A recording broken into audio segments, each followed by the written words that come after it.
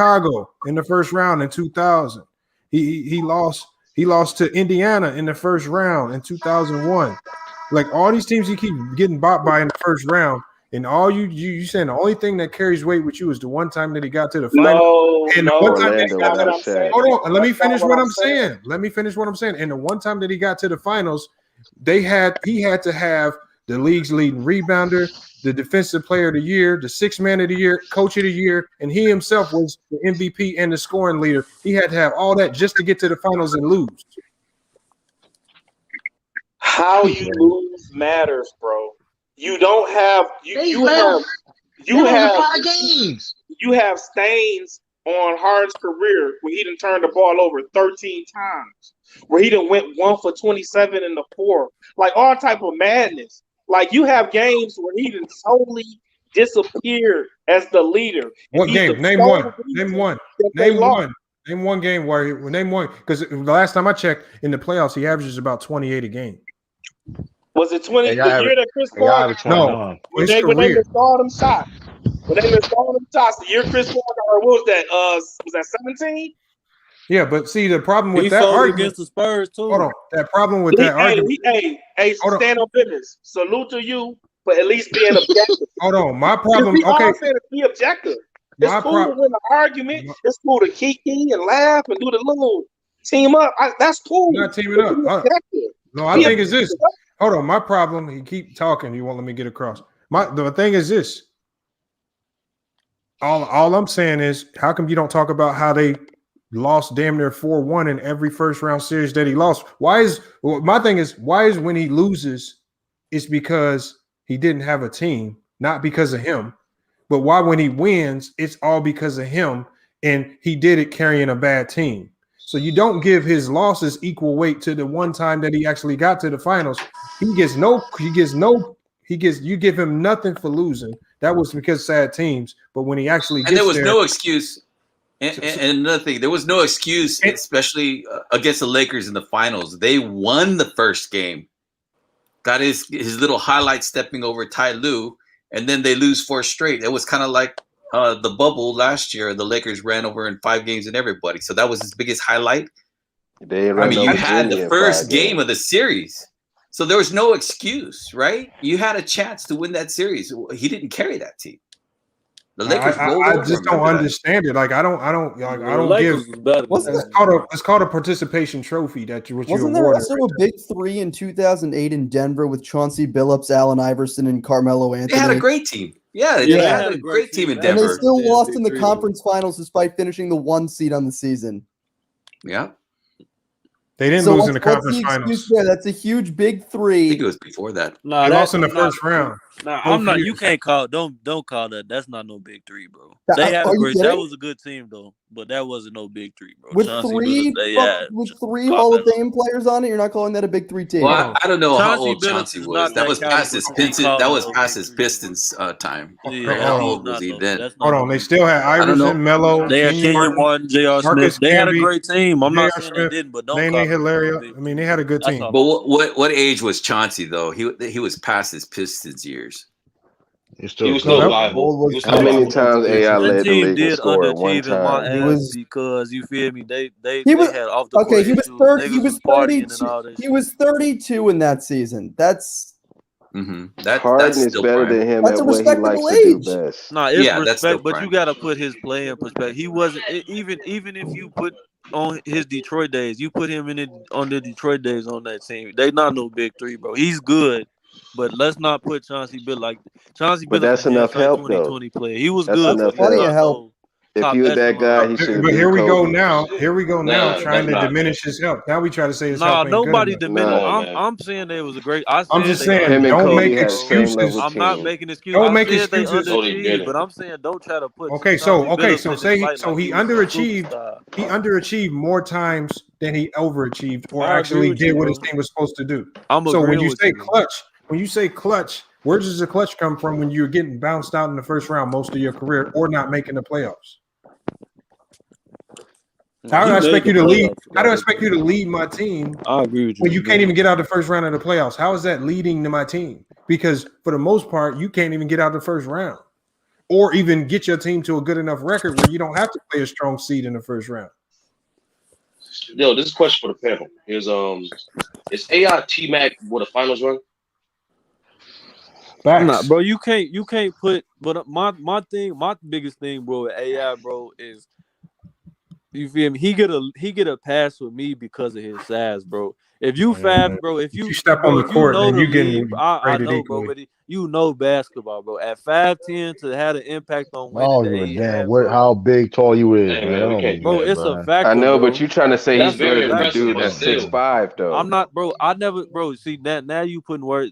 You can't. You see, just because I'm making a devil's advocate argument, you putting a connotation that I'm agreeing with, dude. I'm saying I see where he's coming from. I don't. But I said from the outset. do I I agree. rank guys that are 7 feet tall? Do No, I but not I'm give saying them as I'm much not saying, credit? bro. I'm by no means am I saying that. I'm saying that AI is seen in this esteem in my ass Yeah, because but that's I in your still think eyes. those players that's taller than him is better than him. But I'm saying he gets a certain esteem because he's that No, small. we're He's not having saying that he don't that. get esteemed. The No, question but was, is he that's better all than I'm Harden? saying. No, The and question was, is he I better than answered the Harden? question first. I said emphatically no.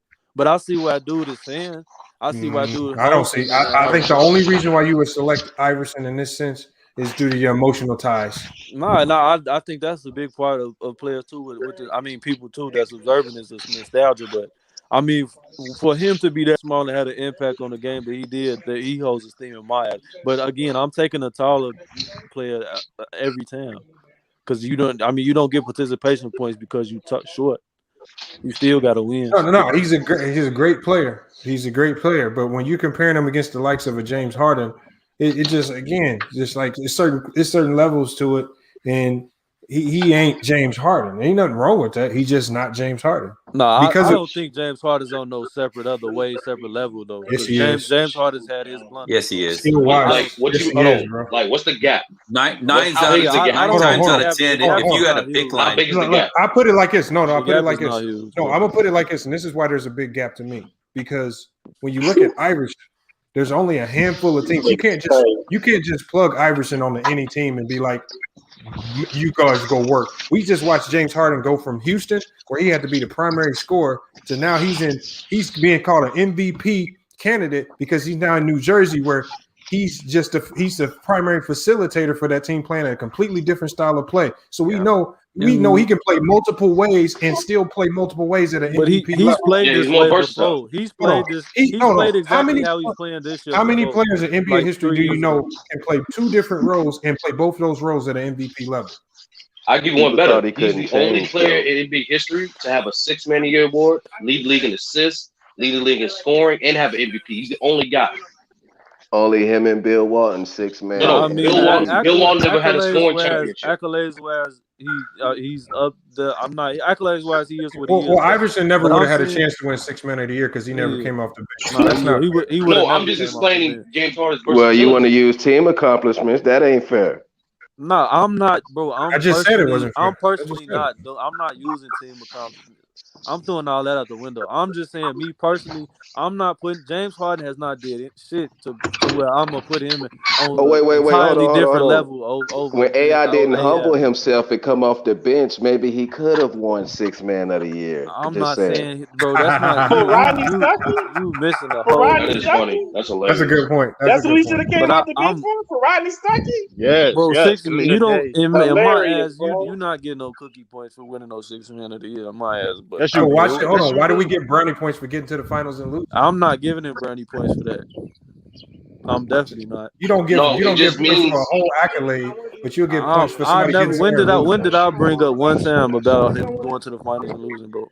I'm saying that I'm not putting James Harden has not accomplished anything individually to where I'm gonna put him in a totally different level. Man, yeah.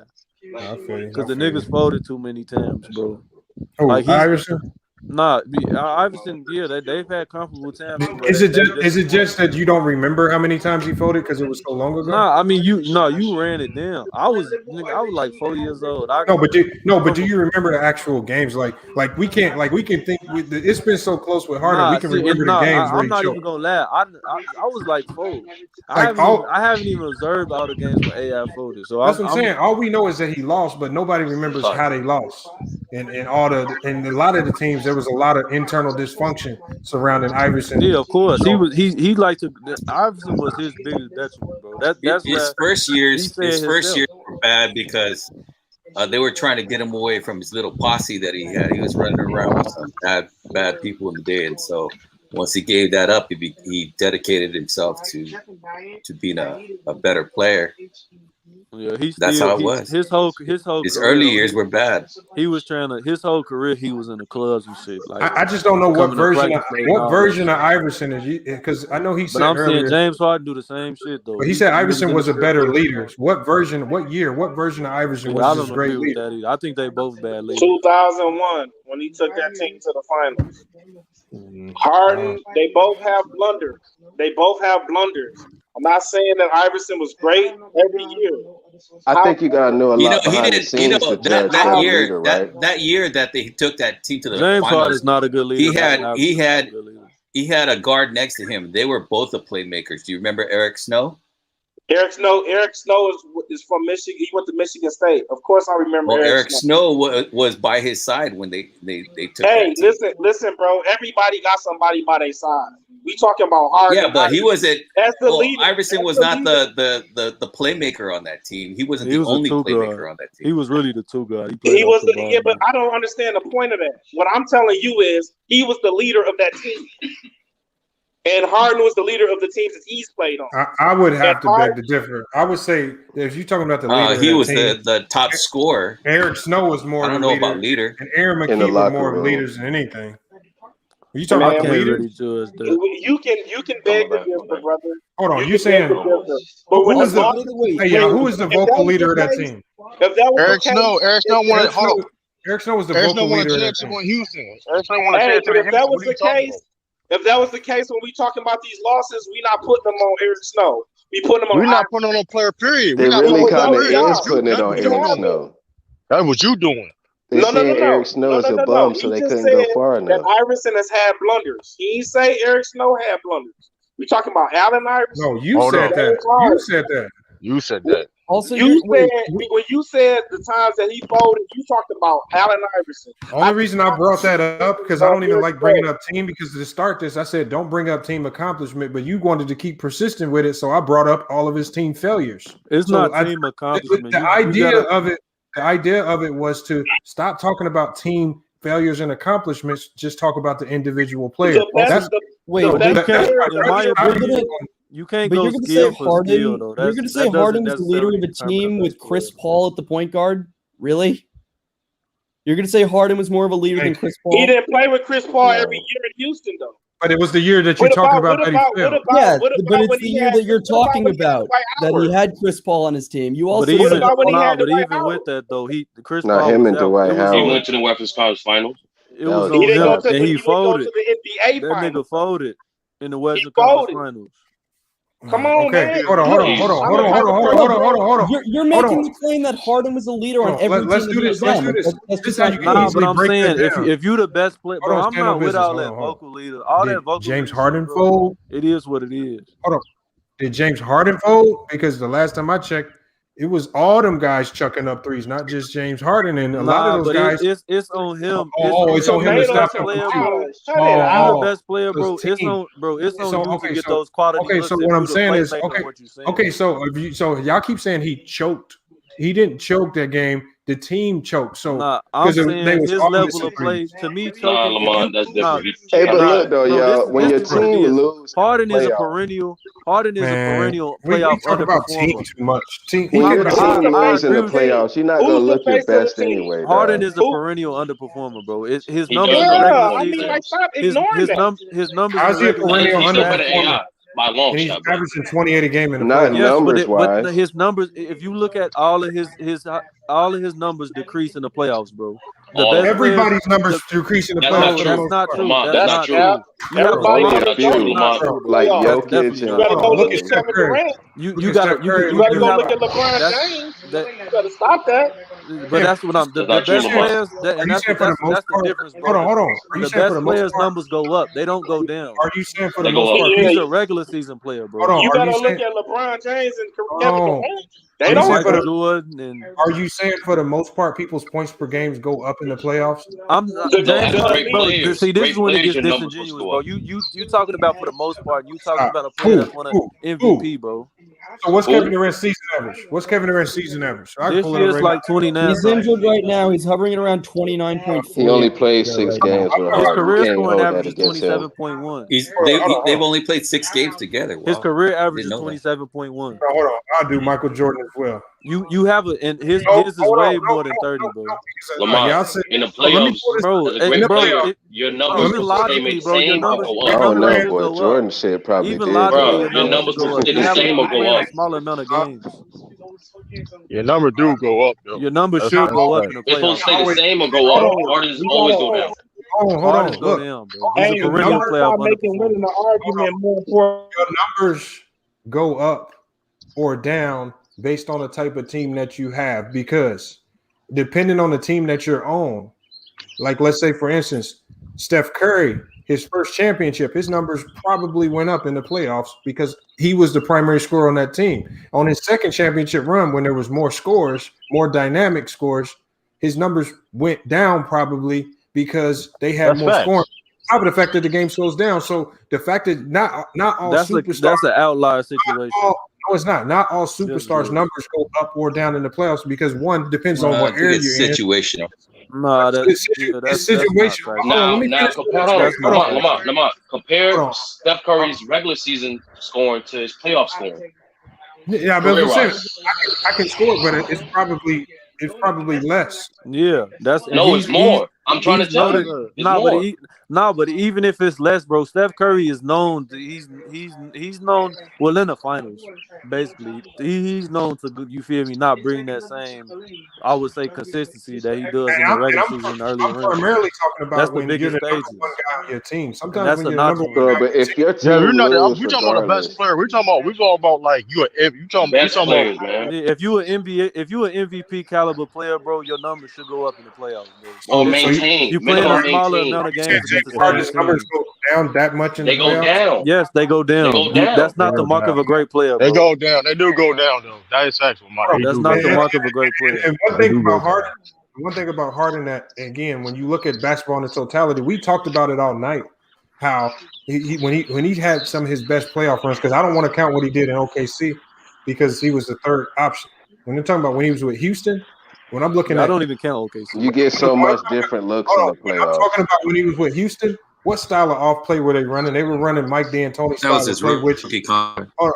when he's playing with Mike D'Antoni, I talk about it a lot. I talk about how that style of play is not sustainable in the playoffs because it's much easier to stop when other teams slow the game down. But And so, the style of play that they were playing in Houston, which is up and down fast, obviously his scoring is going to naturally go down because teams are going to go out of their way to try to slow the game down in the playoffs. Right. But it's gonna happen again. Your point being on point. He don't get off that. He don't get off. No. Like that, bro. The thing is, he accomplished the same exact thing with Kevin McHale. The same thing with Mike That's what I'm D'Antoni. saying. He went to the West Conference Final with D'Antoni and with Kevin McHale. And So, in all those scenarios, his numbers went down, Lamont.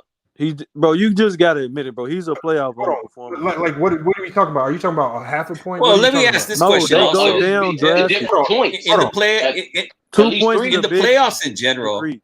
In the playoffs in general, do possessions slow down? Yes, they do. Right? I mean, the clock usually runs down closer to the end of the 24-second clock, and there's less possessions. Of course, your numbers are going to go down. No, but that's great players. Bro, numbers stay the same or go up, bro. I would give you that if that was the case for other players that's of the echelon that he's trying to put him in. But no, that's not the case. All the great upper echelon players' numbers go up drastically from what they did. Not drastically. That's bullshit. Not drastically. Nobody is putting him in the no, category. drastically is like 4-point increase, bro, in points per game in playoffs. Who's that's game go up drastic. 4 points in the playoffs? I don't know. I mean, you give me somebody. AD, does his points per game go up 4 points in the playoffs? No, not career. I'm not saying career, not career. What year? Playoffs. Give me 1 year.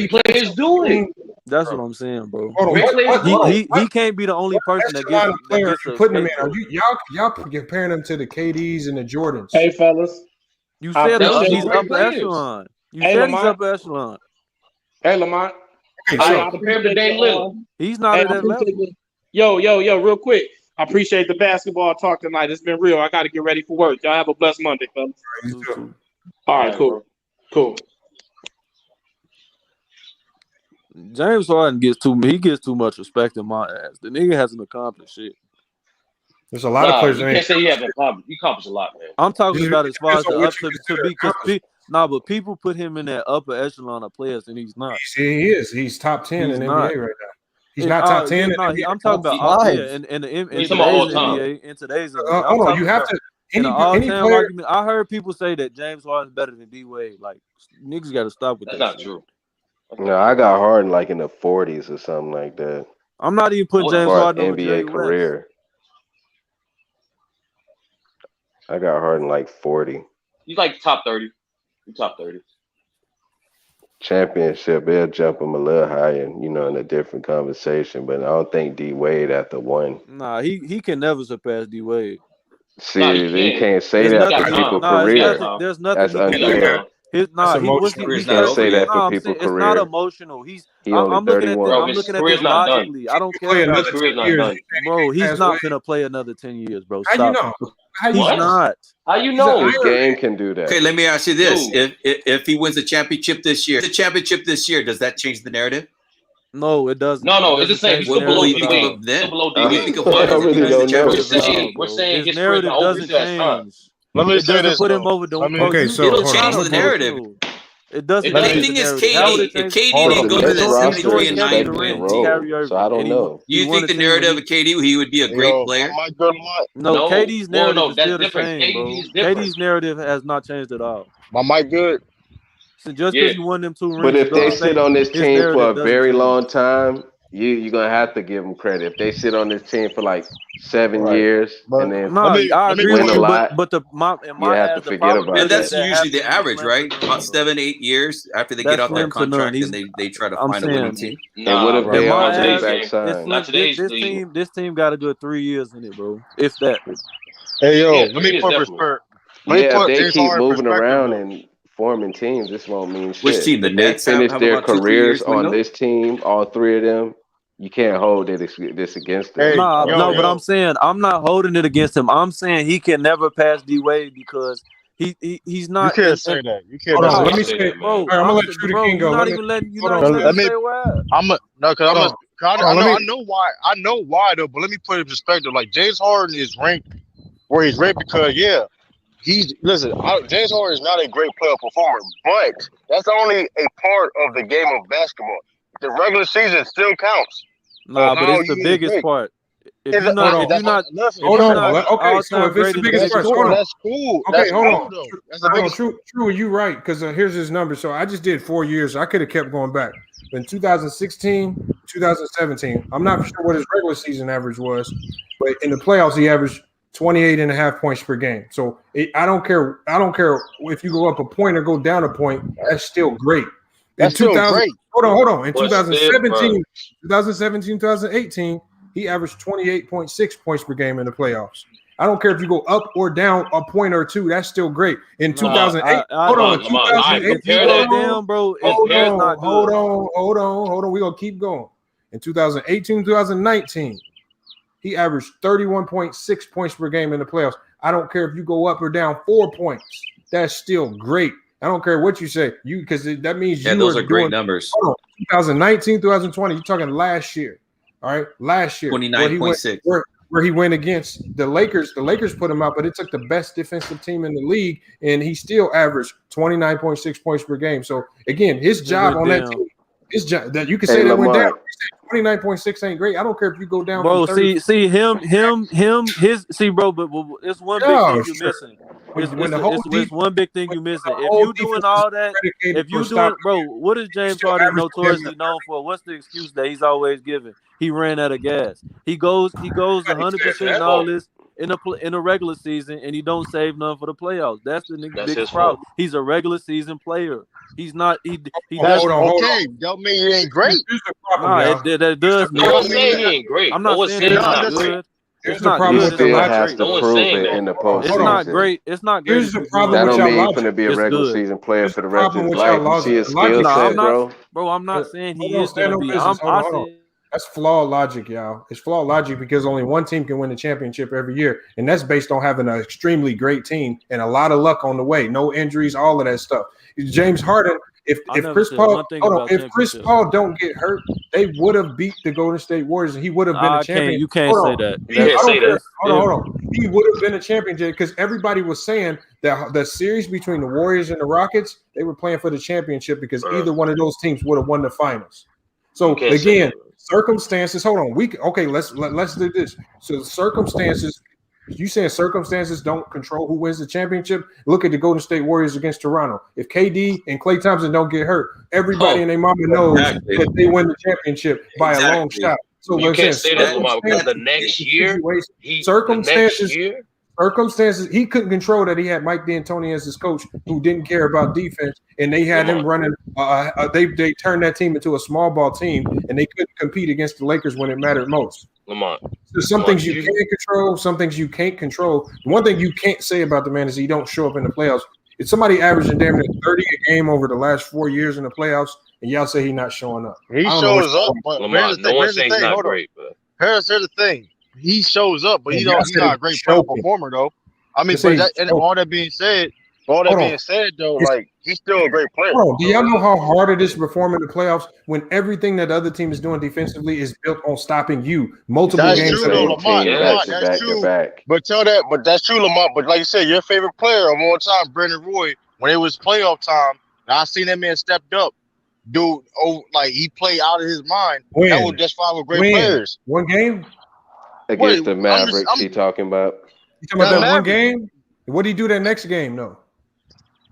Man, the man knees gave out, man. I'm just giving you. I just give you an example. That was Brandon Roy has no championships though. He has no bad one. Other example. And he ain't got no huge playoff. Okay, playoff Rondo. Okay, playoff Rondo. Rondo's never been the best player on this team. It don't matter. He stepped up in the playoffs. It don't matter. Role players step up all the time. Toronto was shooting. Opposite with Rondo. He's a horrible regular season player and a great playoff player. Hold on, Lamont is going to see improvement. Hold on, Lamont. The end of the Big Three era on the Celtics, Rondo was the best player on that team. Man, you must be true. When Toronto won the championship, 2012.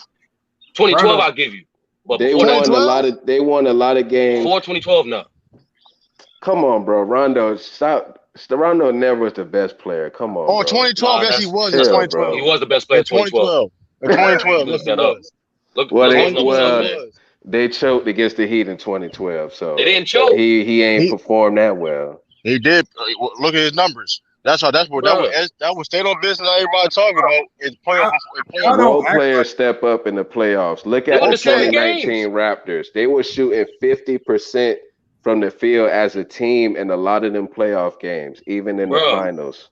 Role players step up in the playoffs, straight to LeBron. You talking about? They lost 10 times straight. When it's a big game, listen, when it's a big game, you step up, man. You play out your mind at the end of the day. Hey, listen, that's all I know. Because at the end of the day, regular season games, we've seen regular people take games off in regular season, right or wrong.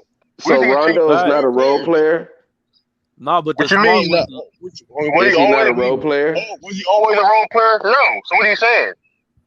So he was always a role, bro. He made a couple of All-Stars, but was he always a role player? No, he wasn't. So he wasn't a superstar though. He was just an All-Star. How many? But a lot of people not superstars though. There's a lot. It's only two. No, you trying to make it. No, you trying to say he a superstar because you trying to say that he was the best on the championship team. I didn't say he was a superstar. I never say Ron was a superstar. I don't even like. When you're the best player on the championship team, you're a superstar. I didn't say that. Hold on. I said in 2012. Oh yeah, my fault. They ain't winning. I didn't say because he said Lamont said he was never the best player on Boston, which he was. I said 2012. Not saying he was winning championships. Nobody. I always thought it was KG. Of course. But I'm just saying, both sides of the ball, man. Lamont just changed the argument.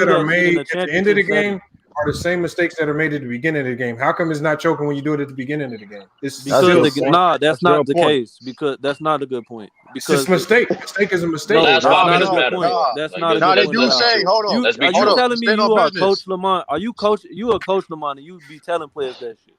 Yes. Yo, chill out. Come on, Hell Lamont. yeah. Lamont. Come on, man. Y'all need. You know what I tell them? This is what I tell, because you have to tell them this, because the thing goes, turnovers at the beginning of the game still affect us just as bad at the end of the game. Because when we playing a bum team and we look at the score and we're like, damn, they still within 4 points. Oh, look at all them dumbass turnovers at the beginning of the goddamn that we was choking in the first half. Right. And we let them stay in the game. Yeah, you was. But if it's a 2-point game and it's a turnover, 2-point game because we choked in the first half. If it's a 2-point game and you down 30 and you 2-point and it's game 30 seconds left and your point guard throws it behind the back. It's a 2-point game because we bounds, wasn't taking care of our business early. Every defensive breakdown throughout the like game, it all leads up to it. I know what you're saying. Let me say the saying. What's the saying? That's going to cost them in the end. You heard that? That's factual. But when the game's in hand, it's able to win. You up your level play. I don't give a fuck about all that. Man, it's hard. You know what it is. Man, you gotta execute the entire game. Shoot, no, I agree on that, but it's more indicted. It's more of an indictment on a player's game when you're doing that stupid shit and you know you finna win and the game's finna be over. The game ain't over till the clock strikes 0. Nah, but I'm saying when you know, bro, you know when it's fourth quarter. That's why everybody throw the foes up in football. In basketball, you know what time it is, bro. Niggas like when it get time to win, time, you know it's okay. Let me ask you this. I'm gonna give you an example because this actually happened to us in the game. We the number 2 team in the country. True, you got a lot of wind going in the background. We playing against an inferior team. We fuck off in the first half. They keep it close. Second half, they got their confidence up. All right, we ended up losing the lead. We get the lead back because we messing around.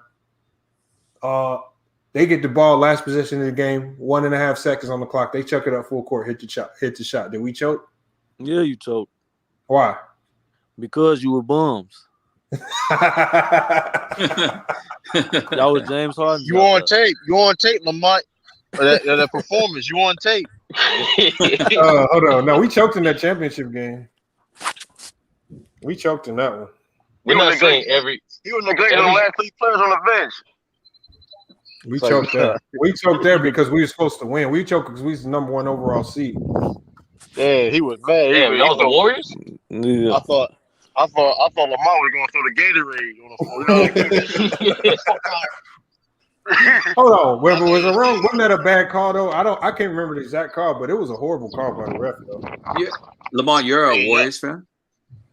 Nah, I'm a Portland fan.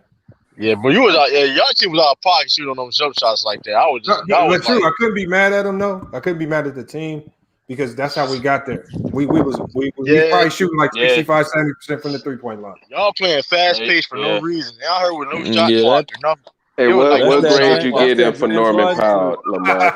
Not knowing time of possession, not knowing how to control the tempo. Hey, Lamont, what grade you get Portland for Norman Powell? Oh man, he hit me with my own stuff. Okay, that's what's up. Nah, we did. He's inconsistent. I know Gary Trent Jr. saw it. Hey, what grade you get in for Norman Powell? F. F. Damn. No, they like the same player they needed a big. They like the same player. Like it's nothing. There's a move. It's just redundancy. Norman Powell's redundant move. NBA score. Doesn't make him better. Doesn't do nothing. And then on top of the fact that tells me right there, you don't trust in Melo. But they said Melo haven't won a better year. And you bring in Norman Powell? Like, come on. Because we're not going to disrespect No, that ain't the narrative that you were great. throwing out there. You said Melo's just upped his game in Portland. He's turned it around. Melo's top 10 all the time. He's playing great for a minimum contract player. Yeah, for sure. Melo is top 10 all the time. To wear Easy, headband sleeves, bro. Come on. He's good for all-time great right there. He's good for a guy that should have been out the league last year. Hey, Lamont, the man's averaging 20 post I had tagged you in with Bobo, didn't you? Nah, what happened? You see what Bobo did tonight? With that step back. Yeah. Nah, but don't even look that up because he got scored on 2 straight times after that. Nah, his defense trash, but according to Lamont, he's gonna be out. Still ended up winning by 24 because it's the yeah, that's what that's what I was arguing. Hold on, I'm gonna go through these messages. When we get off the stream, I'm gonna go find it because I got too many. You don't get no 7-2 players that can do it. That nigga did a nasty little step back, but he got to get better understanding the game. Yeah, he don't understand the game. He got potential. Lamont too hard on him, man. Oh, you said Bobo? Yeah, Bobo. Yeah. He got minutes tonight. I checked on IG. Anthony Bidditt did had a few plays before he was got, killing preseason. He's also not 7-2 though. He's not 7-2. Yeah, Bobo's gone next year.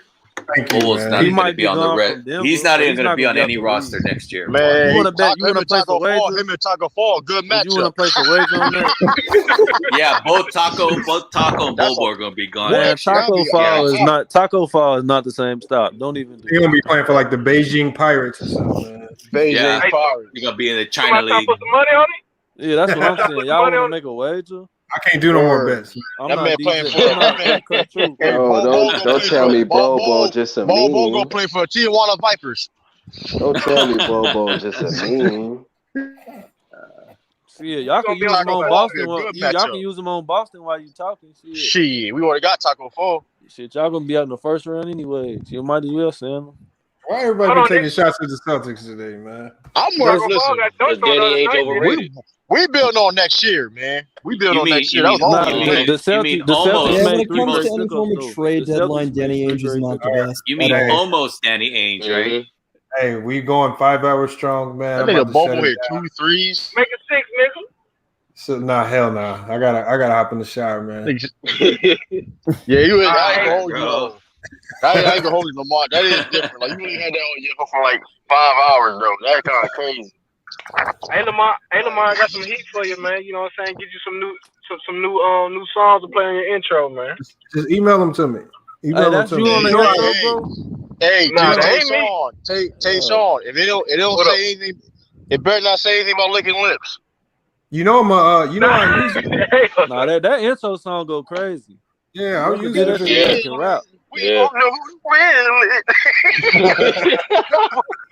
Hey, Lamont, I'm gonna see about 3 songs, and I'm gonna let you pick them. All right, I got you. The remix gonna be Tay Sean and Goat Mike. Oh yeah, I need to do a remix too. Fuck no, nigga. Goat Go Mike remix. You know, Goat Mike ain't got no rhythm, man. Goat Mike be all beat. Fuck your feelings. Go Mike be rapping like he doing spoken word or something. It's all good. You know, it's all good and great. You know, y'all can't put no song together without adding Mac Def. Mac Def, Hey, Mac Def, fuck the couch. I don't like West Coast rap. Hell no. Hey, yo, that's the basic say he trash. Hey, Nipsey Hussle was really the only West Coast rapper that I really liked. I ain't you don't like Game? What? Used to you don't like Game? But look, Game went crazy. Game didn't remind me of no West Coast rapper. Nah, he did sound like he was from New York on his first album. You don't like Roddy Ricch? Yeah, he go crazy. He all right. Roddy Ricch go crazy, boy. Kendrick?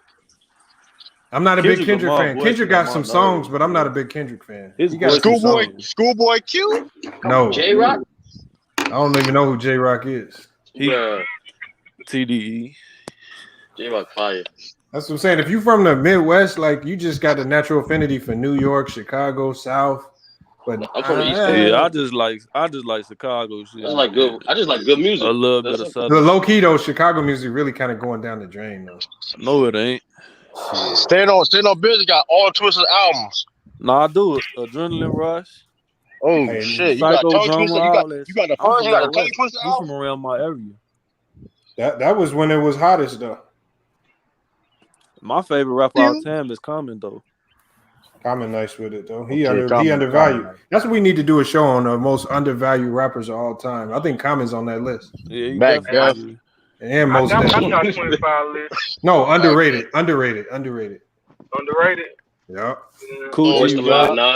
Lil B. Man, they talking about a lot of underground rappers then.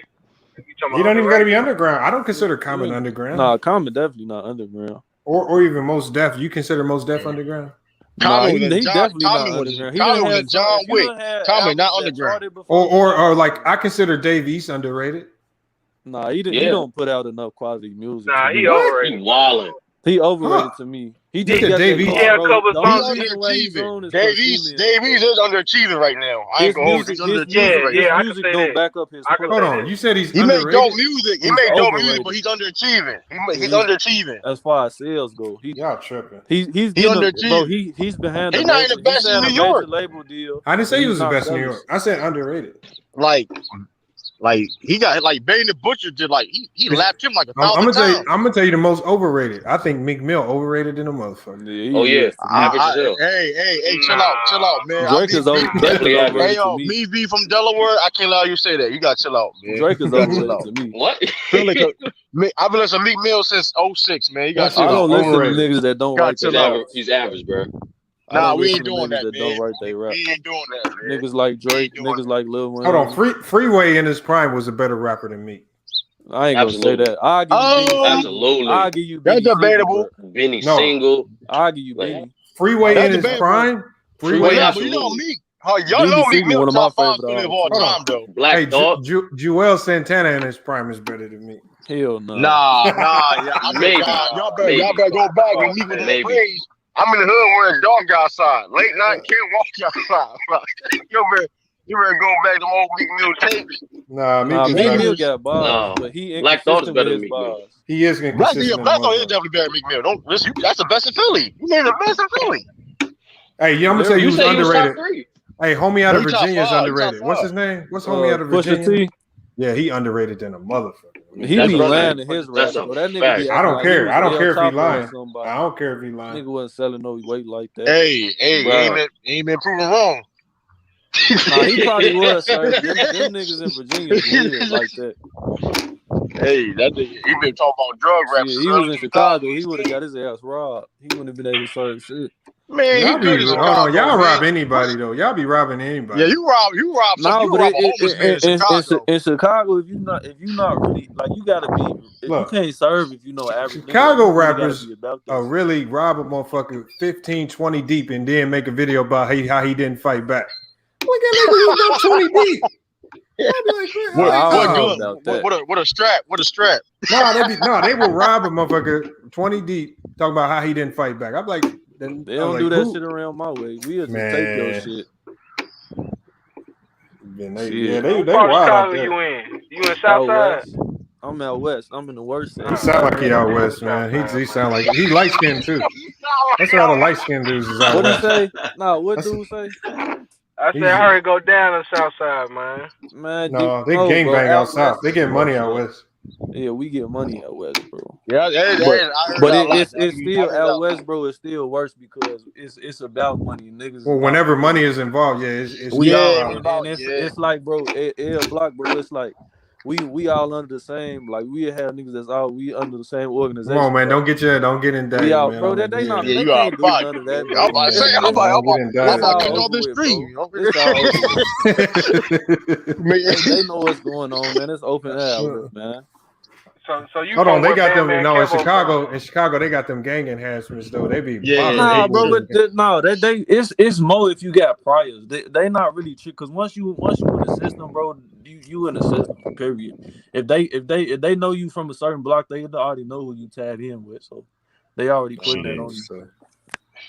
Hey, Lamont, guys, thanks for letting me in the chat, bro. Hey man, Andrew, definitely come back, man. We like I said, we try to go live a couple times. You know your knowledge, man. Yeah, he passed the test. Yeah. Man. Thanks, man. I've been watching a long time. Thank you, man. You know what? I have to say this. I have to say this though. You know, I was looking for a channel that had like a basketball talk, and I came across another channel. And this is how I got to your channel. I know you guys know about this channel because some of you guys are on the other channel. I see like Will and I see some what's his name, and some of the other guys that go on this other channel called Ticket TV. Oh yeah, I know Ticket.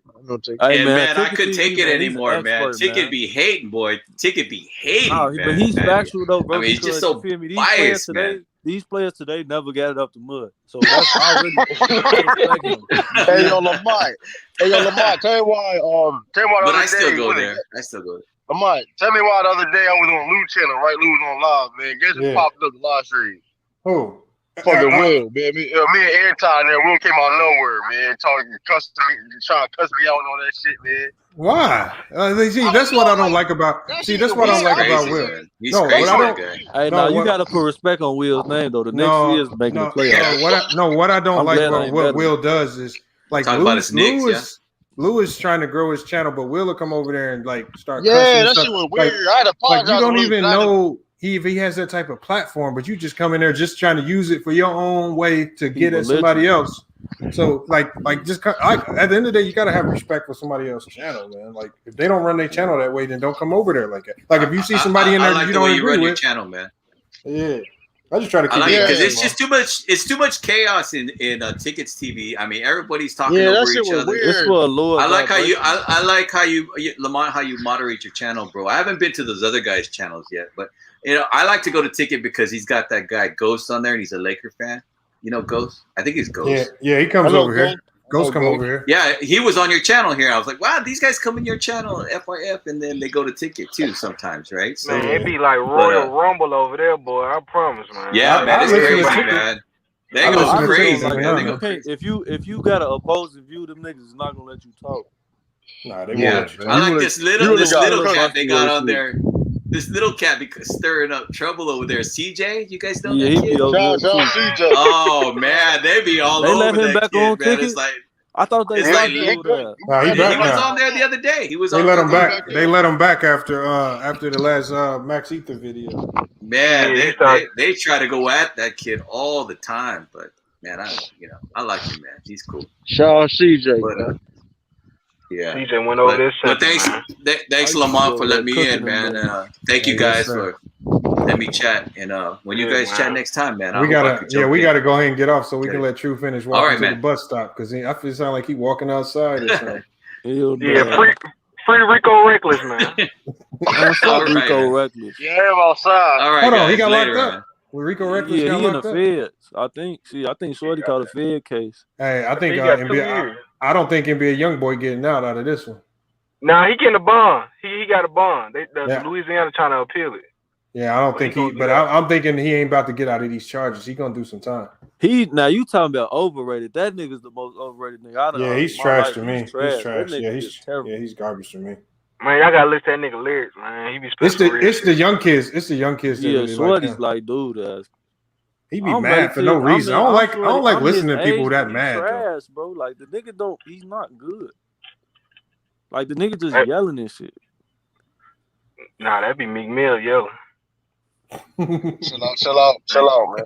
Chill out. Nah, I fuck with Meek though, but you know what I'm saying? I don't even listen to new rappers. The only man. new rapper I listen to is Lil Herb. Look, somebody that came in here with the name XXXTentacion. G Herbo? Yeah, Lil Herb. I only listen Hold on, to Dude, antisocial in the chat. How come he didn't come? This was in the chat for him to come in. He said he bailed out Man, already. you talking about nigga that be off beat? Hold on, he said, that nigga be off beat for real. Nah, he don't be out V. He just got a different flow. He be on I beat. didn't even see Antos chat. Y'all didn't even tell me he was in the chat. It's a Yo, different Lamont, rhythm pattern, but he be put on that beat. Manscaped promo, bro. I'm gonna run it. I'm gonna probably run it on my next video. But shit, I just relate to dude. That's why I listen to him. They told me to hold off because they sending me Rest of some them new young niggas, ads. Hell no. All right. I They can't sending get me up some to new this shit. ads. Need that. Hold on. You need the coupon code? Yeah. I'll put it in the chat. It's just FYF crew. That's all you need. FYF crew. All right. Man, That's I've the been code. up I mean, 40 anti hours straight. We about to get up out of here. What you got? Hold on. Nothing, Jay I said just I wanted got banned. I just heard how you talked about NBA YoungBoy, dog. I'm telling you, Sweaty that ass nigga goofy. make too much money, dog. Ain't nobody. He ain't going to jail. He's been the most streamed artist on YouTube for the last 5 years, dog. That nigga ain't going to jail, bro. He made Don't he white got a man too major much label money, deal? huh? Ain't he signed with Atlantic? He signed with a bunch of niggas, dog. That nigga, Yeah, he that's made what I'm too many saying. He bricks, not dog. getting They no not gonna let money. that nigga go to jail. All right, He hey, not getting no we're money. gonna They do a whole getting show money. about underrated rappers probably sometime. Cause in the I'm in next the coming same days. boat with y'all. That nigga's some shit, boy. He But that talented. nigga, for some reason, niggas love listening to Yeah, him. Bro. short. Nah, I think he a real street nigga. That's why Hold on, these Lil Tim short. got free. They bailed him out. Yeah, he got a bun. They gonna kill that nigga, boy. Nah, he ain't gonna die. They gonna kill that dog. They gonna kill that But They boy. Lil not Reese even always bro. said they gonna smoke him. Them niggas did all that, bro. They don't really don't even care, bro. Them niggas They don't care about like King that. Von like that. Nah, they do it. They, feel me? If they could, the niggas that's in the city care about him, but they can't get up with shorty like that. The niggas with the money don't care. Like Lil Durk, them niggas. But the niggas he was cool with that's in Wick City, yeah, they care about shorty, but they ain't got the bread to get up with that nigga. Yeah, they don't go state to state to go get you. If you was in their Yeah, now if neighborhood, they they'd was have in the been city, got. now if they was in the city, yeah, they'd be on his heel. Yeah, A motherfucker that was in tune with but them got see, killed the walking reason down why the it's so much harder is because you go into a whole nother state trying to pull a move like that, man. Facts. You And mess them around niggas and get probably popped with they yourself. with all type of police and all that shit. You know they with police. So you don't think Lil Reese got money to make that trip down No, there? hell no, he ain't got money to make. Even Lil if Reese he don't care. did, I bro, don't that think niggas, Lil Reese bro, care. man, Lil Reese, homies himself done got smoked in the city. The nigga ain't did shit. So nah, bro. Shit, Lil Reese damn near got smoked himself. Yeah, bro, it's not what y'all think it is on the outside. These niggas just be regular street niggas. I ain't gonna say Lil Reese no hoe or nothing, but he just a regular street nigga. I don't even understand NBA young boy, dog. You got all this bread, yeah. You still trying to look like you a street nigga, dog. Nah, but I understand. I mean, when they short, like when you that young, Because that's what bro, make 'em I money. can't lie, bro. If I was Yeah. 19 with all that bread, bro, ain't no telling what I'll be. That nigga ain't 19.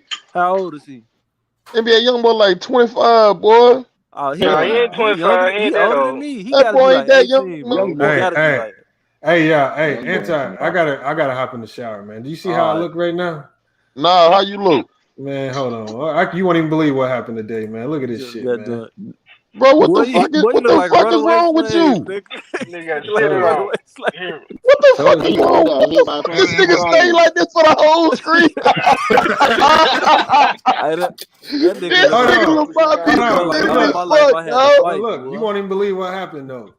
I seen Thanos hit your ass with a lightning bolt. Yeah, that's what happened. And you actually stayed like this the whole this nigga right here, dog. Hell no. This nigga was more stupid, bro. This nigga stayed like this the whole screen. That nigga was ran away from the plantation. Oh man. Hopefully this shit come off. How is B Roy your favorite player though? For real. Hold on, what he said? How is B Roy your favorite player?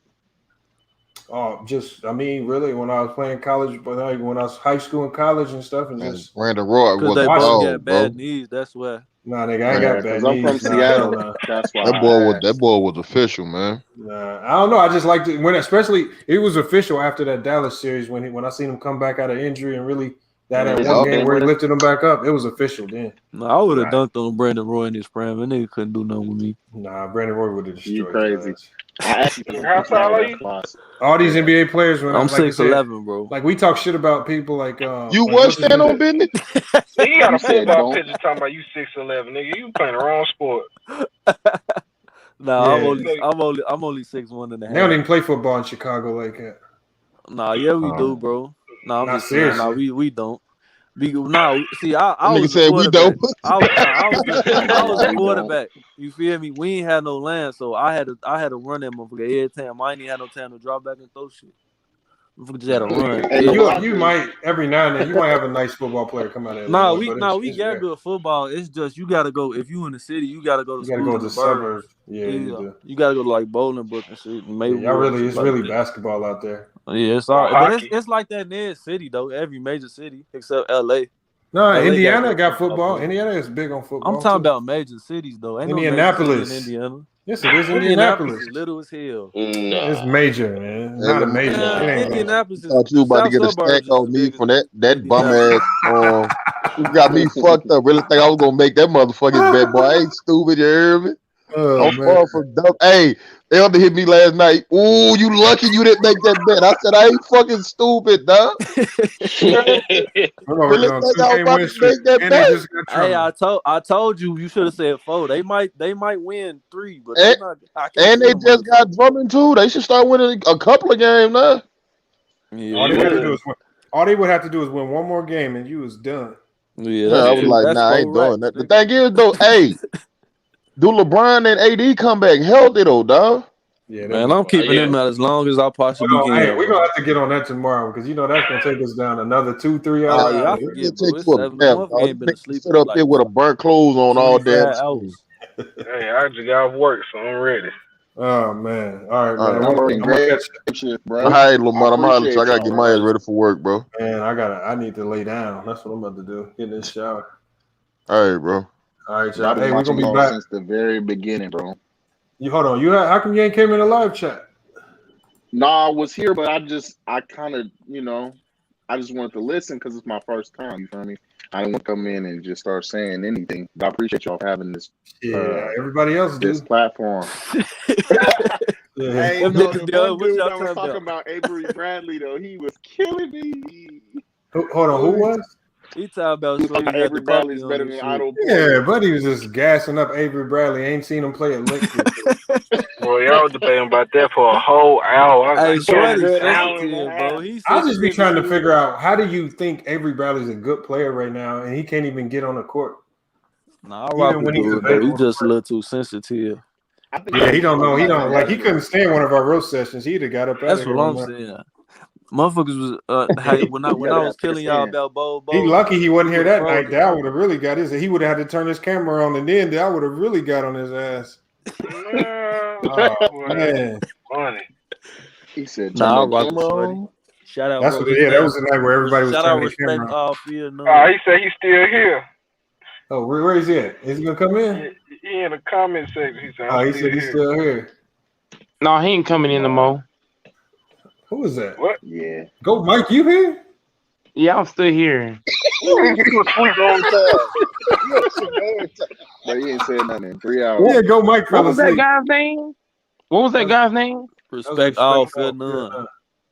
He made me fall asleep, man. He was talking so much nonsense. I fell asleep. I can't take this, man. How did I not know Go Mike was still here the whole time? He was still on. He made me fall asleep talking that nonsense. So fed up. Hey, Lamont, I fell asleep because of that dude, man. Oh man, he's right here. That nigga got the oh my god. This dude don't know basketball, man. I fell asleep because of this man. Nah, you do. He sound worse than me, man. He just got his takes. Where you guys from? His tape. That man said Avery Bradley. I heard we hear you. And a lot of. I see what he was talking about with AI, but I couldn't get with him on the Avery. He's somebody got a. Yo, real quick, because I'm like 2 minutes away from my job. First and foremost, man, salute to the panel. I rock with all y'all, bro. Stand on business just said, if I feel strong about something, I feel strong about it. It don't mean that, you know what I'm saying, I'm sensitive. You know what I mean? I'm just passionate. I love, bro, I do this, bro. I grew up just like y'all. No, he was talking about the joke. Tell you know what you're talking about, bro. He's talking about the joke stuff. Yeah, but man, I really enjoy y'all channel, bro. It's way better than some that I. You welcome to come over here anytime, man. I rock with y'all, and once you get to know me a little bit better, Go Mike, you'll see, bro. Like I know the game. I may be off. You ain't never gonna get through the Go Mike. Go Mike. Once Go Mike have a preconceived notion, he's stuck with that shit. Yeah, no, I caught him on a couple of things. I even caught a couple of his YouTube joints, bro. No, but it's all love, man. I'm about to pull into the J, but I rock with y'all. I'm gonna be on the next one. All right, that's what's up. That's what's Hey, you turn my channel, laugh. All right, go. All right. Yeah. All right, bro. You catch y'all later. All right, bro. Hey, Lamont, I ain't fell asleep on that dude, man. I fell asleep last time. Hey, that's exactly what I'm about to do right now, man. I'm about to go top in the shower and lay down, man. Y'all always be extending these streams to 4 5 hours. Let me say one last thing, Lamont. What up, Go Mike? Hey, when I heard we signed Drummond, man, I almost cried, dude. Why? I had the tears of joy, man. I was like, yes. Man, who you playing next? Who your next 1v1 victim? Hey, look, after we signed Drummond, man, I ain't got no complaints, man. That's not what Man, he who asked. you playing next, man? Who your 1v1 victim? Who I'm playing next? I'm gonna play this bed. No, I'm saying though, who you gonna play one-on-one in basketball? Man, I gonna be playing for a minute. I'm taking me a break, man. We got Andre Drummond. I'm happy, man. Man, get your capping ass. Alright. Capping like a mother. Hey, Tayshawn home. Hey, Tayshawn home, bro. You cool, bro. It's all good. I'm just saying, man. Hey, I just want to tune into your next basketball video. That's all. Salute to Sean Webb in the chat. Sean, we oh my gosh. We about to shut it down. XX Tentacion, y'all know I didn't slip and tar, but you can check out my last video and see what happened. I'm gonna sing them songs though, Lamont. Yeah, send me them songs. You know I'm definitely playing. I'm definitely gonna use them. Oh yeah, for man, sure. y'all stay up, man. Send to right now. And every time I get the music, every time I play it, people be hitting me up like, who made that beat or who did this? So you should definitely let me know because people be asking. All right, what's your email again? All right, let me put it. I'm gonna put it in the private. I'm gonna put it in the private chat for you real quick, so that way you can just copy and Why you paste. trying to roast me, Tayshawn Holmes? Oh shit, dog! I can see names now. Go, Mike. Okay. Business at FYFSports.com. What's good, y'all? You see it? Tayshawn Holmes trying to roast me, man. Golly. It's in the private chat, Tayshawn. GVO series. When's salute. the next time you guys is doing this? What's today? Monday. Shit, I'm probably be back tonight. Okay, yep. I work grave shift, so I'll be on all the time. If I would have known this shit was going on, I would have been in. Yeah, I'm probably gonna be back live tonight, unless we do like a regular video. But yeah, we probably be back on tonight. All right, man. I'll hit y'all up then, man. Thanks a lot. All right, man. Hey, thanks for coming through, Draco. Yep, for sure. Lamont didn't even know I was here, did he? I just forgot. Like it was so many people coming in and out. Like I just forgot that you was there. Normally, if like you get silent for a while, I would put you out. But nah, hey, go Mike. We're gonna be back. We're gonna be back tomorrow. All right, man. I'm gonna catch you later. True the King is on mute right now. I'm gonna go ahead and remove him. Man, salute to the chat, man. We're gonna be back tomorrow. Hey, but until then, man, it's FYF Sports. And we out. All I hear is yap, yap, yap, yap. Ain't talking about nothing, right? Watch this. We gon' bring that pressure. Just a little FYI, FYF. 20K sub 6 months, what's next? They been hating at first, now they calling us the best. Hit up YouTube, tell them cut the check. Just a FYI, FYF. 20K sub 6 months, what's next? Woo!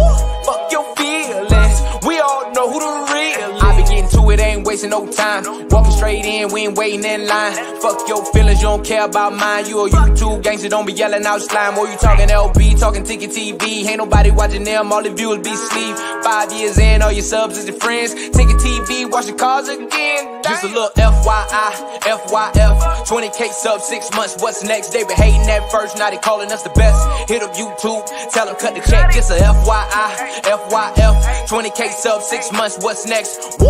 Fuck your feelings, we all know who the real. They all know, shop don't close. Working 24, trying to make the channel grow. Look at them, pointing fingers, hating on the low. You can't compete with our podcast show. Couldn't make it in the league, so we got on TV. Crying by LeBron like a little baby. You must be crazy, trying to ever play me. Or you super tough until it's time to say cheese. Just a little FYI, FYF. 20K sub 6 months, what's next? They been hating at first, now they calling us the best. Hit up YouTube, tell them cut the check. Just a FYI, FYF. 20K sub 6 months, what's next? Woo! Fuck your feelings, we all know who the real is.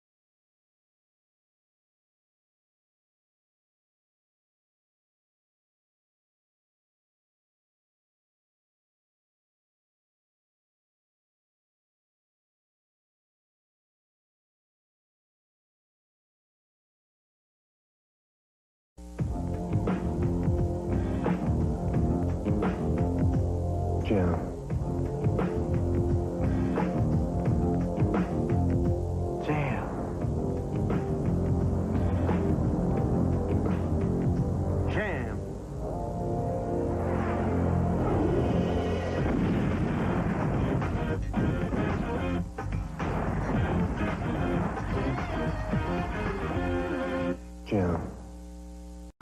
We asked a panel of experts how it feels to play NCAA basketball for Super NES.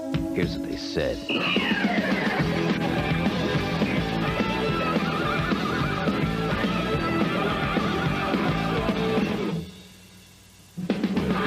The experts agree. The game that's more like their game is NCAA basketball, part of the growing sports lineup for the Super Nintendo Entertainment System. Now you're playing with power. Does that answer your question? Superpower.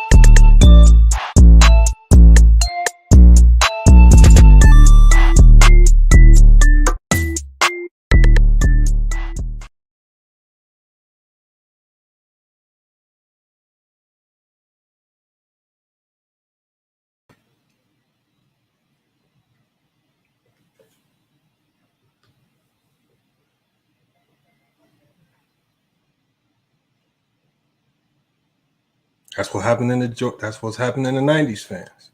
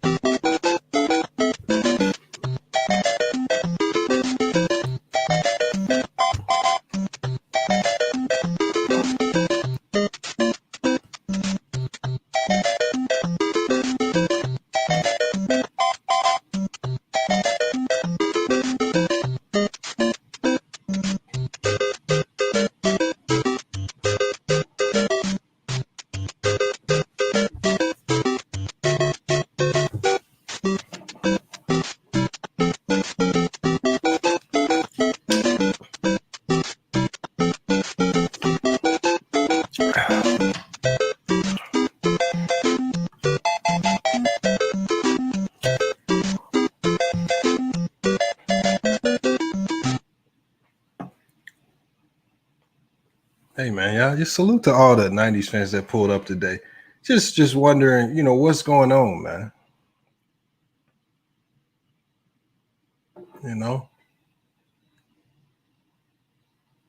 And I had a few homies pull up on me, man. It just, I talked to a few people.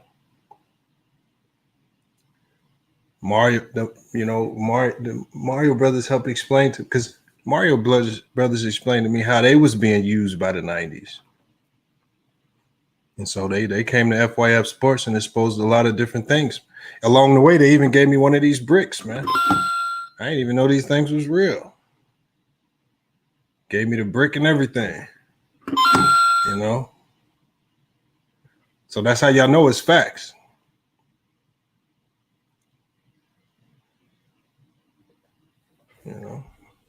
But I think I know why these 90s fans are so extremely delusional, man. I think I know why. Because if you listen to some of these 90s fans' arguments, in one argument, when you're talking about the 90s and when you're talking about how great Jordan was, they'll be the ones to tell you Rodman wasn't that good. Rodman wasn't a superstar. Rodman was getting worse in 98, 97, and 96, and all he did was just rebound. You know? Scottie Pippen, he wasn't a superstar. He was just a good player. He couldn't score. Okay? But then when you get to talking about players of the day, comparing them to players, you know, comparing it to these players from the 90s. Then they get to telling you, nah, John Stockton was better than Steph Curry. You know, then they get to telling you stuff like, oh no, Dennis Rodman could lock LeBron up. Like they so back and forth with their logic. 1 minute one minute they have to tear down their players in the 90s just to see. The good thing about this era of players is there's so many great players. There's so many great players, and we respect that greatness, that we don't have to sit there and try to tear any of them down to boost anybody up. We could just debate their greatness. You know, I was on Mookie's stream. Mookie see when you go on Mookie's stream, Mookie thinks Kawhi Leonard is the Jordan of this era.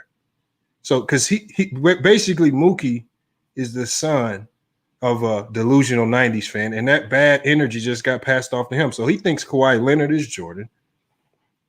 He will say KD is overrated. He will say Steph Curry is overrated, and he just carries on that same logic. And people, and it don't fit this era because these young kids actually know what they're talking about.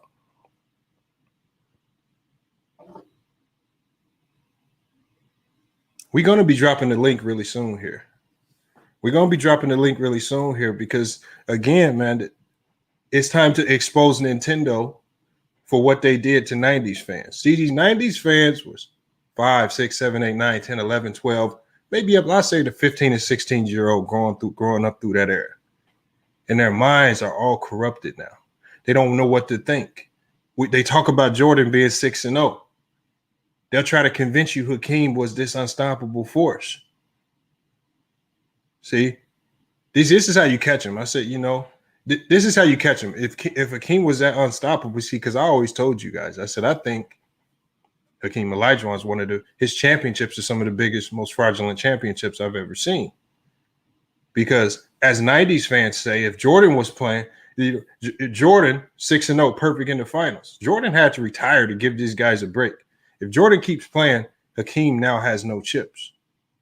So are we saying now that if Jordan stuck around in the league, Hakeem would have 2 of Jordan's titles, therefore making Jordan 6-2 in the finals because he couldn't defeat Hakeem?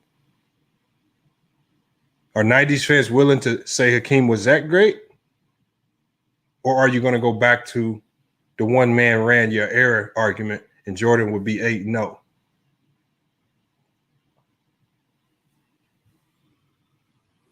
You know, I don't know. I don't understand their logic because it's like, because when you're talking about the era in and of itself, Pippen and all these other players wasn't really that good. But when you comparing those players to this era, LeBron's, all these players, Steph Curry's, then all of a sudden these players get superpowers, video game type things. You know, I'm gonna show you guys, like, this is one of the reasons why a class action lawsuit needs to be put up against Nintendo for what they did to 90s fans, because 90s fans are now forever damaged, and then they're passing that damage. So really what we need reparations from Nintendo for the mental damage that they've done to 90s fans that's now getting passed along to youngsters like Mookie. See, now Mookie's running around thinking Kawhi Leonard's Jordan, even though the man's working on 2 blown tires. And now he's denigrating and diminishing everybody around him just to try to keep Kawhi Leonard at the top. Kawhi Leonard won't play a game this season. And you got a delusional descendant of one of these delusional 90s fans running around saying KD is overrated. Hey, y'all didn't know Mario was a Blazer fan too, didn't y'all? Yeah, I didn't know that too, man. I just found out.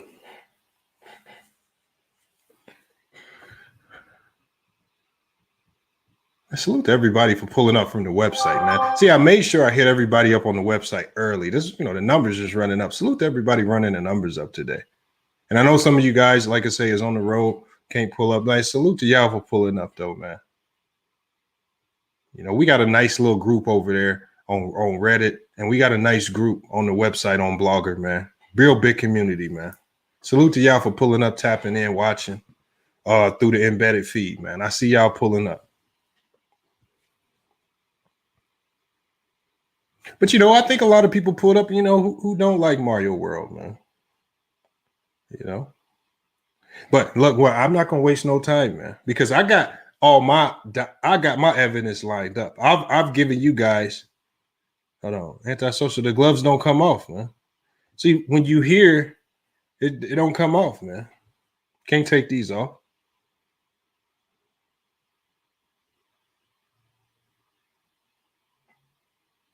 Hey, he said Mario got some sports games. Yeah, but see, Mario understood how detrimental it was to put NBA players in a fake game. So what did Mario make sure to negotiate with Nintendo? He said, nah, just keep Princess, Super Troopers. He says, don't put no NBA players in this game because that's going to corrupt the minds. You're going to have kids running around thinking they can really do this stuff in the game.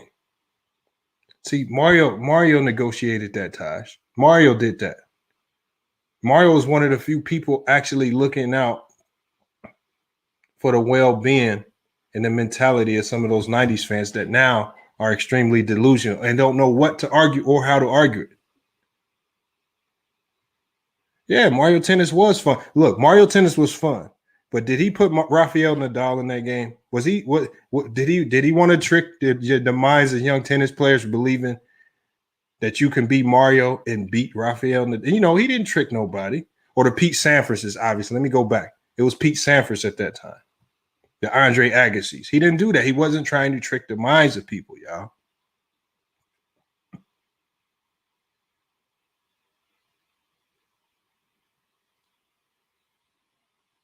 But see, as Holloman, Jordan was in one of the NBA jams. He was removed. But there was a version that got released with Jordan in it. There's a version with Jordan in it. Yeah, I know I have the NBA Jam arcade. I know these things about NBA Jam. And see, with Jordan was a greedy motherfucker. It was about money with him. These people wasn't trying to pay him that much money. Y'all saw the commercials, man. I got more commercials to show you guys. I got some more commercials because Nintendo, we need to find a way to start a class action lawsuit because Nintendo did a lot of damage, man. Let me share my screen real quick because I got to show you guys this again, man. Look at this commercial, man. Just check this out. I mean, this is what they did. A panel of experts how it feels to play NCAA basketball for Super NES. Here's what they said.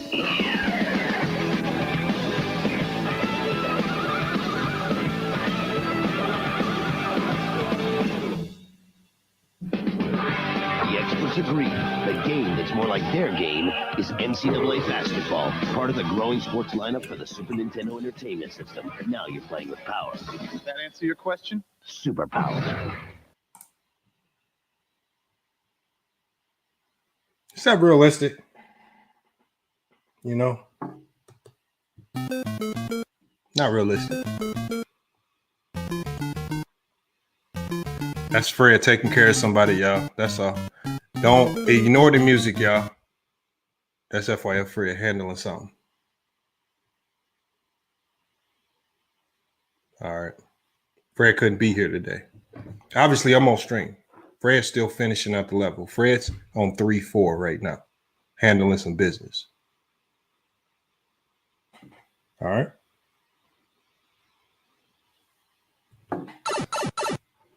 All right. We got him up out of there. Let me drop the link, man. Let me just get people up here to discuss this, man. Is Nintendo, are these video games to blame? Is even Gatorade to blame for corrupting the minds of some of these people believing that they can do some of this. See, the videos of the games in the 90s had no realism to it. There was no realism to it. See, unlike today's game, with all of the momentum meters, you can go cold, you can go warm, right? These players in these video games today, kids ain't getting as corrupted because if you trash in real life in the NBA, like if you go play with Kwame Brown on 2K,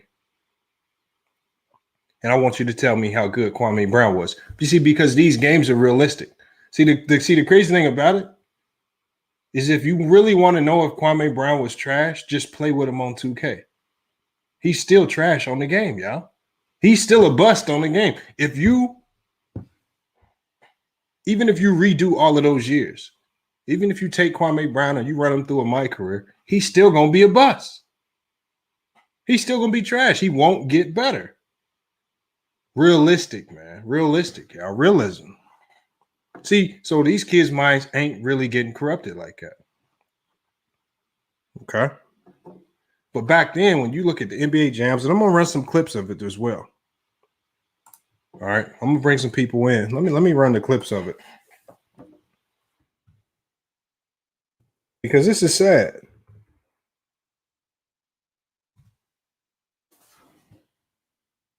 This is why see most of these 90s players that talk basketball, you have a few that actually play like Elder, which he actually has, but most of them didn't even play. They played these games. They didn't hoop for real.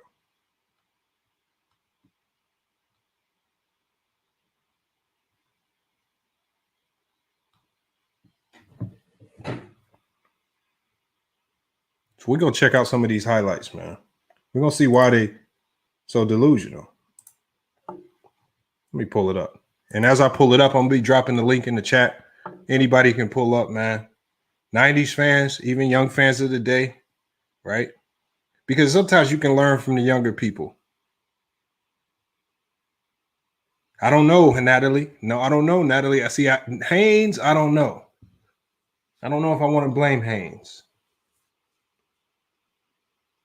I don't know if I want to blame Haynes just yet. I blame Nintendo because what Nintendo did was they led everybody to believe that all of these players in the 90s was nice. That's the thing. You could take Jed Bushler. I bought an old Super Nintendo, right? And I played with Jed Bushler of the Chicago Bulls and dropped 40. Callie King, yes, this is live. Come on, Callie King. You saying I can't go live from Mario World? All right. You saying I can't go live from Mario World? All right.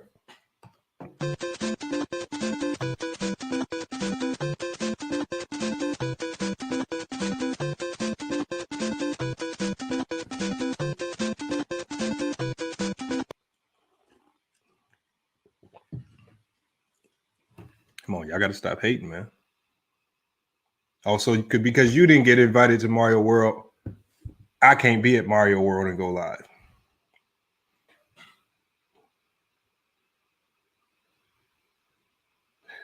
Dr. X says, FYF, social media and internet made today's players less legendary than the players of the past. I believe that. Dr. X, that's a good point. That's a point that really nobody's touched on. That's a point that nobody's really touched on. That's a good point. Because we see these players so much, because they're always in our face so much, we don't appreciate them as much. In the 90s, you didn't see them as much. Sometimes in the 90s, you had to go buy the Sports Illustrated or the Beckett's, right? Or you had to watch the highlights because those games didn't air in your area. It was more mystique around those players. I still blame Nintendo because Nintendo could have used a little bit more truth when you play those 90s basketball games. You should not be able to take Jed Bushler on rookie and score 45. They got everybody believing. They got you believing that Jed Bushler could come to this era and be a lockdown defender. He could guard the James. That's what those games were. And 90s fans will come in here and say that. You know? Look at this. 90s fans believe that this is why they say it was physical. This is why they say that basketball was physical back then. because you could do stuff like because you push. See how they pushed them? That's physical to them. That's where the physicality came from. If y'all ever played the game Arch Rivals, remember Arch Rivals, you could punch, kick, look, push them, took the ball. That's how they really played in the 90s. That's how physical the 90s was. This is where the fake narrative comes from. Look, dudes just splashing threes. No problem. They really think those guys could hit threes. Look, push them right out the air. That's how physical the 90s was. That's what they really believe.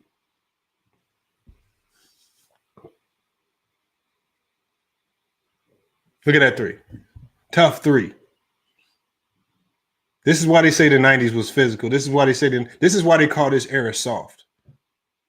Because they don't remember the actual games. They remember this right here. This is how they remember the game. Because most of them watch this the majority of the time. This is what they remember. Caught on fire. See the fire? They really believe that the basketball caught on fire when Jordan got hot.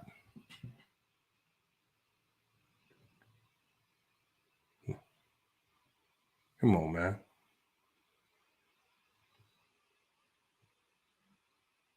Look, just people just trying to push all types of stuff.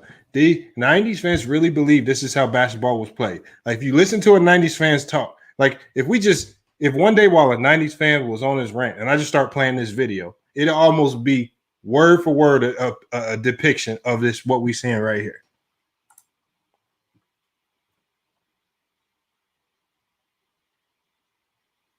Look at this. Man, let me just drop the link, man. It's time to get y'all up in here, man. I'm gonna just drop the link. And like I said, while I drop the link, man, right? I'm gonna cue up the music to call for FYF Fred. He gotta head back.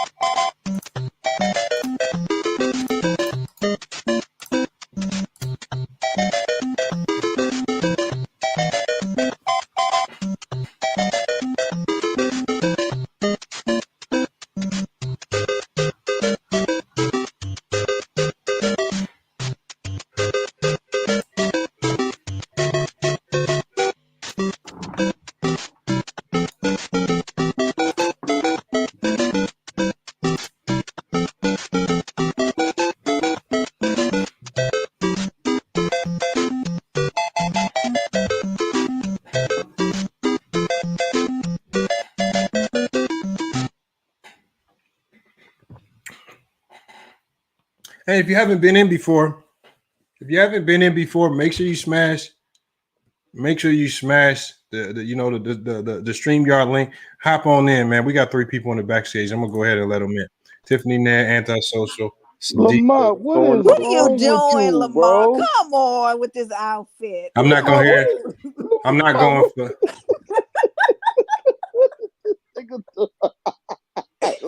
You on one tonight. Lamont, what is you doing, bro? I'm not going for no Mario blasphemy tonight, y'all. Yo, Nah. got all the sound effects queued up. Hey, y'all. One thing we can't have when I'm here, I can't disrespect them while I'm here, y'all. All right. Now, when I leave and get back to my studio, maybe we can joke about it.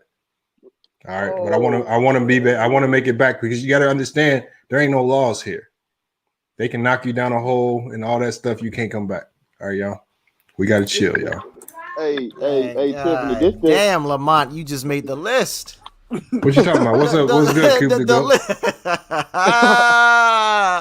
The list is in full effect. Man, fuck that list. Man, you made the list. And Mario's the one that outed Nintendo. I mean, that's tough to do. Right. He outed them. He exposed them, y'all. Right. We got to give him some props for that. Chicago Bulls all-time team is hard to beat. Look, why in these arguments? Let's salute to Spiffy, Cube, to Go, Corey, everybody pulling up.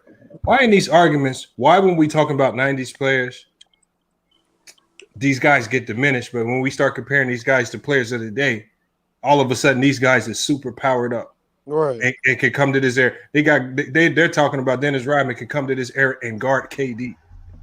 This is what Lord they'll say. have mercy. They'll go to the extreme lengths of saying something like that instead of just being real about the game, understanding that it's advanced and that those guys of the past will have no chance. Right. No chance at all. Man, let me go to Tiffany Ned. What are your thoughts on all this? Now, Lamont, I did play Nintendo, but I'm not them crazy '90s fans. You know how I'm like. I grew up in the '90s. I'm not them crazy fans that be like, "Oh, what you call it? You score 50 in this era." I give respect to respect, but I'm not crazy with it. Okay. I don't. Every '90s player was not a good player. Hold on, not Tiffany Ned. What games was you playing? I think I basically play all of them. Mario was my favorite. I play all of them. Like I played every day. You play Double Dribble? I don't think I played that one. That one I don't See, think I did. see, it was games like Double Dribble that started the corruption. That's all by Nintendo. See, you might have started playing at the tail end, and you might not have had enough of a whiff of all the corruption that Nintendo was doing to really to mess up your mind. I want some of the people who's 100% corrupted, 100% corrupted by these video games. King KO is definitely one of those guys. He is 100% one of those guys. See, that's why he won't ever come in. I don't know why. King KO, this is to be the perfect day for you to pull up. I'm gonna drop the link for you. Perfect day for you to pull up. Spiff, what's good? Antisocial, what are your thoughts on these people? Like, I know you was in there when Moogie said KD was overrated. Am I wrong about that? Man, yeah, he said that shit, bro. I don't understand his premise behind it, but he said it. Yeah, what do you mean like overrated? He really says that? He's just one of them people. He's a Kawhi fan, bro. So Kawhi, he's Kawhi out. So anything that any player that's better than Kawhi, dog, he gonna argue against it. You know what I'm of all saying? the So players, Kawhi Leonard. Lord. you know what I'm saying? He said right now Kawhi Leonard is the top 20 player all time. I said, nigga, what? Top 20? Yeah, I mean that's his argument. Him and C Hill believe that bullshit. That's crazy. Told y'all, man. I don't believe it. But how does it? But how are these players? How are these players not good when we're talking about Jordan? Right. Pippen is diminished. Rodman is diminished. All these other guys diminished. Hakeem, even if you ask him if Jordan didn't retire, would Hakeem have beat him? People would be hard to admit that Jordan would have lost. But then when we start comparing these guys to players of this era, the LeBrons and everything, all of a sudden these guys are super powered and can stop any player of the day, even though the game has changed. Can I ask you a question, Lamont? Yeah. Why is Jordan legacy linked to just 6-0 in the finals, bro? Like last time I checked, that was a team award. He didn't do that shit by himself. So don't tell me 6-0. That's all you need to know. Them games. You know what I'm saying? I seen somebody in the chat just say that 6-0 in the finals. He wasn't the only nigga on the court playing, bro. This is a team accomplishment. Scotty 6-0. Because we seen what he was like without Scotty. The nigga was shit water. But if you bring up that 8-0, they get real mad. But see, and then when you bring up the 8-0, what do they do? What's the first thing that they do? He wasn't a star player on his team. No. When you bring up the 8-0, the first thing that they say is they was playing against bums. So they'll shit on an era that they don't even know or understand. They'll shit because they'll say they was playing against bums, but can't tell you none of the players that they was playing against. So they just saying it just to say. So that's what I'm saying. That and this is with Mookie too. You know, when Mookie, that's why I want him to pull up. A lot of his arguments are based out of not talking about how great Kawhi Leonard is. They're talking about how trash everybody else around him is, just trying to lift him up higher than everybody. That's their ultimate goal. And they lack a lot of not basketball. even the best player. I mean, big facts. Come on. I told you that nigga shouldn't even be the number one option on his team right now. So how the fuck he the best player? The fuck out of here, bro. Yeah, that's that fanboy So is shit. Mookie comparing Kawhi to a baby Jordan or something? That's what they call him, baby Jordan. Yep. Michael Jordan would be very upset with that. Come on, man. Hold on, we got somebody new pulling up. Hopefully he connects. I see somebody named Ted. I ain't never seen a Ted in here. I give a salute to Ted. Nigga, I ain't never seen a Mario nigga that's live, nigga, especially Blake. You said you ain't never seen Mario? Yeah, I ain't never seen a black Mario live. Hey, that's the first black Mario. We haven't seen. Hey, Lamont. Yeah, what up? Who was that? Sadiq? Better than the 90s? Hold on, say that again. You think the 80s era is better than the 90s? I think some players in that era are better than 90s players.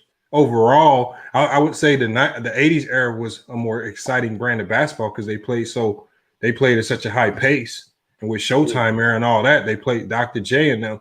They played at a frenetic pace, so it was probably more exciting to watch. But the 90s with Jordan it was also entertaining as well. But we also saw how much was lacking in the 90s when Jordan retired, because this proves it right here. The finals was so boring, they cut away from the finals and went to the OJ chase. In the middle of the finals for like an hour. Right. That's how boring it was without Jordan. And do you think they would ever cut away if Michael Jordan was on the court? Be honest. Hell no. No. That tells you one man ran that era. One man ran that era. How can it be such a great era? Yeah, a few good players in there. And I think a lot of people got the 80s confused with the 90s. The dog. 90s, like, bro. yep. Yeah, the 80s was physical, nigga. In the 90s, you couldn't touch Jordan, nigga. That's what you talking about. Oh, the 90s was hard. Nigga, if you breathed hard on Jordan, nigga, you got a whistle. Word. Jordan made all that money, so they gonna suck him till you dry. Yeah, he did. Like, he made all that money, so he was like the face you saw. He was the golden goose. He was the face of the league. That's what you saw. The golden So when he dropped that article in that time, when he went to the commissioner talking about, oh, you need to do this and do that, or they trying to beat me up. They say LeBron get the same treatment, but I don't think bring the zone in, all that. Y'all think LeBron get the same treatment or no? He's supposed to, bro. He the face of the league. No, but he doesn't though. I've seen times when LeBron get fouled, they will beat him across. They won't even call it. Lamont, you got to stop with the. I know, Lamar. We're not gonna deal with you the whole night with this. I can't do nothing about it. You gonna keep this outfit on the whole night? What you mean? I can't do when I'm here. Hey, what am I wearing? Tiff, this the same nigga who wore a costume when Thanos blew his ass up for 12 hours, bro. Like, that nigga dedicated. That nigga is dedicated. I get into it.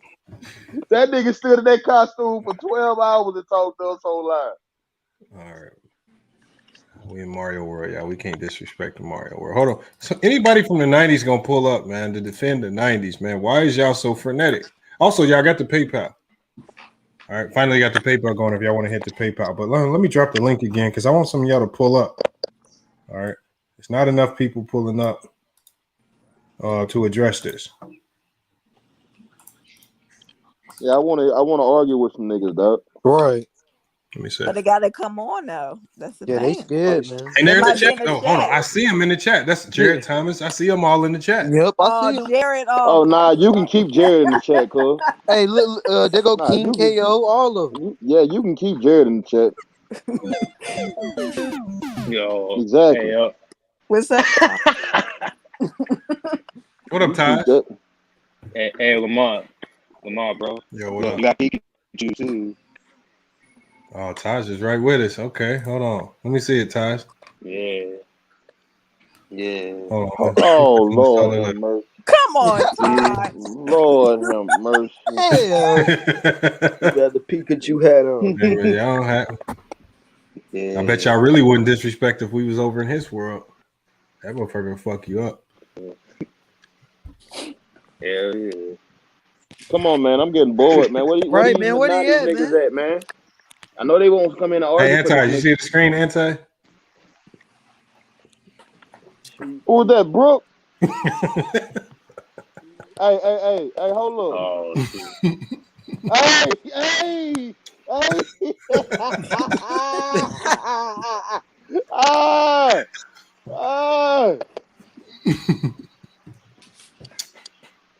Yeah, we got one cool P in here. Salute one cool P. Damn, they don't want to show up today? Yeah, they ain't pulling up. Got Cube to go back. Man, we got a full panel, but none of the 90s fans are pulling up, man. 616 people, man. And I know I see y'all in the chat. I see him too, Lamont. I see him all. Nah, Mr. Winners just don't pull up. No, it's one subscriber. The video's dropping in the morning. I thought you was gonna drop that. No. What I said, no. Because my schedule changed. That. Look, my schedule changed because I have to go. I have to get out of here. Hopefully, I make it. I have to be on campus tomorrow because I also coach. Mm-hmm. So I said I'm gonna go live tonight and drop that video tomorrow, man. Let me know. It's already ready to go. I gotta Because drop. I'm gonna know who you talking about, dog. Now Hey, you Lamont, know because you wearing that when you coaching? Yeah, I want you to wear that outfit. that's only if I don't. That's only if I don't make it back in time. Right, you don't get hit with one of those. I had to ask. Goddamn. Hold on, who is that with the Mario disrespect, man? Bro, we not wearing doing this when I'm that coaching, game. man. Like, this is what we not doing. This is what we That's not facts, doing. man. Hit the link, Kurt. Not going to disrespect Jerome Mario Kersey like will that. lock down kick. It's crazy because in the Oh, 90s, you never fucking seen a hell. player like KD, bro. So it's hard for you to sit up here and say any of them. Nigga, you couldn't even lock a 6'6" nigga up. I Fuck you didn't see a mean? player like LeBron. You couldn't even lock a 6'6" nigga up. How you gonna lock a nigga 7 foot up with the Brown and same KD motherfucking will skill cook set? half them motherfuckers in the 90s. It's facts. Y'all couldn't even, niggas couldn't stop a nigga that was 6'6". Right. 6'6", So imagine a nigga that's 195. 7 That's foot. the only person that could maybe slow KD or LeBron down is probably The Scott. only nigga that can show slow Mike down was on that nigga team, dog. That was Yeah, Pippen. Scott. Nah, they said Dennis Rodman. Who said that Dennis Rodman was a nobody before he got with Jordan? That The man was a nigga man champion. was a champion. What are you talking about? Somebody said that, and I couldn't believe it. Oh Man, my I think a God. lot of these niggas don't know nothing about Oh, basketball, man. Paxton, I think they mind fucked up. Hey, Niggas y'all, just be talking, let's bro. keep motivating.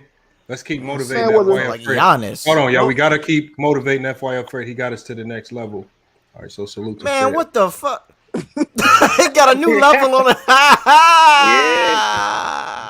now that, This nigga with that's Super Got a Mario. new what level. is Fred? That's Super And first Mario of all, nigga, world I ain't right never knew there. Mario to sip tea out of no goddamn sippy cup. Hey, that's the black Mario.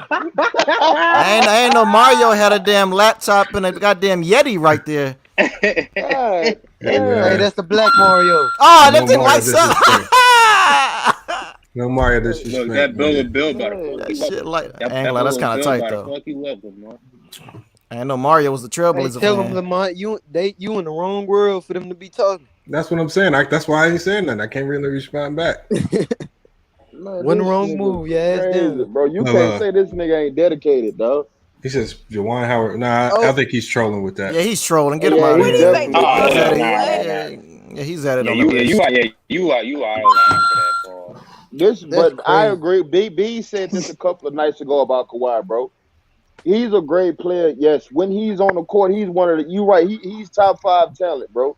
But right now, bro, he don't have the accolades. Yes, he's a 2-time Finals MVP. Yes, he's a 2-time Defensive Player of the Year. Yes, he is. But bro, that man has yet. He just eclipsed 10,000 points Damn. in 10 And in we 10 don't, years, bro. and as Going I into his agree, we 11 don't know years. what he's gonna be after that surgery. Exactly. Them the Kawhi Leonard may be the first player ever to, at one point in his career, maybe have had a year that might have put him in the top 25 all time, and now he's working backwards. He might be the only player to be working backwards. Right. Damn. Cause I'm like, nigga, how you gonna sit up here and tell me I'm about to sit up here and say a nigga top 25 all time and a nigga can't play back to back? Yeah. Right. Like, this nigga would never play an 82 game season. Never. Load management, all that. Never. An alarming break for the Magic here. They got settled We out. got Blue Boat. Get a good one. Yo, what's cracking? With salute to the panel. Hey, you got some background noise, Blue Boat. Oh, hold up. You hear it now? Nah. That's No, better. y'all good? Okay. Yeah. Oh man, Lamont, you clowning here tonight, bro. You took me back with all this shit, man. Man, you got to do something, man. Right. But I want to ask something, man. Like, it's got nothing to do with this. I want to know, why do these clowns think LeBron couldn't play in the 80s and 90s? I never understood that shit. You know, I mean, I don't understand it. But they say, but yet they say KD would excel more because he's so skilled. I don't understand that shit. I want to hear from the panel, like, why is that shit? Why do they think LeBron would at least be a top 3 player in the 90s? You know, Because it's number Braun hate. I tell you like this, Blue. But if LeBron was in the 90s, nigga, that nigga wouldn't be 6-0. Fuck you mean? No, there's no way. There's no way. What I don't think that nigga wouldn't be 6-0. It's extremely hard. I don't think I'll ever Stuck in their ways. That's the Skip Bayless would tell you would. Anti, what you say again? Who wouldn't be 6-0? Mike, he wouldn't be 6-0 if LeBron was in his era in the '90s, bro. He wouldn't be 6-0. That's why Yeah, in I this always, era, he wouldn't be Yeah, they 6-0. just want to diminish Blue boy. Let me LeBron. ask you a question because I always ask people this. You know how we got people in this era that's you could say that's subpar on LeBron level. You got the KDs, you got the James Harden, you got the Steph Currys, you got all them top five, the Giannis and all that. I ask niggas all the time. I say in the '90s when it came to Jordan, who was next to Jordan? You gonna tell me Clyde Drexler was next to Jordan? Nah. You gonna tell me Charles Barkley was next to Jordan? Nah, not even close. Exactly. It's So not like, even close. why was his talent level as far as with him being the number one guy? Who was the number two guy next to him as far as talent? Probably Olajuwon after Jordan. Olajuwon was number 2 after Jordan, if you ask me. But even then, and he retired and got 2 rings off that nigga. Right. I mean, I'm a Jordan. Like I said, that's not Washington's fault. That's Jordan's fault for doing that. But I'm Nobody told his ass to retire. I'm starting to notice a pattern with Michael Jordan fans. Even though, let me explain my position, okay? I'm a basketball fan first before I'm a fanboy. You know what I mean? Michael Jordan was my favorite player in the league, but I'm not gonna sit here and say he didn't have any flaws. I mean, he lost to the Pistons before he ever became a champion. You understand that? The Pistons beat him 3 times. You know, everybody has their flaws, man. But I'm not gonna sit here and act like Michael Jordan only played 6 years in the league and the rest of the 7, 8 years didn't matter. Don't count. That's not fair. You know, yeah, we so gotta count the Wizards years. I remember I was there. Hey, Lamont, you gotta stop with these side. Hey, Lamont, is that a stream deck? What you talking about? This nigga gotta stop with these side. But what I'm saying is like they are like LeBron. Super Mario Brothers 3 back then. They are like this era is so soft.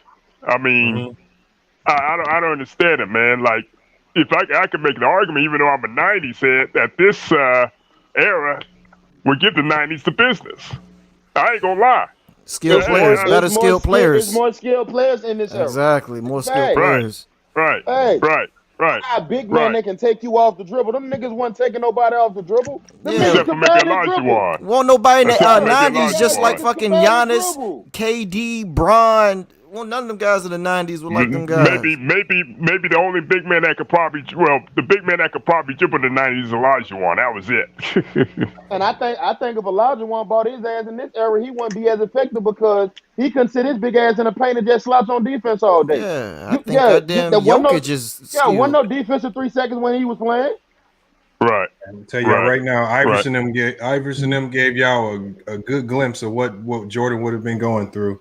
That nigga tried to reach out his ass, cross the fuck over, nigga. They gave him a quick glimpse, like, yeah, this ain't era. This era ain't. But I'm saying though, man, you got a whole bunch of people, especially Mr. Pandemic TV, that y'all know who I'm talking about. He called that nigga Pandemic TV. Hell no. Yeah, the Rasheed Wallace. Yeah. Called that nigga Pandemic TV. Hell no. Yeah, that's what he is. He's like a goddamn plague, man. That dude is like a goddamn plague. He's like a virus, man. And fucking and goddamn Cusino is worse. Pandemic TV and Coonsino. Hey, I heard somebody on another platform, they was messing with him, calling him KFCino. God damn. Oh my god. Yeah, man. Well, he is a little thick, Lamont. Okay, man. I'm a basketball fan first, man. Fuck all this fanboying, fuck all this hating, man. I'm a basketball fan first. You understand me? Like, I ain't got no problem with Jordan, bro. If y'all wanna, I mean, the man played in the era where he dominated. So I would never take that away from him. But y'all act like I said, 6-0 ain't the end all be all when you talking about Jordan, bro. But here's the thing, though. Here's the thing. No. Here's the thing, though. Scottie Pippen is 6-0 too, but nobody bigs him up. They try to diminish him. They try to diminish this dude. If you want to talk about Jordan and me, dog, talk about the 5 MVPs he won. Talk about the 10 scoring title. Yeah, talk about the 10 scoring title. Damn. Talk about the first team all defense. You know what I'm saying? Like, you got great accolades, bro. Just don't tell me 6-0 because when you do that, you sell that man short. Yeah, Robert Horry was 7-0. They don't mention that shit. Exactly. I know we don't consider him a Hall of Fame. What's your boy name? Havlicek. One Havlicek. How many finals? 8-0. He was 8-0. Exactly. Who was 10-0? Sam Jones? Which one was 10-0? Sam Jones. Hey, no. So Sam Jones was 10-0. rings don't mean a thing. Shit. I mean, they matter. That's what I'm saying. Well, they matter, but yeah, I get you. But not that shouldn't be the all in, beginning. That's all you gotta But say. Take that back. It does mean it. That lets you know right there that this whole hot take environment, Stephen A. Snitch and Skip Bayless, that infiltrated the minds, the stratosphere, man. That whole hot take shit that's been around for 15 years and infiltrated the stratosphere, man. It skewed everybody's minds about basketball, man, about the game itself. You got a lot of casual motherfuckers out here, man. Skip Bayless and him with LeBron hater. Oh man, his whole career is off of LeBron. He got that extension because LeBron talking about LeBron. He about to hate on Luka. Yeah, they talk about LeBron every single he about to hate on Luka and Giannis, Lillard. He already hated on Lillard when Lillard called his ass out last year.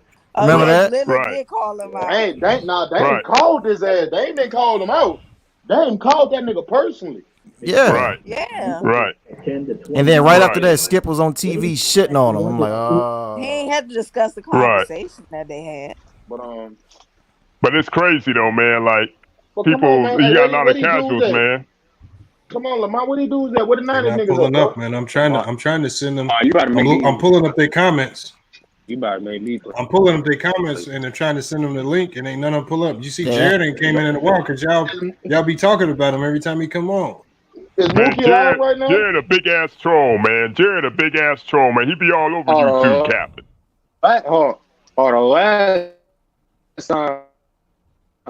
The last time Jared Thomas came into this panel, that just kept on, getting donated a lot of money. We was cooking his ass.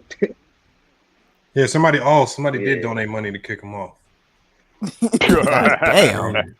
Somebody donated money the other night to kick SFM ass off. That was hilarious. And somebody donated like $100. Goat Mike kicks his ass up about 20 times in the stream. Goat Mike kicked everybody off. He kicked me off all So why would y'all go over there if he keep kicking y'all off? Nah, he's cool. All right, so I just want to chop that for a minute, man. I want to salute y'all, man. Salute Lamont, man, doing your thing, man. Peace out. Hey, Lamont, I do agree that Goat Mike is a character, though. He be having me dying laughing sometimes. Or I'll be over there getting some good laughs in, man. Oh, my God. Man. But that man be having 24-hour live streams, man. He fell asleep on his live last night, I think. Man, and then he got another one going now. That nigga. Yeah, I was just in there. Is he on there or is he just streaming? Yeah, he on there. I was in there earlier. Man.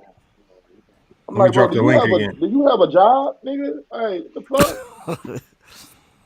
I don't know, man. I haven't seen him talking about Walmart too much lately. Yeah, me neither. Shit. Even if he wasn't working, why the hell is he streaming 24 hours? There's got nothing else to do. Nah, it's always something to do. Nah, not with him, shit. Don't you? Go man. That nigga ain't getting no cutty. Hey, Lamont, ain't got man, no you doing all this girlfriend. shit. You I gotta thought he make had me a play Mario girlfriend. Y'all myself. showed the picture. That nigga ain't got no I think girlfriend. Lamont showed the video of her. Don't he have a girlfriend? Nah, he do. That's his I don't ex, know. man. I don't know if he's still with her though. Don't know. Hey, so Lamont, you and Brooke gonna be role playing tonight, huh? Man, I don't know what you talking about, man. Yeah, she gonna be Peach tonight, nigga. And you gonna be Mario, huh? Nah. Yeah, don't worry about it. A nigga like Bow's gonna come in and take that shit. I know Ed Factor, he like that role. Oh, shit. Oh, shit. That was good right there. That was. Bow's gonna come in and straight kidnap her ass. Shit. No, Anti just died. No! Oh, my God. That's crazy. Hold on, gotta get a star and save him. Hold on, y'all. He just got Goat mic'd. FYF, bring his ass back out of there. Fred, get his ass up.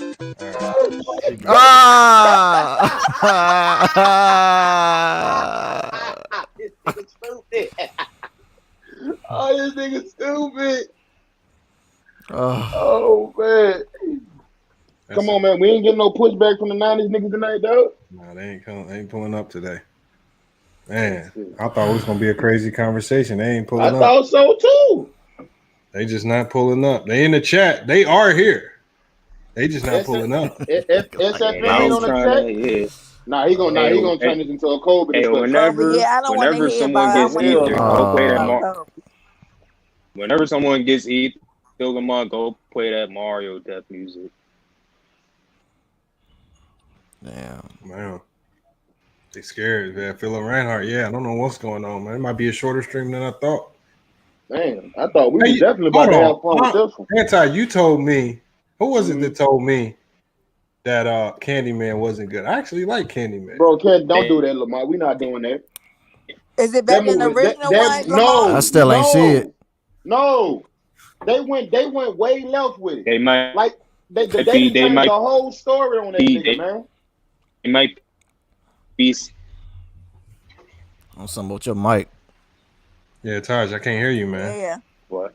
He probably may be in a bad spot. Brother Omari Juma, hit the link, brother. I think I sucked in the goddamn green shit. Yeah, I haven't seen it. I didn't even say anything. Oh yeah, I should have texted Brother Omar today too, bro. Damn, I feel like a kid when I heard that. That memory when I was a man, I'm playing Mario Kart. Hold on, Lamont. So the next stream, are you gonna come in as Sonic? Nah, Sonic ain't got nothing to do with it. I used to play Genesis too. Yeah. Every time you get something wrong, nigga, I'm knocking a ring out of your motherfucking ass. Fuck you, man.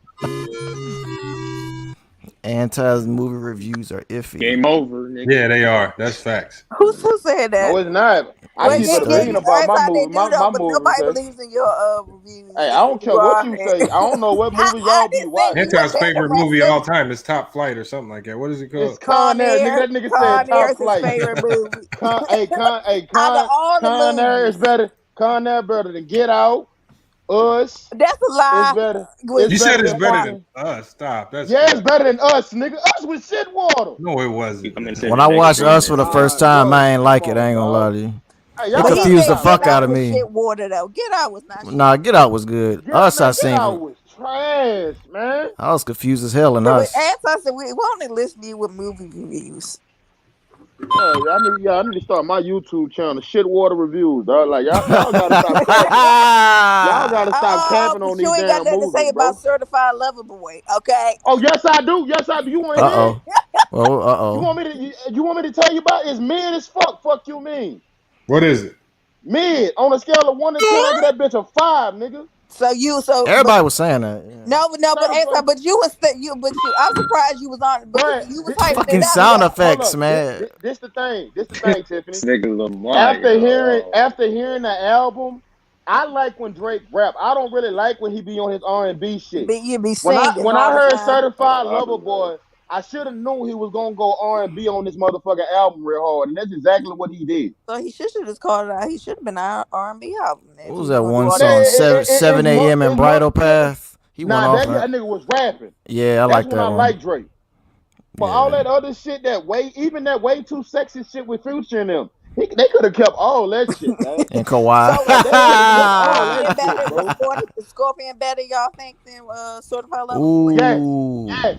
Yeah, I think so. Yeah, I think so. Yeah. Scorpion was a better. His best one was Take Care, though. That's just my opinion. Just saying, yeah. So a lot of people were disappointed with Certified Lover Boy. Take Care is his best album. But it's doing what it's supposed to do. The females. Yeah, I'm just saying, but the album, everybody's saying it's not. Yeah, the females rocking with it. It's doing what it's supposed to do. Like that club, what's that club bang with Future, that way too sexy, it's blowing up on the radio right now. And then the club's down here. So it's doing what it's supposed to do. That's true. It ain't no flopping ass album. Even Donda's selling. I don't know how the fuck that's Donda, man, I'm disappointed in Kanye for that. I don't understand. Let's be when the last time he had a good album? His last album wasn't bad. It was just gospel sounding. But it was The Life of Pablo was probably the last. I don't. My Twisted Dark Fantasy wasn't bad. Which one? My Twisted Dark Fantasy. No, that was a good album. I like that one. Yeah, that wasn't bad. But look how many years ago that was, y'all. You gotta think about it. Yeah, that was a long time. That was like 2-3 albums ago. Yeah, Did he put out a gospel album or something? Yeah, but that wasn't even bad. That one wasn't even that bad. I ain't listening to no gospel album, dog. I'm sorry. You definitely need to hear sometimes. I definitely listen to no damn gospel album, dog. And then another thing, bro, like I don't have the attention span to listen to motherfucking music for 2-3 hours. These albums are too I don't long. like an album that got so many Yeah, songs. this album is Like, these albums are too goddamn long, bro. I don't like that. Especially I don't like it like the no. Yeah, like that nigga album was a movie. Down that shit was like 2 hours long. And Drake shit right behind him. Drake got 21 songs on his album. 20, he got Hell 21 songs. No. Yeah, Drake got man. I'm good on that, bro. It's too many goddamn songs, man. I like when they have long songs and having songs with 7 tracks on it. Albums with 7 tracks. Yeah, give me a 12 or a 10, man. 21? That's too many, man. That's too many. Damn, Lamont, you done dressed up with your costume and nobody wants to come in. What's going on here? Hey, who got that camera? Don't tell me that's Jared Thomas. There come. Hey, can y'all hear me? Oh Lord. Hey, Jared. Oh, here come Jared Thomas.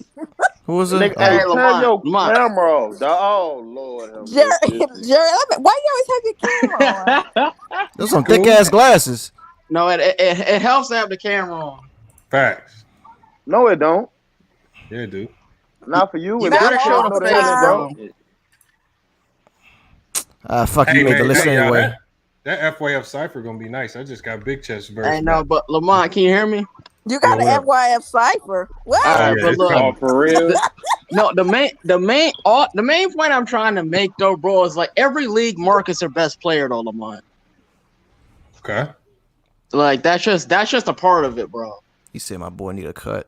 Like the NBA, and I've tried to make this point like 1,000 times, but the NBA nowadays always markets LeBron James. They don't just market LeBron. What do you mean? What do you mean? What do you mean? Bro, the last 15 years, they basically marketed LeBron James. He's the star of the team. No, hold on, he capping. So they haven't marketed Steph Curry. No, not as much as LeBron, bro. You can't. What you mean? LeBron is the epicenter, bro.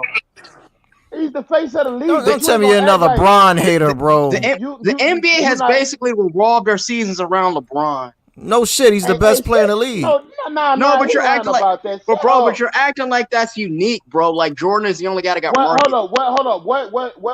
What emphasis do you have of saying that, dog? What instance? Like you said, the league revolves around LeBron. What instance that you have of that? Basically, I mean, he's the dude that drives all the ratings, bro. Like they market LeBron. No, you said he runs like he basically running the league. What makes you say that? He kind of does, dude. Like people don't care about Steph as much as LeBron, bro. Tell me how he run the league, fam. What makes you say that? He kind of does, dude. Bro, look. No. Tell me how. Look at all the debate shows that we watch, bro. Who do they usually bring up?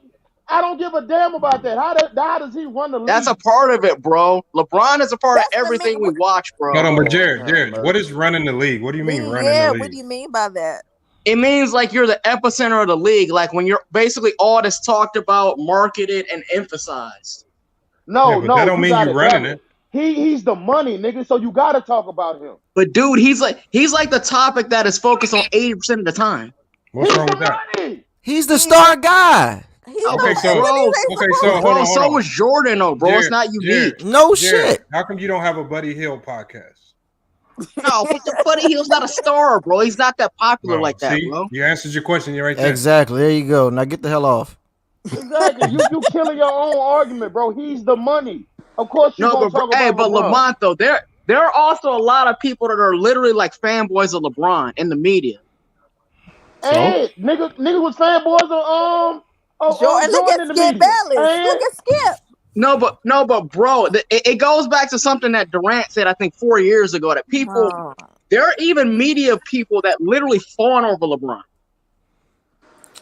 So let me guess, you're going to mention Nick Wright, Shannon Sharp, fucking Kendrick Perkins. He's going to mention the go-to five. He's going to go to the go-to five out of the thousands and thousands of media personalities. You might as well mention me because I'm a LeBron fan. So I'm a LeBron fan too, so... What do you like? I'm a LeBron fan, it's really a big four, though, Lamont.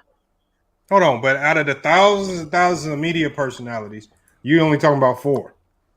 Well, it's the main 4 that basically are all in our face. But hold on, let me ask you a question. You said the media loved him so much. He's so beloved. Why that nigga ain't won an MVP in almost 8 years? That's not a media thing, though, bro. You have to earn the MVP. The media does. No, you got you gotta play well enough to get the MVP, bro. It's not a media Got winner. his ass. Yeah, that was a good one right there. Anton, when Got LeBron his was ass. supposed to win an MVP? When the last time he was supposed to win MVP? Anton? Bro, he hasn't deserved an MVP in like almost a decade. Hold Hold on, he was come in first here- in don't MVP come in here vote and for start most of the getting cooked, season bro. last year till he got hurt. So you saying that he had? He was better not winning season MVP than last James year, Harden bro. before What do you they mean he both got wasn't? hurt? He was the front runner before he got hurt. No, yeah. He could have won that bitch in 2018. Was he having? No, a better Harden. season No, than dude, James Harden was gonna Harden? win MVP I said he could have. Harden was gonna win MVP. in 2018, dude. He led his team to 65 wins. Bro, we just said last year, man, not 2018.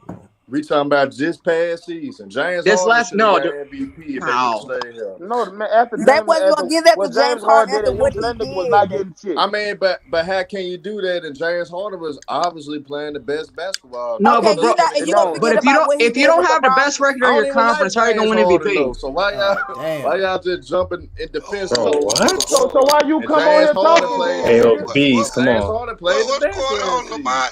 What you talking about? Mario, what's going on, Mario? I'm telling you. Hold on, man. Hey, We but gotta- Lamont though, bro, can you really give a guy MVP that has another top 5 player on his team though? I'm gonna give Lamont MVP for wearing this.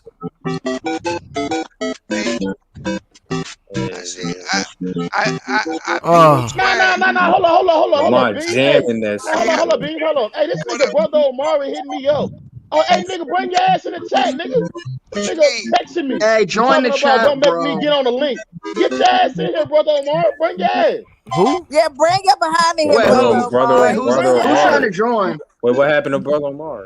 Nah, he just hit me behind the scenes. He texted me. Yep. Hey, Lamont, you got to cut that damn Mario shit off. What you talking about?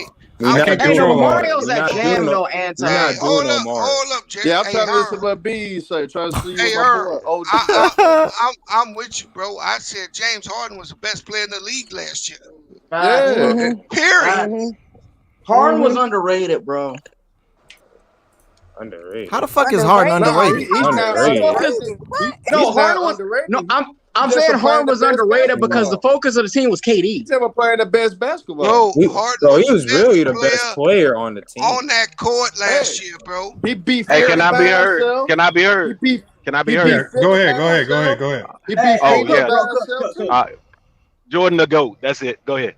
I mean, I agree, but I'm still Hold on, going. hold on. Let's go. Hey, on but that's back. a fact. That's a Hold on. fact. Why is Jordan a GOAT to you? Oh man, you can't niggas that try to soft shoe around 6 straight damn championships with a minor interruption from being retired. No offense, you're kind of a clown to me because you see how LeBron literally is pulling out his damn hair just to get 5 straight up.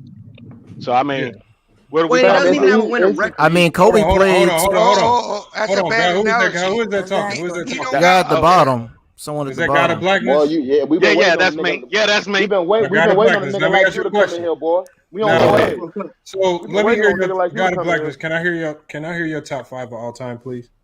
Top 5. Jordan, he's holding that one down. 2. Oh, fuck, he's not. Okay. Hold on, let me hear. Are we doing your top 5 of mine, Let's hear his motherfuckers? Let him What we finish, doing? Shooter King. All right, Jordan 1. Jordan King. Don't disrespect me like that, fam. Yes, Oh, man. wait, this Jordan Anton, 1. this Anton. Yeah, Jordan 1. I would give. I'm giving Magic 2 because I saw a lot of that. Number 3, I'm over putting Kareem? Bird. Can I finish? All right. Bird is 3. I will put Kareem at 4. And I'm putting excuse me. I'm putting my boy Duncan at 5. Hold on, where's LeBron at on your top 10? Where's LeBron? I'm gonna be straight up. Hold on, y'all. Let me ask him a question. Bro. Hold on, let me ask him a question now. Capping, bro. The reason why I asked him his top 5 is based off his explanation why he had Jordan as the GOAT. Because hold on, Jared. He said Jordan was the GOAT. He said the first thing he said, if I'm wrong, y'all let me know. And there may be other reasons, but the first thing that he said was the 6 championships. Yes, so, sir. That's what he said. So my problem is when I hear your top 5, it doesn't include any of the best finals winner outside of Jordan. You don't pay respects to Bill Russell. You ain't pay respects to Sam Jones or have John Havlicek, who all have better records in the finals. And they're Hall of Famers. Let me know when you finish. Go ahead. Hold on. Let me know when you finish. Go ahead. So they're Hall of Famers who have a better record in the finals than Jordan. Why don't you have those guys? You got to add more context, bro. All right. So I'm putting Jordan there because Jordan did it in the land of the big man. The time he went in there and got his 6. The time he went in there and got his 6. It was a plethora of big men. You don't see big men like they make them. You know what I'm saying around there. Shaq was the last. You said it was a plethora of big men. Hold on. Let me get him back. Hey. So tell me what big man. Tell me what big man was better than Bill Russell, King, Olajuwon. Kareem, and Wilt. Tell me what big man in the 90s was better than those 3. I don't have to tell you that. I'm telling you the era was the era of the big man. I didn't say they were better. I didn't say they were better. I didn't say that. I said Shaq was the last great one. Hey, you probably got that COVID shot this week, T. No, I probably didn't. That's why I'm talking with a clear mind. But you got that bullshit, not me, sir. That's what happened. How you doing, Beasley? He got that vaccine. Got a blackness. I can't fuck with it. Go ahead, sir. Here's the problem. Got a blackness. Here's the problem. Before Jordan, your top 5, nigga. I can't. Hold on. Only has got a blackness. You didn't mention LeBron, bro. Hold on, Jared. You don't have to mention LeBron, dog. Hold on. Let me tell. Got a black. Well, you can say LeBron whenever you want to. You can your top 5 can be all LeBron if it want to. I don't give a damn. I'm just saying. I saw Jordan straight up. I'm 40, bro. I'm sorry. Got a blackness.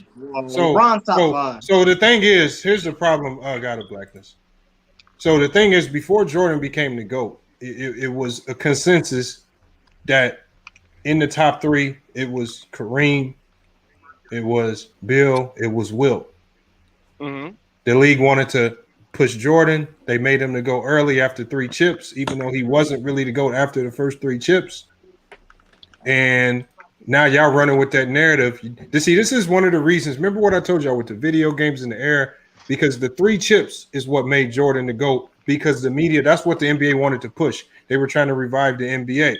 But you didn't mention one real basketball reason as to why Jordan was the GOAT. Why did he elevate? What did he do to elevate himself over the likes of Bill Russell, Wilt, and Kareem? You're talking about Bill Russell, 11-0, not just 11-0 for Bill Russell. Arguably the greatest rebounder and defender of all time. Arguably. Hold on real quick. When did he pass? I'm not trying to cut you off. I want you to expound. I want you to expound on the part you said. I got you. If it's about Wilt, arguably Wilt was just as dominant of a scorer as Michael Jordan. If you look at the points per game, had a season where he averaged 50 points per game. So if you're going to run off and say, oh, Jordan's averages and all this stuff, well, Wilt was just as dominant of a scorer. And if you talk about a Kareem, I mean, there's no question where his greatness is. The man was dominant everywhere he touched the basketball, high school, college, NBA, and did it for a long time, longer than Michael Jordan, right? That man won a championship for the Bucks. So what I'm saying is, what did Jordan do? What did Jordan do to not just elevate himself past those guys, but then also what you do is you try to hide those guys from the youth by kicking them out of your top 5 so nobody knows who they was. Nobody does research on them and starts to ask these types of questions. I didn't kick anybody out of anything, but okay. Lamont, could you give me like a quick, like a synopsis of what you think basketball criteria is? Because that's kind of vast. You know what I'm saying? Basketball criteria. Well, I don't know what that means, bro. Well, that's what you said. You said I didn't give you a basketball reason. I'm sorry. What is the criteria?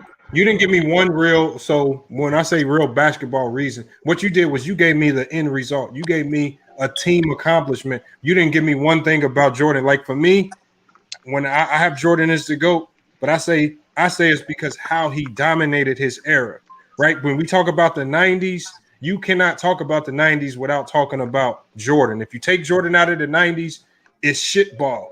We saw that in 94, 95 because they played OJ's trial during the NBA Finals. If Jordan was on the court, that never happens. Jordan ran the 90s. Jordan moved the 90s. Without Jordan, the 90s is hot garbage. That's cap.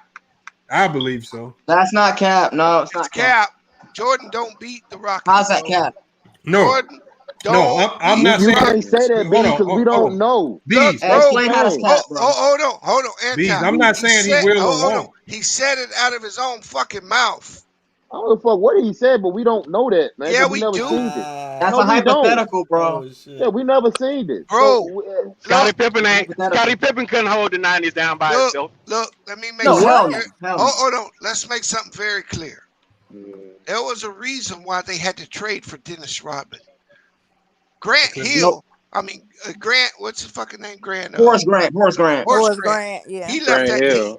Horace Grant. He killed the Bulls. I'm telling you now, Michael Jordan or not, they do not beat the Rockets. They couldn't beat them in the regular season. They weren't going to beat them in the playoffs. Well, they had nobody to guard Hakeem. They had no answer. No answer. It's the same reason why they lost to Orlando. The same team that knocked them out. No answer. The Rockets. Who's gonna guard Jordan? That was the best. Max That was the Well. best Max big man of the night. Hey, Herm. That's If no one gonna guard Hakeem, who's gonna guard Jordan? Hold on. Herm. Maxwell, bro. He was a good defender. Hold on. That's why I tell you they wouldn't have won. That beast talk. Without a good power forward, they don't beat the Rockets. Period. I know, but if Jordan They didn't had no retire, interior defense. But Bees, you gotta look at it like this too. Maybe if Jordan didn't retire, Horace Grant probably still could have been there. So we don't know. Horace Grant wanted out anyway. He wanted out. He didn't. You remember Horace Grant was there in '94? Remember? In '94. wanted He was out. there in '94. No, but Bulls he was trying to take a left- break, bro. He He was left there in over money, '95. y'all. Hold on. He left over money. The only difference between the '95 and the '96 Bulls, the only difference was Dennis Rodman. Right. Facts. Agreed. And why did Scottie Pippen leave? Yo? Orlando Bees, Scottie Pippen. Well, they were rebuilding though, Scottie bro. Pippen The team was left. breaking up. I'm trying They to tell wouldn't man. redo his contract. Right. That team was breaking up. I'm saying, but I'm saying from before. Like, okay, everybody knows. I just think. Hold on, B. Hold on, B. Let me Because answer her I want you to question. answer this. Let him cook. Hold on, B. Hold on, real quick, bro. So I just take Jordan's word. Jordan said this himself. They had no answer for Akeem in '94 or '95.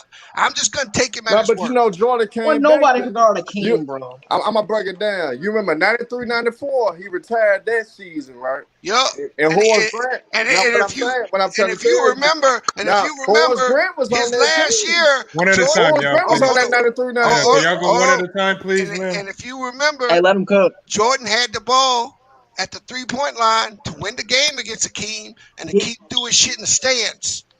Right. But B, what I'm saying. No, I'm just telling you. Akeem, No, he got nobody. beat by Nick Anderson. What I'm trying to tell you, if Jordan didn't retire initially, Horace Grant was still on that roster in '93, '94 season. The '94, '95, when Jordan came back from the 17 games, Horace Grant was in Orlando. That's all I was trying to tell you. So, No, I in understand. 93, '94, it wasn't no guarantee Houston was going to kick their ass. The Horace Grant was still there. I believe Jordan retired under two premises. The first one is the NBA forced him to, and the second one is he needed a little bit of break. That's okay. I ain't got no problem with that. So just to assume that he was gonna come back and win a fourth title in a row, I ain't gonna give him that. I mean, it's rare that teams win 4 titles in a row. Though, Right, I saw the Lakers with Shaq and Kobe not get the fourth title. Hey, Bees, but this what homeboy should have said though, like to make his case for Jordan #1, because nobody ain't did it. You know, make your case. At the end of the day, bro, when it comes with Jordan, he dominated his era in the '90s, and he three-peated twice. Right. You know Well, what I'm that's saying? the same thing. You just literally said the same thing twice. Yeah. The domination is the repeat. Hold on. What I'm No, saying is, hey, but Lamont, it's rare to three-peat. No. What I'm saying is his argument. This is how I know I don't believe in his own argument, because the first thing he said out of his mouth when I asked him, he said 6-0. But when I asked him his top five, y'all try to poo-poo that. You can't poo-poo God that. of blackness. Hold on, God of blackness. You can't take away 6. Hold on. God of, can y'all hold on? Let me finish. Go ahead. If that's your argument, if the championships, if that's your criteria for what makes these players great, how come nobody else in your top 5 was included with the greatest winners of all time? You didn't include the Bill Russells. And You I didn't told you include why. Sam Jones. I told you why. I told you why. Hold on. Why? I told you why though. Okay. I told Okay. you So why. hold on. Because Right he now. got six. He got six in the land of the big man. You just made my case. Let me ask you a question. Why? Okay, Bill Russell, greatest defensive player, greatest rebounder all time. Why did you boot him out and elevate Jordan? Hey, which one? I'm sorry. Which one? Why did you boot? Why Bill? Why did you boot Bill Russell out and elevate Jordan to the top? I didn't boot Bill. Bill's probably in my top 10 if I really. Why did you boot him out the top 5? He could be But top I'm not elevate Jordan. I told you why. I told you why. Because he did it in a time when there was Bill some big Russell's men top that 5. was back competition. Can I finish? Elijah one was the guy that era as far as big your mic, bro. Hey, fix your mic, bro. Fix your mic. But I'm gonna ask. Okay, y'all go ahead and speak. Go ahead and speak. Go ahead and speak. Your mic needs some Mario sound on it. Your mic fucking up, man. Because you say Jordan is the GOAT for right now. So if you was to explain why Jordan the GOAT, how would you explain it, Lamont? Maybe that way he can understand why you're saying. No, I told y'all. I told y'all when you look at again being the GOAT it's not about one season. You can't look at Jordan and say, oh, he averaged 37 in a season. You can't look at a small segment like 3 years and be like, oh, that team accomplishment was great. And then you take a whole team accomplishment and you give it to Jordan 2 times in a row and say, oh, he was 6-0, but yet you give no credit to the rest of the team. Because one thing we know for certain, this is why you can't use championships, is if he didn't have that team, as we saw before he got with Phil and Scotty, he wasn't winning shit. He wasn't winning. Hey, who wins by themselves, Lamont? The teams won't do shit either. Hold on, who wins by themselves, Lamont? All I'm saying, hold on, that's not what I'm talking about. What I'm saying is we cannot use team accomplishments because if you get blessed into a certain situation, you can win. If you don't get blessed into a certain situation, you can lose. Because we saw the same thing with Kobe. When Kobe had Shaq, everything was great. They was winning chips. When Shaq leaves, they look like one of the worst teams in the league. He's struggling to get into the playoffs. That's the difference. So sometimes you get lucky with a good front office and team. Other times you don't. That's why it's hard just to use winning as the primary criteria. But Lamont, you doesn't that apply to like every player? Jared, hold on, man. You might have to go down the tunnel, man. Hold on, where's Jared? Like Lord Gamer. Jared, man. Kick that nigga out. He gotta go. All right, hold on, Jared. Hit the link. Come You back played later. the damn music, Lamont, before you kicked his ass up. No, he had to go down, man. He got hit by the fireball. Hey, hold up. We know these guys are great, man. I just want to know why they boot people like Bill Russell completely out of your top 5 when prior to Jordan he was 1, 2, or 3. Now, Hearn, let me make your top 5, Lamont. Go ahead, say your top 5. Go ahead, Anton. Because that's object. Let me ask him a question. So, does competition matter while Jordan was playing all these teams? Does competition matter in the finals? But it all depends. I'm asking him. Nah, but Anton, it all depends. Who is him? You were talking about. Who is you? You nigga, the nigga that's talking. Say my name, nigga. Nigga, I don't know your name. You can read though, right? You can read, right? My phone ain't in my hand. All right, well, you ain't talking to me then. Yeah, I'm talking to you. No, you're not. Hold on. King KO says it don't show your name, bro. See, King KO says this era. I'm mad because this era lacks character and substance. I don't know what you mean by saying that. See, and the problem with you saying something like that in the chat, that sound racial as shit. You can't expound on it to really tell us what you mean because it's too much typing. So that's why King KO, I've been telling you just to hit the link so you can explain it to us. I don't know why. Is your voice ugly? Like, why do you come on? Why do you not come on? Is your voice? Herman says he don't want to talk. Let me ask you. Does competition in the finals matter to y'all? About legacy? I mean, when you comparing all the this is what I'm gonna say too, though, and because a lot of niggas get this misconstrued. When you compare all the all-time great players, you go nitpick. So everybody got to start getting their feelings when we nitpick. Cause you got to nitpick if you trying to determine who the GOAT is. Nitpick. I was talking about 6-0 nitpicking. That's not nitpicking. I'm saying his competition. Name a team. Hold up. Name a team that he beat that was a top 20 NBA team all time. Or a team that was like the Warriors. I wait. Which Warriors team you talking about? The KD? KD, 2017. I'm talking about Chicago. We talking about Jordan. What team did he beat in the finals was a top 20 team all time? An NBA team all time. I mean, it all depends what's according to you, though, Anti. Nah, nigga, you look it up, nigga. He ain't never done it. But he asking you. But I mean, Utah was considered a great team. Look They it were up. winning 60 No, they wins. they was not a top 20 team all time. Team. They wasn't the top 20 team Hold all time. on. Can I ask you? Hold on. Who said they was a great team? He said it. Was that Herm talking? Yeah, that's Herm. At the time, they was a great team. So Herm, hold on, Herm. If they was such a great team, which Anti asked you, a top team of all time, which nobody considers them a top team of all time, then why was they head coach Jerry Salone pissed at the league for bringing in all the expansion teams, which hindered them in their ability to improve their team to compete with the Bulls? If they felt like they already had an all-time great team, why would he complain to the league? You got a point there, Lamont. I ain't That's never why I said said the Bulls. But see, y'all got to put. I ain't But never hold said. Hey, Herm. Anti, you try to ask a question, But bro. hold on. No. I ain't Let me never said the Bulls played an all-time great team. But this is the thing, though. But you always go to. But if that's the case, that's your nitpick. That's your nitpick of Jordan. But Herm, you always go. My point. No. You always go in LeBron James 4-6. Now let me ask you a question. How many of them top 20 teams? LeBron James number 2 all time. But hold up. But I still would critique him. Hold up. You use his 4 and 6 against him. How many of them teams did he play in the finals? I say he was outmatched 3 times out of all those times. So you hold on, Anti. When was he outmatched? Tell me what team outmatched. Hold on, Herm is right. Herm is 100% correct. 07, he was outmatched. 18 and 15. The other 3 losses he got to carry. Yep. Hold on, I thought you were talking about Jordan. He said Jordan. No, he talking about LeBron.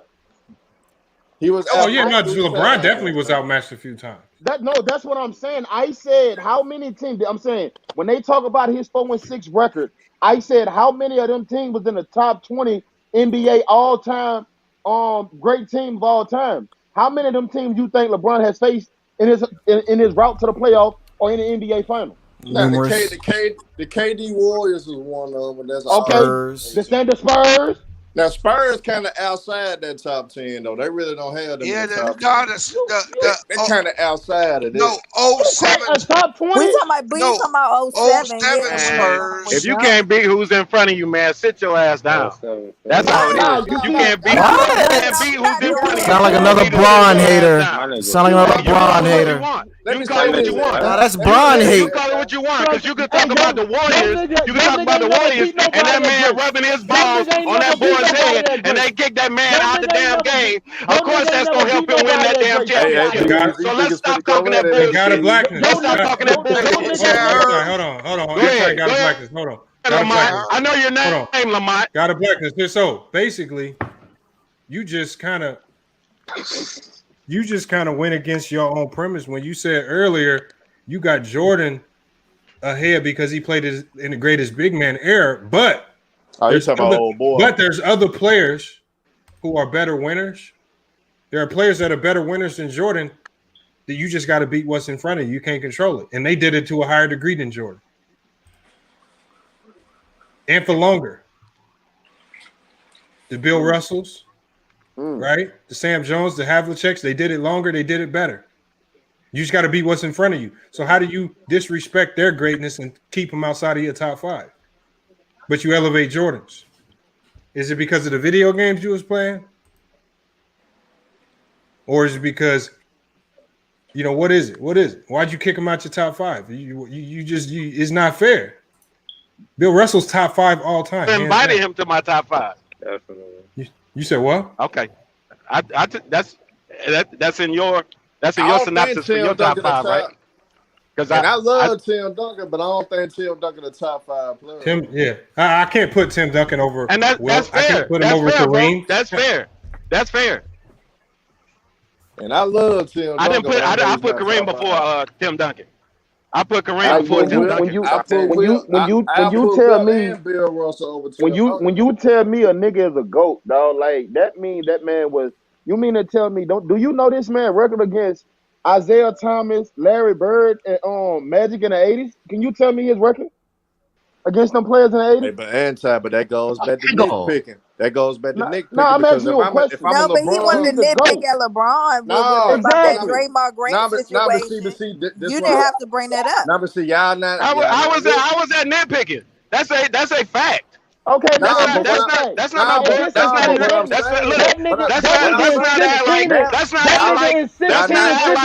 we got some arguments now, goddammit. That's not like the Warriors were at full man when they went him in that championship. You talking about when KD already joined that team? Let's not do that. They won 7 games in 2016. I can't hear y'all if they're not going one at a time. They won what? Yeah, y'all gotta go one. I said they won 7 games in 2016. Then the next year they got KD. But how is that even? They got KD. How is that even? Hold on, y'all. Hold on. The only reason I don't think you're talking to me, bro. I don't know what you're talking about. The NBA is not built to be even. Yeah, it's not for who's even. The Yankees made baseball uneven for years, and nobody talked about super teams. They ain't got no salary cap in baseball. Right. Though. It don't matter. But hold on, nobody complained about how the Yankees had more money than everybody can buy everybody to fuck up. People just say the Yankees is an all-time great team. You never hear anybody talking about, oh, they got all the money, they can buy the team, super team. You don't hear that. You don't hear people talking about Derek Jeter not as great because he has super team. You don't hear that dumb shit in baseball. You hear it in no other sports. You don't hear it in no other sports. You only hear it in basketball players, especially when you're trying to make up a narrative to hate a certain player. And we know what that narrative is, y'all. Come on, y'all. Like I said, bro, if y'all want to nitpick LeBron, but we can't nitpick that. That's crazy, man. That's the statement that I made before we even got it. And I think all we going to do is nitpick. You said your statement. But y'all not even nitpicking. You're nitpicking. You're not even nitpicking real basketball stuff. You're nitpicking team accomplishments. Oh, you talking about who? Yeah. That's why I think the finals. I think the finals record and the finals argument is the worst argument you can make for Michael Jordan. Yeah, the worst argument you can make. You said this before, Lamont. I'm gonna add a different caveat to it. When you break down statistically all 6 finals, Jordan only led his team in scoring. That's it. Pippen led in everything else. So I mean, when you start talking about his domination, you're really talking about his scoring. That's what you're talking about. So when you say 6-0, you're not representing Michael Jordan that way. Yeah. You'll be much better talking about his 10 scoring titles, talking about his defensive player of the year, his MVPs, and other shit, as opposed to going to this 6-0 because. Does anybody on this panel believe Floyd Mayweather is better than Muhammad Ali? No, Lamar, you gotta chill with the sound effects. Floyd is 50-0. Oh my God! Come on, that's my point. That record is kind. I wouldn't use that. That's all I'm gonna say. I'm glad you wouldn't use it. I'm using it, and I made my case for why I use it. So that's what I'm saying. Shit water, hey, well, you being loud ain't gonna make you right tonight, my nigga. So all I'm saying is you can bring the Warriors in it. You can bring the unmanned Warriors into this shit all you want to. That still was a fugazi goddamn championship. Hold on, but God of Blackness, do you believe if I told you that somebody lied to you and told you that the 90s was the greatest big man era, would you believe me? No. I think somebody lied to you, bro. That's not the greatest big man ever. Nigga sound like a JDR. That's all he is. Somebody lied to you because none of the big men in that era could beat a small ball lineup with the Chicago Bulls. None of the big men could stop a 6'6" shooting guard, right? So how is it the greatest era of big men when none of the big men could really win shit until Jordan retired? Patrick Ewing, technically a 6. If I'm thinking big man era, I'm thinking the big men like Bill Russell and them are eating up all the chips just dominating. You calling the 90s a big man era? Will Chamberlain, but you talking about the 90s being a big man when era. There was only 2 big men? But you're still talking about the 90s being a big man. Hold on, that's a lie. Hold on, did you know that era that they played in was actually a taller era than the 90s? They were taller. It was only 2. No, it wasn't only 2. Now you had Nate Bill Russell and Will Chamberlain. Come on, bro. So you saying that's those the are only two? two? So McAdoo. Excuse me. Hold on. You That's saying the those only, are only? So Elgin okay. Baylor. You saying there were no other great bigs? I'm saying the two that we talk about the most: Will Chamberlain, Bill Bill Russell had a Now, teammate hold that on. came Can in I as let a me rookie. finish? Let me finish, bro. Nah, when we because you're talk lying, about, my guy. I can't let you finish a lie. Because hold on, who was Bill Russell's teammate that came in with that he came in and joined up with? He just passed away this year. He was a big man, right? The big tall white guy. He was an all-star. He's a Hall of Famer. Played for the Celtics. He don't just know his passed. name. All right, go ahead. I know his name. Do you All know right, his you name? said big tall white guy. No. I only said big tall white guy, so I don't expose his name to you, and you act like you know him. Oh, okay, all right, cool. Now, what I was saying about the '90s, I'm talking about Elijah Wan. I'm talking about damn near everybody that came from the fucking Hoyas. No, name them. Everybody that came from the Hoyas. Your boy with the wagging the fucking finger. Damn. Goddamn.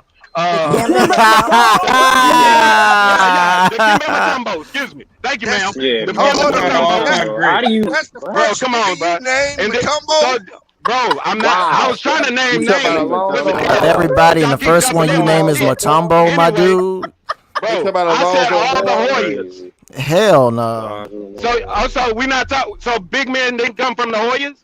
John Thompson didn't produce a whole line of fucking one of the fleet best of big fucking men, big men. David Robinson. No, hold on. He didn't produce enough to fill the entire league. I didn't even get to that. I didn't get to that. I'm talking about the people that came from the Hoyas. There's at least 5 big men we all can name that came from the Hoyas. Let me help him out. Say David Robinson. Say Elijah Wan. Say Shaq. Bro, you ain't got to help me out, bro, because I'm on something else. I'm on something. I ain't even got there yet. I haven't got there yet. Bullshit, bro. I haven't got there yet. It's gonna be a lit stream tonight. Bro, it was more of a power forward league than a center league back then. It was more power forward. I said era the big man. I didn't say center. That's a big This man. damn intro again.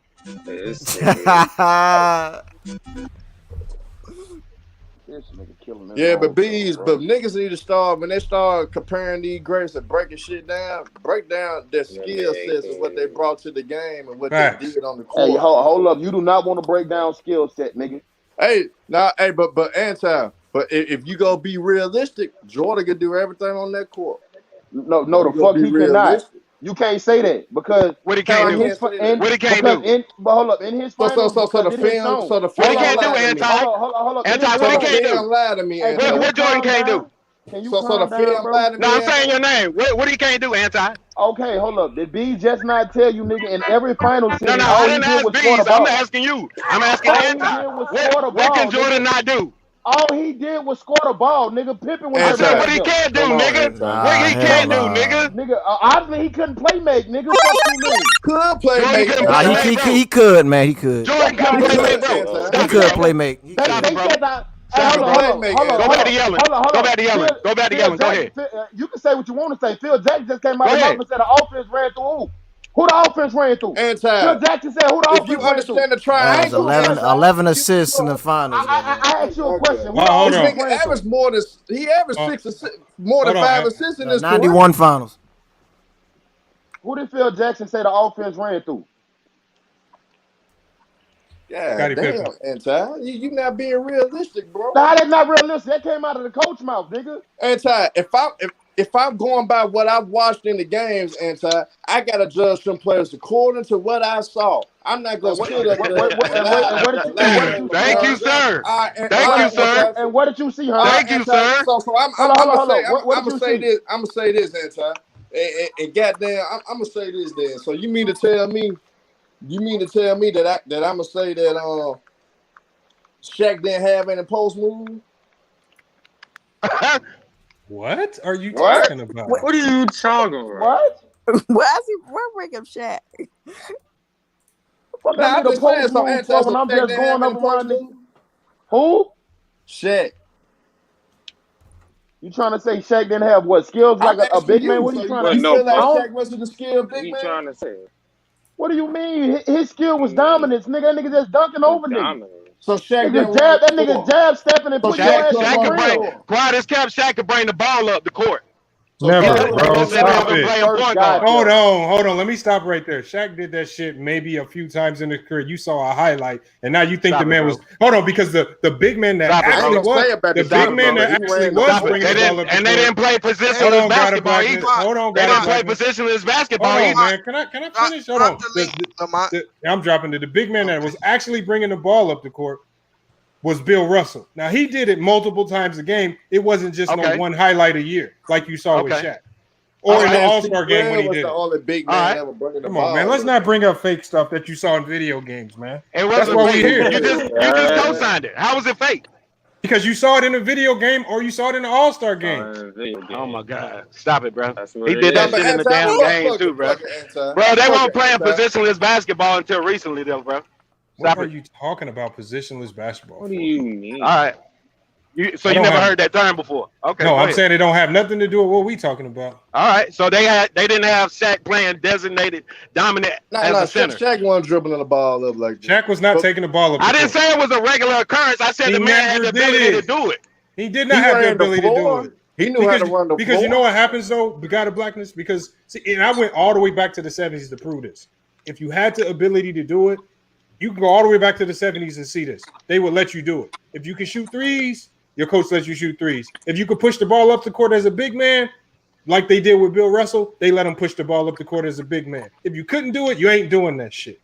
So if you was a great playmaker, they was gonna let you play make. See, the thing is, they don't let you do stuff in this league. Lamont. That's why they don't let you do stuff in this league. A coach is not gonna ask you to do something that he knows he can't entrust you with in the game. What coach? Tell me one coach in NBA history that's gonna say, Shaq, I trust you.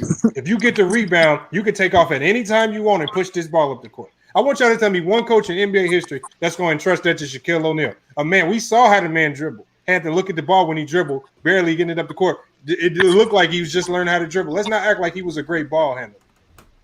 Come on, man. Quit faking stuff, man. Take that fake logic out of here, man. That's video game stuff.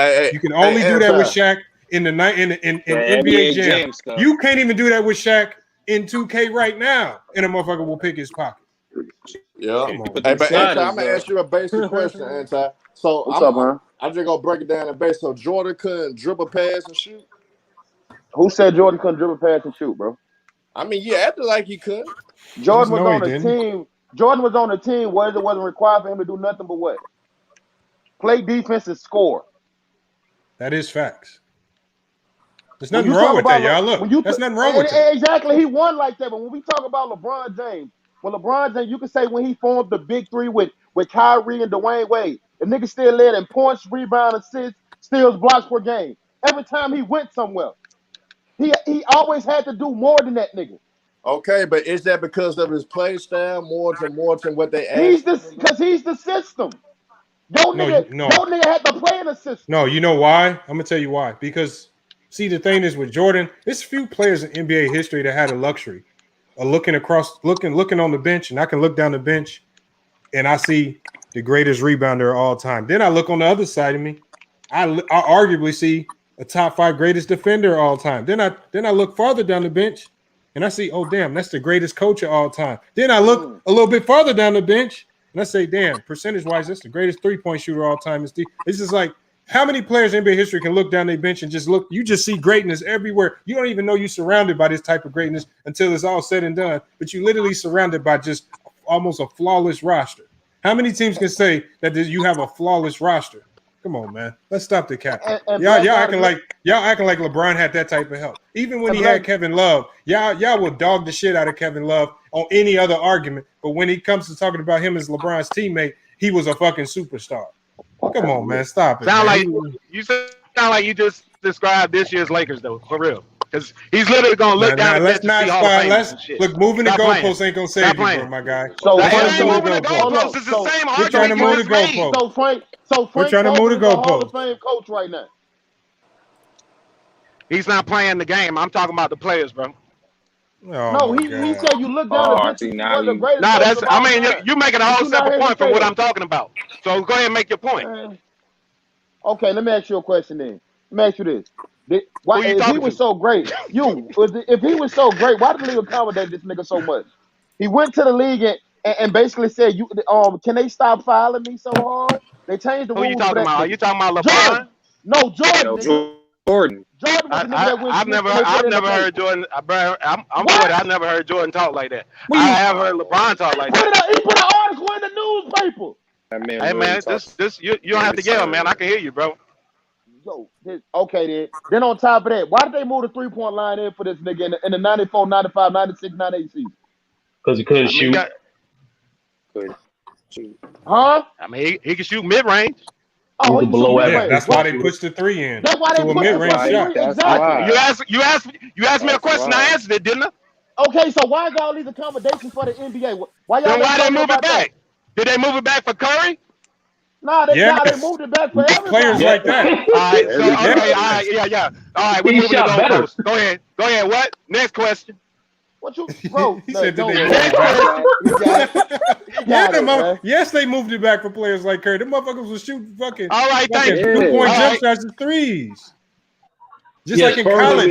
It's just like in college. 3-point shooters are getting so much better. Anything else you want to yell at me about, Anti? No, sir. You got it, bro. All right, thank you, brother. God bless you. You yelling just like Anti, man. Anti is the whole stream.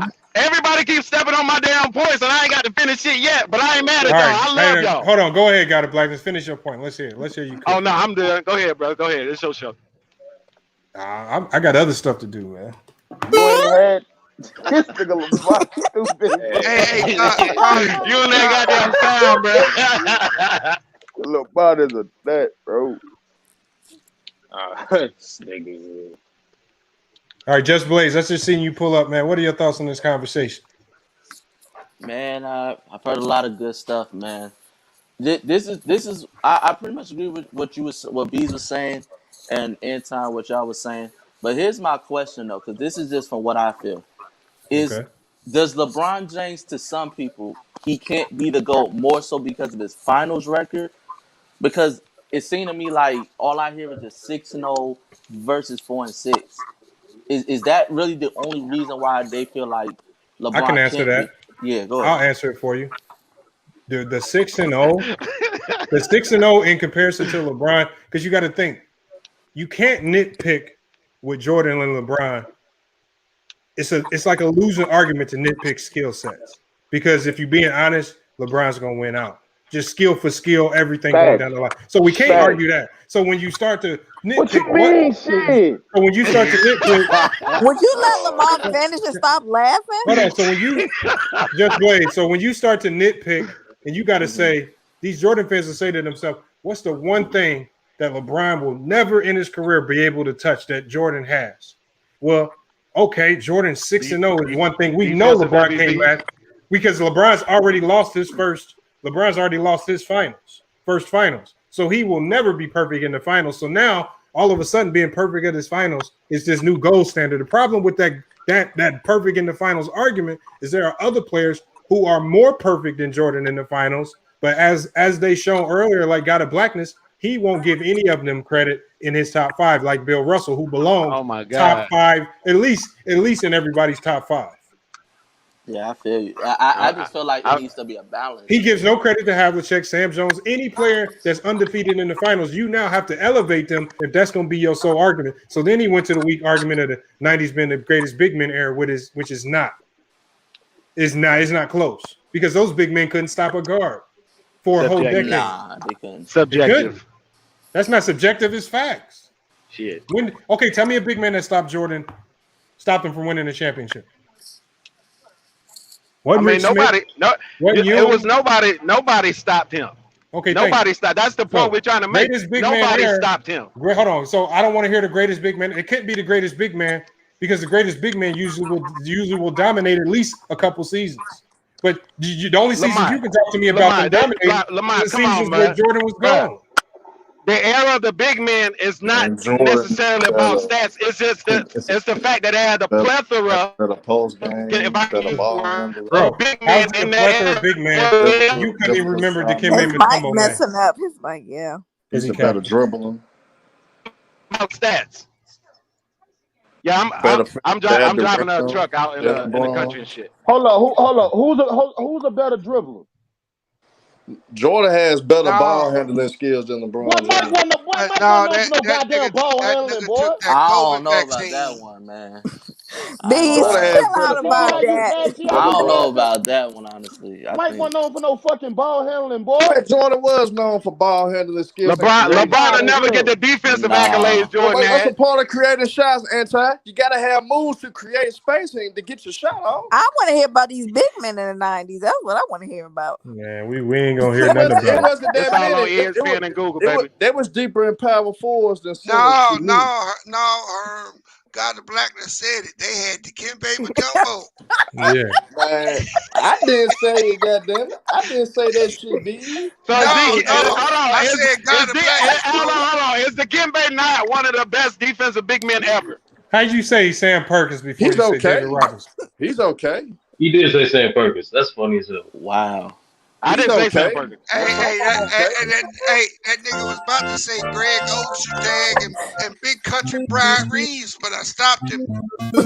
No, I wasn't. He No, I was wasn't. Plus, he didn't play in the was saying 90s, Jimmy motherfucker. Smith from the Basel Stacks.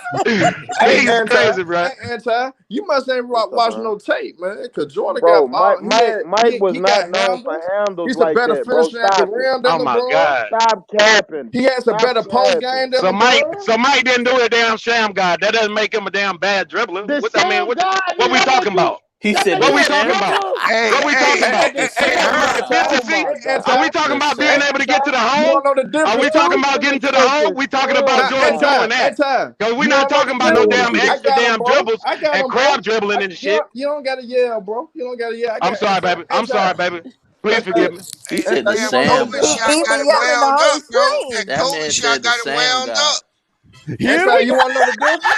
You want to Man know the said the difference, Sam Anti? God. Jordan didn't need picks. LeBron needed picks, nigga. Jordan didn't need none. Hold up, you think Eh, LeBron need picks to get to the Oh, rim? preacher. hold on. That's not true, Herb. That's Jordan not didn't true, Hey, need Herm. Herm, picks. stop saying That shit, bro. that's You cap, just Herm. saying shit now, dog. Yeah, That's he's just cap, making Herm. shit up now, Well, You man. just no, making shit up as you That's go along, fam. I mean, technically, Herm, right? But the rules was different. Thank you. So Oh my the God. rules was different. No, Hey, it's Lamar, not, you bro. gotta Because stop, bro. the What only you? reason why I say that is because Kobe Did you had a harder time getting to the rim than Mike because of the zone. did you move? That's just a fact of basketball. You can't ignore that. Yeah. All What's right, let's this not myth bring that Kobe into Jordan? this, man. Hold on. What's this myth that Jordan's a better finisher at the rim than LeBron? That's a myth like a motherfucker. LeBron is That Better was a better. myth, finisher than Lamar. who? That was a Better myth. finisher than who? You said, did you say that Jordan was a better finisher than LeBron? That what you At the said? rim, Who yes he who is. said that? Herm I said said that. it. Hey, Herm, stop. Oh, nothing, bro. You got it, dog. This nigga, nothing. Wait, Nothing, man. wait. I ain't Why? even finna argue with I'm you. How is gonna he? ask Bees because he's older than me. So Bees Okay. make it be honest about it because y'all niggas don't like to be honest. So I'm gonna ask Bees. Bees, what you Okay. think about what I said? I actually think LeBron is the greatest driver of the basketball. That's one thing Skip Bayless don't get wrong. As far as acrobatics and moves, Mike got him in that Right. arena. But just as That far as getting to the rim and finishing, LeBron up there with them centers on finishing in the paint. Facts. can I throw The Kyrie in there? numbers say it. No, the numbers say it, bro. Kyrie. But if you're looking for aesthetics, if you look at from an aesthetic point of view, then you can say Mike a better finisher, but statistically he's not.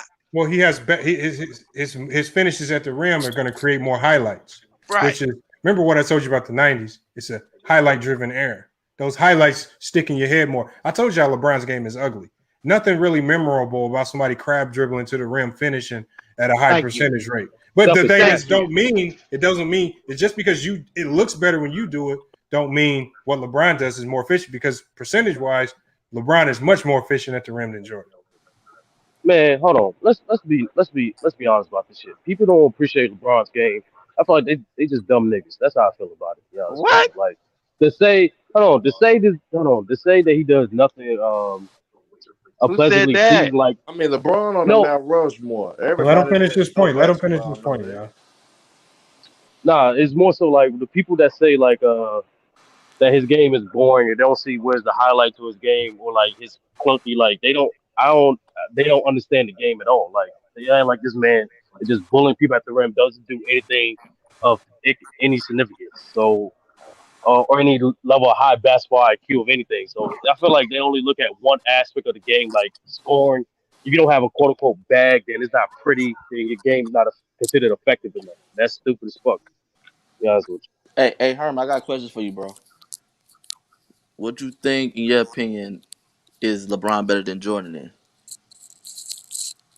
Hey, before you answer that, I want to say I thank y'all for having me on tonight. FYF, Beezy, everybody. I'm sorry I don't remember everybody's name. Anti, I still love you. Don't All yell at right, me brother. like that. Y'all be blessed. I'm going to keep doing this. Huh? What did he say? That nigga went down the drain as he went out. that nigga went down the pipe, Lamont, while he went out. You should Yo, have played that. that's a I heard fact. it. Y'all hear it? Yeah, I heard it. you had the sound effect ready. I heard it. Nah, that he lost credibility for leaving Kareem out of his top 5. That made no sense to me. No, he said it was top 4 or something like that. I thought that Nah, was he said disrespectful. his Nah, top he 5 had was. Kareem and Yeah, he had Duncan. Kareem. Then he had Tim Duncan at 5, but I thought Kareem should have been. He had Kareem like at 4 or I something. think Tim He Duncan's said too. I Kareem think 4. Tim Duncan's too high though. What up, dude? Y'all cut Murray. Yeah, we cut him. Why this late? What the hell's?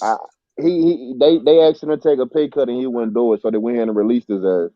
They got that released who? Anti? Latavius Murray. They got that second player, Thomas Jones, dude. Because of Thomas money? Henry Jones. Yeah, they asked him to take a pay cut, and he said no, so they let his ass go. Are you mad about it, or you just? Nah. No, he gonna go sign with the Rams and punish their ass. Tell him bring I that hope shit. he do, Beast. Tell him bring that shit. He gonna punish their ass. Tell him bring that shit. Nobody worrying about no damn Latavius Murray, nigga.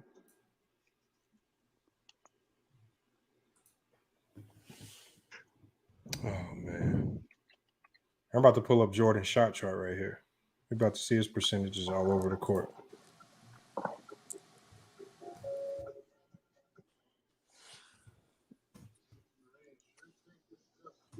Oh man. Right here it is. Yo, B. What up, homie? You know I'm about to leave, right? Yeah. So I get a call on my phone today. I don't recognize the number. The dude, you know the dude that sprinkled the salt on the shit that on Instagram, the Salt Bay dude? Yeah. They opened up a restaurant down here. You remember I had told you that I was gonna go over there and get an interview, but I never did go. So I don't know how they heard about me, but I walk in there today, a dude that I used to work at Perry Steakhouse with, that nigga preferred that nigga to me, so they gave him my number.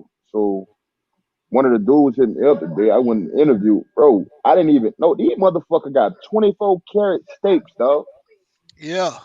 Damn, 24 karat? They dipped they steak in 24, like real 24 karat. Wow. Gold. And put it on the motherfucking broil. What the fuck wrong with niggas, man? And I'm talking about what are they like? They got a tomahawk in that bitch going for like $2,400. How did it go? Not the cap. It went good. Hey, who capping? Who capping, Lamont? I didn't say nobody was capping. Was that the sound effect, Lamont? No, he got sound box. That sounds like Fresh and Fit. They can say we want out, but it went good. They said but I told them I'm about to leave, so I ain't even want it. Oh, it was in Dallas? Yes, in Dallas. Oh, so you're not gonna stay? Okay. Nah. I told him I'm about to leave in like a week or two, so I was like, ain't no need for me to even come in and interview for it. All right, hold on. We got this shot chart right here. We're gonna evaluate what's real from what's fake. We got all of Jordan's percentages right here. 46% at the rim, 50% right at the rim, 54%. 3-point line, we know it's trash. From the corner, 35%. From this area in the 3-point line, 30%. From the top of the key, 32%. That's actually the easiest three. That tells you right there you're not dealing with an elite level 3-point shooter. 30% from right here, and then you got 45% from this corner. That was probably his best route from the three. These were his hot zones right here. This is where he lived. So obviously you can see he shot 40%, 46%. Stayed in the 40s here in the mid-range. But this is where he kind of lived throughout his career, either right at the rim or right in the mid-range. So this tells you a player's weaknesses offensively. Poor shooter. All right, poor shooter.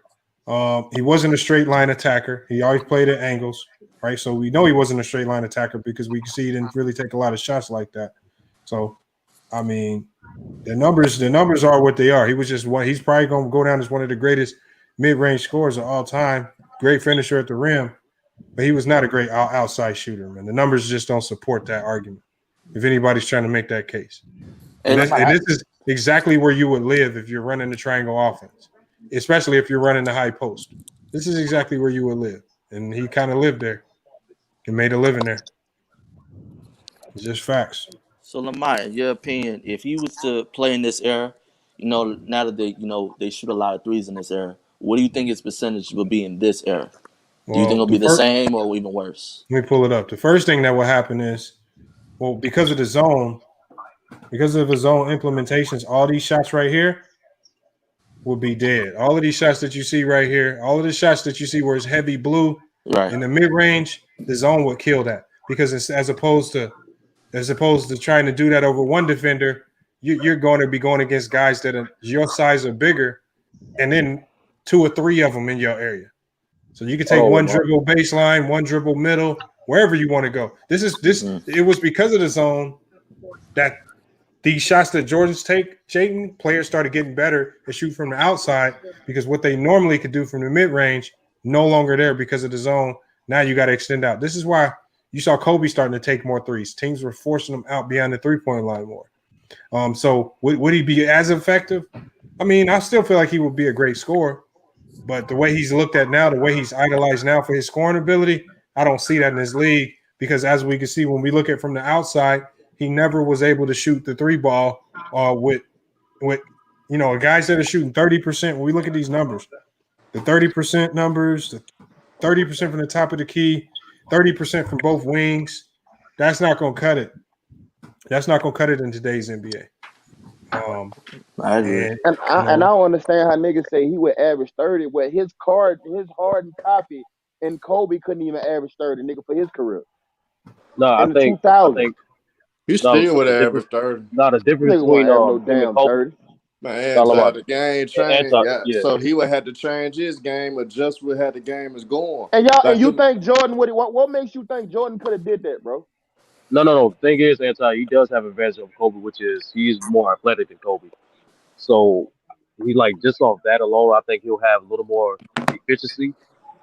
But he's not a better shooter than Kobe. So that's why I think his struggles will be at. But I think underrated, I think Mike will be a better passer, to be honest with you. Underrated passer. See, we got to put everything into perspective. We don't know what adjustments those players in that era could have made. This tells you right here. This chart right here tells you for a fact that Big Sal was right. I mean, we look at where LeBron lives. I mean, you see that heavy dose of blue, that heavy, and so this tells you right here. This tells you how impressive zones are. All right, this tells you how much zones will force you out, because we either see heavy middle. We see heavy right at the rim, or what else do we see that's heavy? We see him heavy right out here. All right, ready, because he's had to improve because teams are forcing him out of these zones right here. Yeah, because that's what the zone gonna do to you. So that's why I say we just looked at a chart. We saw where Jordan lived his whole career. He's not going to be able to live there in today's NBA because of the zone and because of the length and way teams defend with the matchup zones. Just impossible.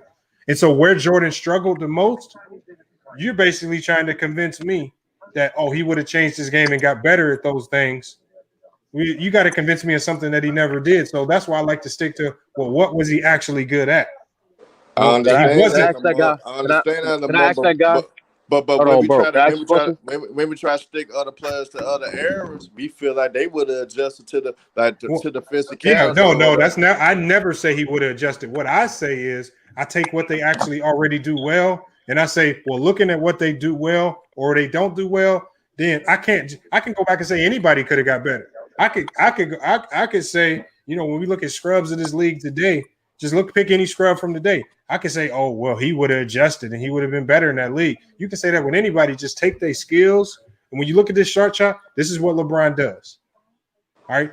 Now, we look at what LeBron does. Now, how does this translate to the 90s? Well, this would translate great to the 90s because he can live in the paint and he can make the three and not just make the three at an efficient clip.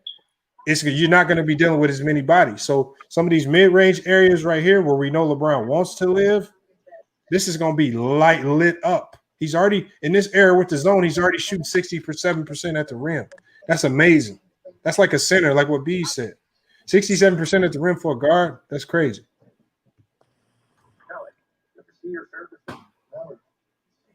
I just don't understand. I don't understand. I can't make up skills and give it to you and say you could get better at something. What skill you think? What skill you think that he would improve in this era? The guy who thinks he's on vouch for Jordan.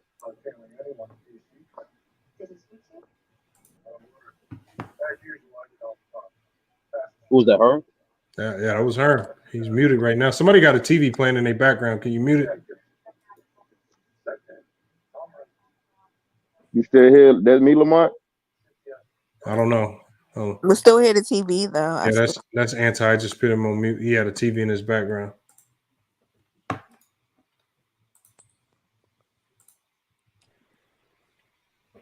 He says, best analogy I've heard about Jordan and LeBron. I mean, it's just the honest truth. Like, and this is not me making stuff up. I just showed you guys both of their shot charts for their career, where they lived. Jordan lived in the mid-range. Would it work in this era? Probably not. I can't just say, just because I like Jordan, I can't just go say, oh, he's going to get a three-point shot. No, if you have it, you have it. If you don't, you don't. I mean, if Dennis Rodman played in this era, could I just say he would have a three-point shot? No. Could I just say he would be a scorer? No, because he never showed me that he could be that type of scorer. Any semblance of a scorer throughout his career. He's just a great defender, great rebounder. That's all I can judge him on. Yo, people pretend like the three-point line just showed up when Jordan just played. It was in the league 4 years before he got drafted. And he was playing for 15 years. And it was a shorter three-point line. So now y'all trying to get me to believe that not only would Jordan become an elite three-point shooter, but they will be able to extend the three-point line much farther out, and he's going to be a great three-point shooter from that range. When we saw him only have a good season from the three-point line when they pushed it in to where the women's three-point line is. WNBA. And that's why I was saying, like, when people be saying, "Oh yeah, he would easily adjust and shoot threes better," I'm like, I don't know about that. I think that's a stretch. Yeah, that's a stretch because it's farther out now. I'm not going for that. This is why you got guys taking. People say there's no D in this league, but you got guys taking threes from 4 feet behind the three-point line. Why do you do that? Because you probably ain't trying to go in and see that defense all the time, just driving and getting banged up. People say this league is soft. They can't explain the defense. They say there's no physicality, but there's a lot of physicality. And they complain about the players that are physical. How many KD fans were crying about PJ Tucker? I was just about to bring that up. Was he doing that? Being physical? He was. But Hold on. That's what I'm saying. But nobody was giving PJ Tucker props saying great defensive performance. They was running around finding ways to complain, saying he just hacking and he fouling. That's all they were saying. He never was really getting props for great defense. And KD still was dropping 30s and 40s. That's my thing. It's easy for niggas to say some shit easy when you ain't out there playing, dog. You know what I'm saying? You can easily, like I tell Bees think the NFL just watered down now. Talking about they not hitting like they used to. I said, all right, take your ass out there. Niggas still getting their damn head knocked off. Skirt ball, nigga, skirt ball. Yeah, all right, take your ass out there. Nah, but Anton, you gotta admit the rules deter players from hitting hard, though. Yeah, that damn college game, though, they hit that college game. Ain't nobody want about no damn college. But that skirt ball we gonna watch on Sunday. But you watching college ball, but you don't want to watch the NFL. Get the fuck out of here. WNBA 3-point line is not 19 feet. It's 20. It's 23 and a half. It's 20. No, the WNBA 3-point line 22. is 22 29. No, it's 22 and a half. Unless they pushed it out again. The last time I checked, the WNBA was 20. It's 22 and a half. 22, yeah. And the NBA is, I think, 23.75. Yeah, 23. Yeah, the NBA is 23-9. He says disagree. LeBron doesn't have an ugly game. I don't know what J. Mark. LeBron's game is ugly, man. You don't like I said. Don't let me tell you. The playgrounds will tell you if his game is ugly. I go to one playground, and I want you to, even though LeBron's crab dribble gets him a lot of buckets, how many kids is at the YMCA duplicating the crab dribble? Shit, nobody. Everybody's shooting threes. Come on, man. Bastard, bro. Ain't nobody duplicating ugly moves. You hear Bishop Sycamore head coach what he said? And what he say? He said we are not a school, but a postgraduate football academy. Okay, is that Alabama? No, that's that nigga with the fake school that got beat for the high school. Yo, he said what? He said they ain't a school, they a postgraduate football academy. Oh, that was his excuse for that bullshit? Yeah. Fuck out of here, stupid. Hold on, what happened? I saw an article about that. What happened? So that nigga finessed ESPN and portrayed himself as a private school, and he got a game on ESPN with IMG out of Florida. Mm-hmm. And this nigga had a bunch of JUCOs and shit, college dudes, some bunch of grown men, and them kids beat them 56-0. Hold on, isn't IMG a post-grad? No, that's a private school, bro. IMG is a post-grad, I thought. That's not a post-grad. You sure? Lamont, this nigga had college niggas on the field. Yeah, JUCO nigga. Against high school dudes. Hey, so they had to come out and apologize because dude created a website. He created everything. Team logo, had bought uniforms for that nigga need his ass whooped. For a school that didn't even exist. Got on ESPN first game of the year.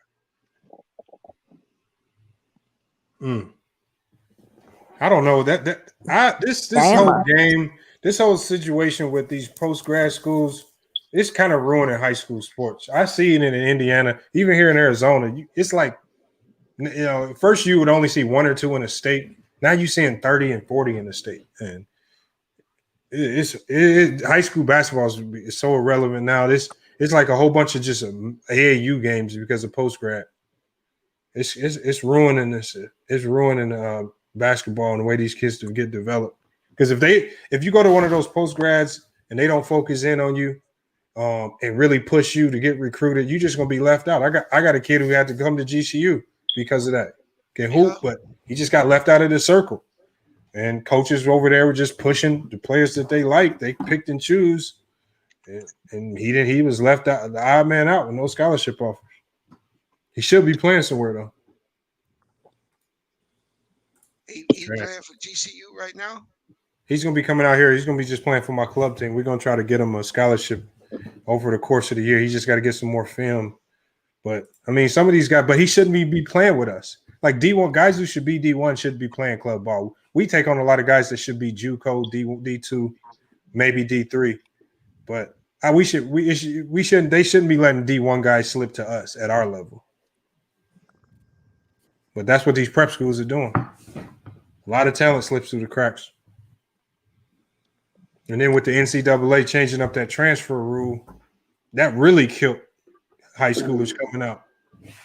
Now you got super seniors coming back for a 5th, 6th, and 7th year because the NCAA gave them extra year eligibility. 5th, 6th, and 7th. Well, some guys, because you got some guys that are either blue shirt, injury red shirts. So you got some guys who super seniors coming back for an extra year just because the NCAA, because of COVID, gave everybody an extra year eligibility. So that kills recruiting. That kills high school basketball to a certain degree. So yeah, the transfer market was going crazy. Something else, man. So man, anti-Rand got a blackness out. Anti-Rand Jared out. He was loud though, Lamont, the whole damn stream. Hey, God. Just ran everybody up out. Now we ain't got no '90s fans to talk to, man. Man, I ain't do nothing here. This nigga, you ran niggas out with them sound effects. That's what happened, nigga. I can't help the sound effects. Yes, you can. How? On your damn keyboard with that bullshit. I don't know why you think I'm doing it. Uh-huh. Oh, man. Extreme, how come you ain't come in the chat? Is Brooke dressed up like Princess? Leave her alone. Look at Anti, man. Anti, you would do something like that.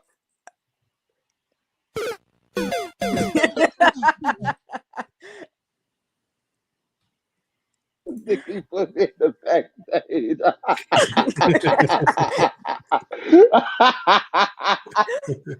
Oh man, this thing crazy, dog. 98 Bulls, Jazz, highest rated game there. Yeah, wasn't nothing else on TV to watch. See, that's another thing that affects the ratings in basketball today. It's so much more stuff to watch on TV nowadays. Yeah, because you could stream. I mean, Lamar, you don't have to look at TV. Look at the game. Like you can stream everything, nigga. Like Yeah, I've been watching I got home today, nigga. I started watching The Wire. I was so damn bored. What are you watching on Hulu? Nah, I'm watching on I got a little app that I pull up on my PlayStation. Oh, and okay. I just type in a show or something. It pops up all the episodes in the season. Yeah, because you could just stream you could stream any game. You don't have to sit and watch it on TV. Have y'all been following the progression of these next up and coming Marvel movies? Yeah, we were talking about Shang-Chi for Monday night over there on U3. Yeah, I'm gonna go see that tomorrow. I'm probably gonna see it tomorrow or something and then when I was looking at the Eternals, they dropped a new trailer and how they gonna connect everything. I saw they did a new trailer that explains how the X-Men and all of them came into existence. So I said that's gonna be pretty neat how they bring them in. That's gonna be pretty crazy. Talk about when they did the second snap, it produced so much energy that just sprinkled onto the world, the earth. So hold up, they're trying to say Thanos created new? No, not Thanos. So they said the second snap, Iron Man snap. So the Iron Man snap, they said Lamont, that wasn't the second snap though. It was. Now the second snap was didn't Thanos do it twice? What? Yeah, he did it once. Yeah, he did it once where he snapped everything away. Then he snapped it again to get rid of the stone. No. I'm talking about the snap that he did that Iron Man did to bring everybody back. Oh, okay. They're saying the snap that Iron Man did to bring everybody back, it created some type of energy that starts sprinkling down on the earth, and it caused a whole bunch of humans to get the X gene. Which that's how the X-Men were created. And then but it also made Galactus sense Earth more. So that motherfucker on his way to Earth. So you think the villain gonna be Galactus? Well, ultimately it's gonna be. I don't think they're gonna show him just yet. It's kind of like how they worked their way up to Thanos in this one. You didn't see Thanos. You saw little snippets that led you to believe it was gonna be Thanos, but by the time it got to the final movie, we know who it was. So they were teasing Thanos the whole time. You seen Thanos in that's what I'm saying. They're gonna tease Galactus a lot in the Fantastic Four and all them Silver Surfer, because they already came out and said it's gonna be a Silver Surfer movie. Because I'm about to say Silver Surfer, we seen Galactus, right? Yeah, in the Fantastic Four, yeah. But they messed it up, so they're gonna scrap all that. They did it trash. Okay, they're gonna scrap all. Okay. Yeah, they got to bring the X-Men and Silver Surfer and all in. They got to try to how to mix them into the world. As long as if you don't bring back Hugh Jackman as Wolverine, I don't want to see it, dog. They not? You don't think they are? They have to. They have no choice. I haven't heard anything about them not. I know Scarlett Johansson's suing Disney. She might not be back. Man. No, she's not back. She done. Her contract over with Disney. Yeah, they screwed her over. Black Widow didn't do good at the box office anyway. No, but they screwed her. No, but it didn't do good at the box office because Disney put it in her contract that they wouldn't put it on Disney Plus and allow people to buy it from home. And they put it on HBO Max. Yep. Yeah, they put it on HBO Max, and that messed up because she had a whole bunch of bonuses. Like if it hit a certain number in the box office, she can get certain money. She ain't hit none of her bonuses because they put it on HBO Max. Yep, she ain't hit none of that shit. Yeah, so she trying to sue him. She's gonna get her money back. She said, but her run over with the Marvel Universe though. Her contract was done. They killed her ass anyway. She was getting kind of boring though, man. Shang-Chi is good. Her and Hawkeye boring as hell. Yeah, that's what I'm saying. Why you make a whole movie about a motherfucker where she's got to shoot guns the whole time? I wish you would, but I wish they would make a movie about Hawkeye. Boy, I'm on a bumper, nigga. I wish they would make a movie about Yeah, Hawkeye. that shit was trash. Man. I mean, I just don't like. I mean, that's why I don't want to see another Punisher movie because Punisher was just similar to Black Widow. They fucked Punisher up though, dog. Think yeah, so? They did Punisher. I ain't gonna lie. I like the Punisher series on Netflix more than I like the movie. Like he was raw on Netflix. Like on Daredevil and all that. That nigga was raw. Yeah, but he just shot guns though. But that shit, he was whooping ass. Yeah, Great Ranger. That Eternals movie about to be crazy. I don't know, dog. They got Angelina Jolie in that movie, dog. I don't know. They got that big motherfucker called the Judge. That big motherfucker about to come through. She one of the Eternals. Oh, okay. See, but you got Eternals and then you got Celestials. So the Celestials created the Eternals. So this about to get crazy. You mean to tell me they sit back and watch Thanos do all this shit? Yeah. Did you see the trailer? They said because one of the Eternals he was just sitting off in the country. He didn't know what the hell was going on in the world. He didn't know nothing about Thanos. And they went back to him to explain the story. And he was like, how come y'all didn't stop Thanos? And they was like, well, yeah, the Celestials told us we can't interfere unless it's like a certain type of villain. And Thanos wasn't that type of villain. So yeah. I don't know. This phase 4 shit with Marvel, man.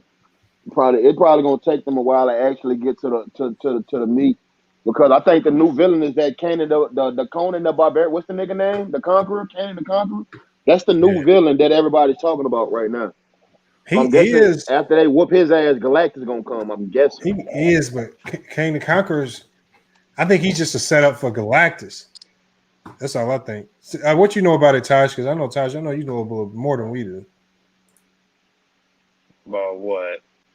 About the Marvel series. Hold on. Thanos snapping Infinity Wars to kill half the universe.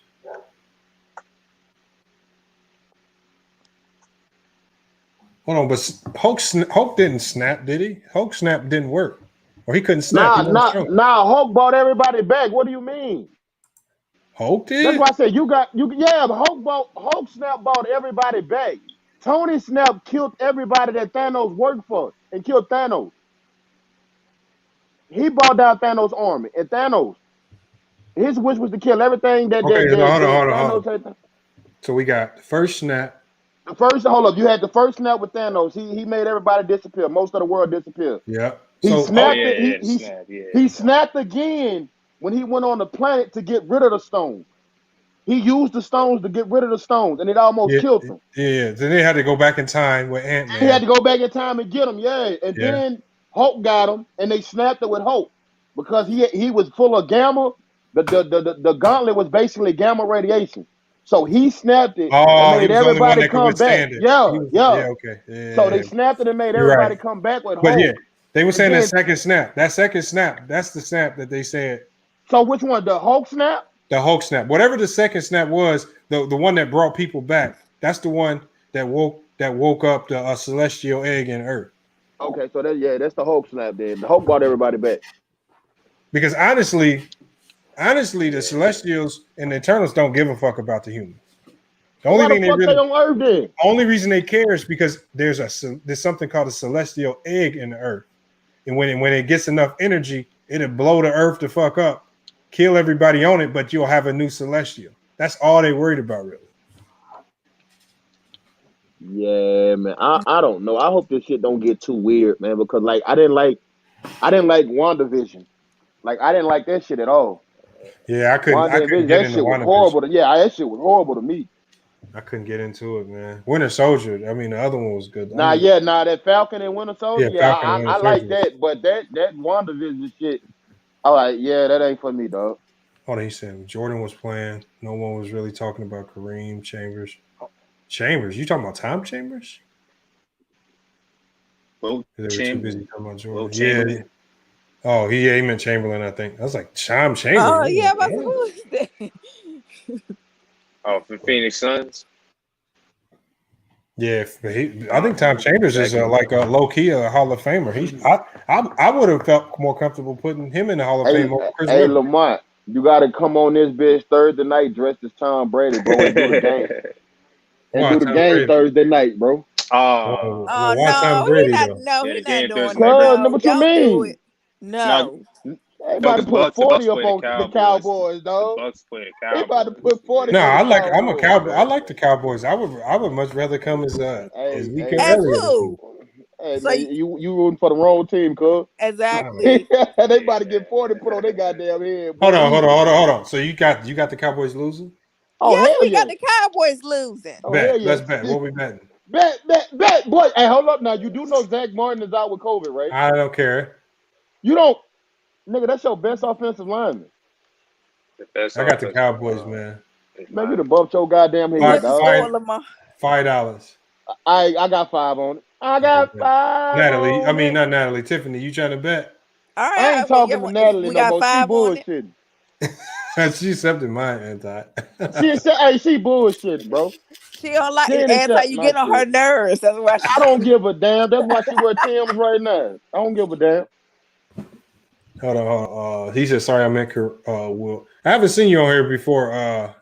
I'm assuming that's Nathan. Nathan, hit the link, man. I ain't never seen you on here. Nathan. Hey, Lamar, that was the biggest thing I seen when you Hey, first hey, started yo, out. but You had that, like hey, yo, 1.3K that views, nigga. Yeah, that's because I shared the link with my website and Reddit blog. Oh, okay. They'll pull up over I here. can't believe we betting on this game on Thursday. Hold on, what we betting Lamar, at? you about to lose. Tiffany, You about to $5? lose. You losing $5 easily, bro. for the Cowboys gonna Yeah, get Send me my Lamar, you gonna $5 to pay my all cash that. app. by that front seven. How am I Send me my losing? 5 through my cash app, bro. Hey, this is the good thing about the Wait a minute, NFL. I didn't know you had a cash app. Yeah, I Yeah. did. I created one. Oh, you did? Oh, Yeah, now I you created created one. Yeah, I created one.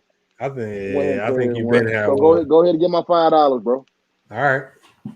Get my anti-social 504. That's my cash app. You said Malcolm 504? Hey, stop playing with me, dog. Stop playing with me, Lamar. Lamar, stop playing with me, dog. Why you? Okay. I got you. Hey, when but I pull up anything that can happen. basketball community, tell you get in that ring, nigga. Don't run. She said keep it private. Yeah, I'm gonna make sure people like anti don't get it. I mean, I ain't worrying about her anyway. Fuck you, man. Oh, I think she's talking about me. You know how I be putting people pics on the screen. You ain't that important, Adam. No, I think she was just talking to me because See how you just going there. She was talking yeah, she was talking about me because I be putting people's social media on the screen sometimes. That's why you don't know my Facebook page, nigga. Hell no. But we know what you look like, anti. Yeah, that's a good point. Why should she accept that when you ain't got no pics or nothing on your page? So how you know I ain't got no pics and nothing on my page? You ain't never been on my page? She just said it. I don't though. Ain't nothing on my page, dog. So I ain't really an why Insta. you got one then? You ain't got to put one picture on there. I ain't tell you the That's truth. like some stalker stuff. You starting to look. Tiffany, I don't even know how my Instagram account even got created. I didn't create that shit. You didn't create? Come on. No, I don't even know where it came from. That's cap locks. I swear to God, Lamont, I logged into that bitch one day, and that bitch just said, "You have new friends." I'm like, "Who the fuck created this?" And you ain't got one picture on And it. I ain't got no pictures of none on the Instagram. Tosh be consistent with his Instagram. I think I got it's a picture of a Bible on that bitch or something like that. That you got a Bible on that, something really That's why wrong. I didn't create it. I think my little sister created that damn account. He said Lamont should dress up as Dracula. He already got the Widow's Peak hairline. Oh, good one.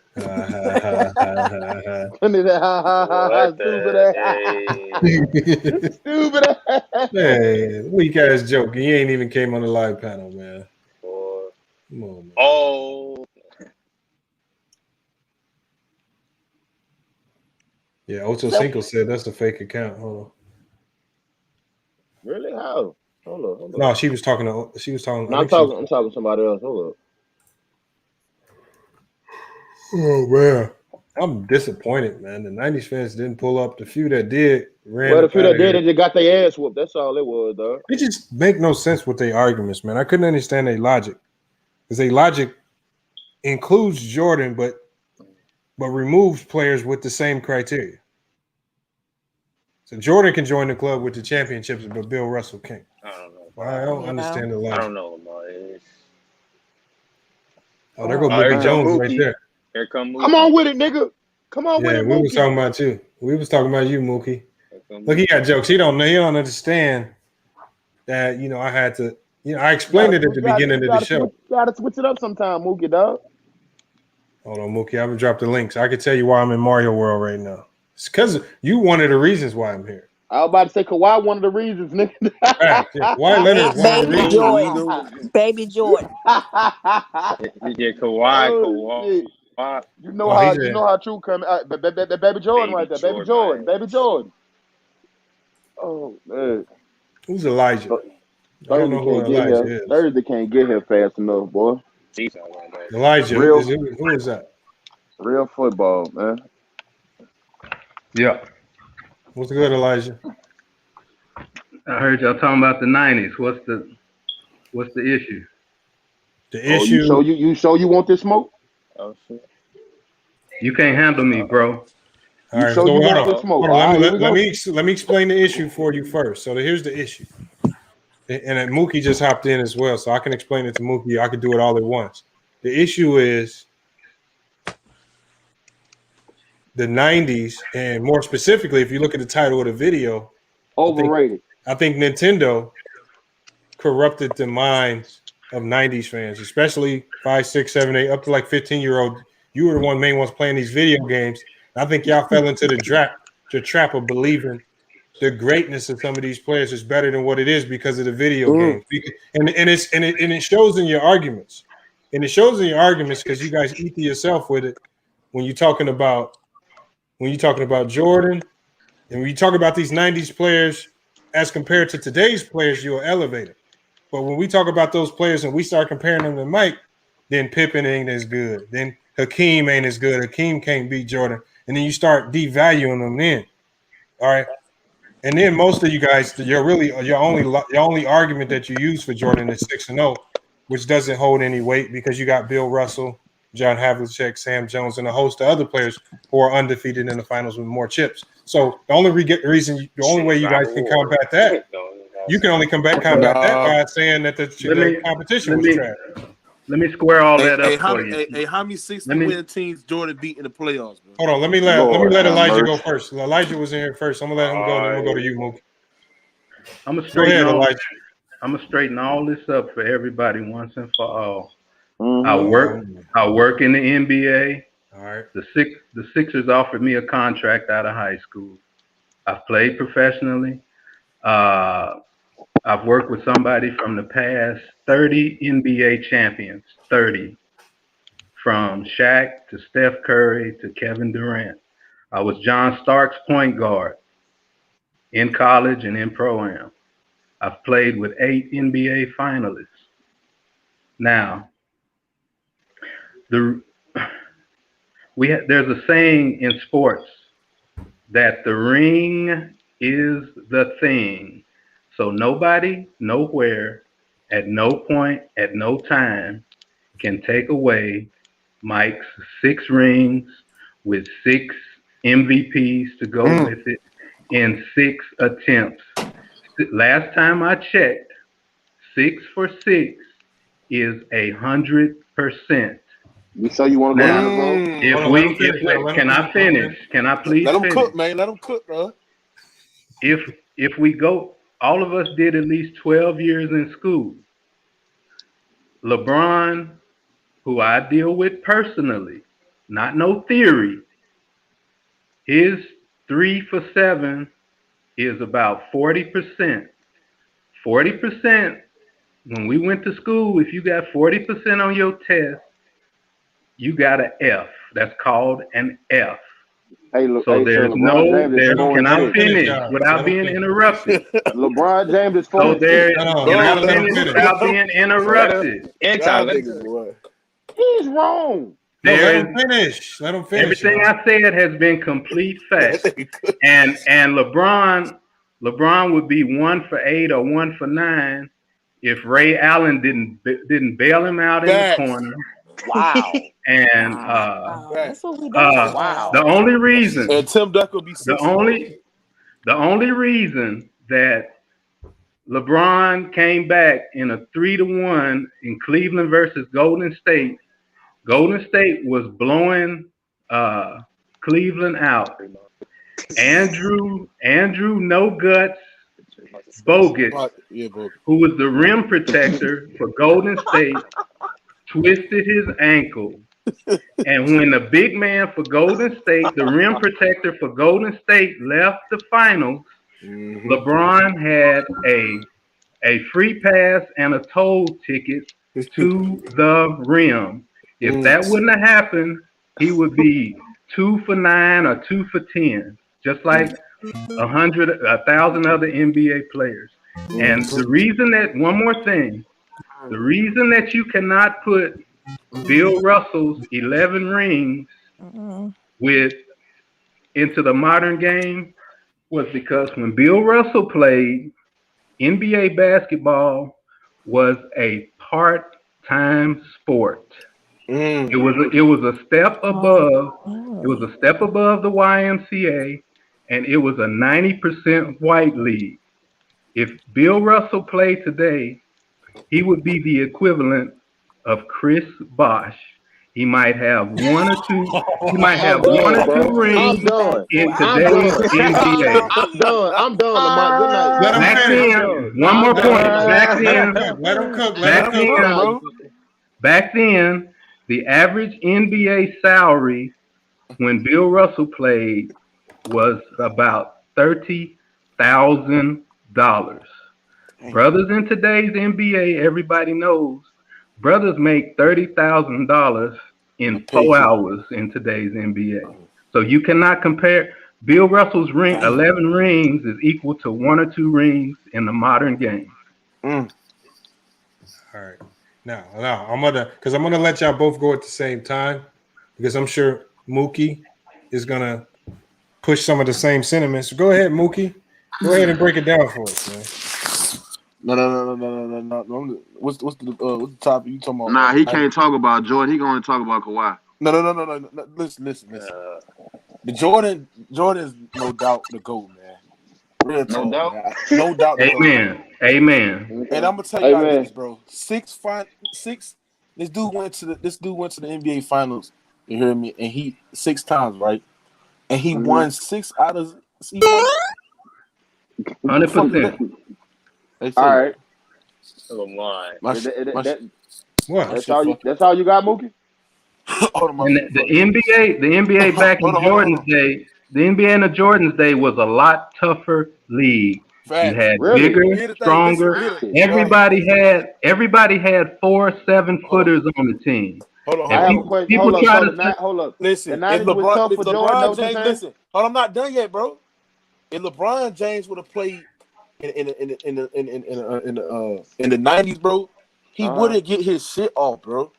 Real talk, you talking about a guy? We're not talking about LeBron. We're not talking about LeBron no more. Listen. Talking about LeBron. Man, we talking about LeBron James played in the 90s NBA. His name was Dominique Wilkins. Wow, we're being very disrespectful. Wow. I just like how you want to talk. Let Mookie finish. Hold on. I want to make sure Mookie is done.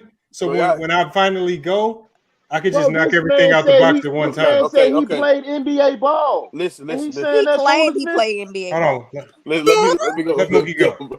I think it's crazy, bro. But what I'm saying is that I think Jordan, you hear me, is the standard. You know what I'm saying? Michael Jordan, you talking about a guy that been the best scorer, you hear me, in the league, and also been the best,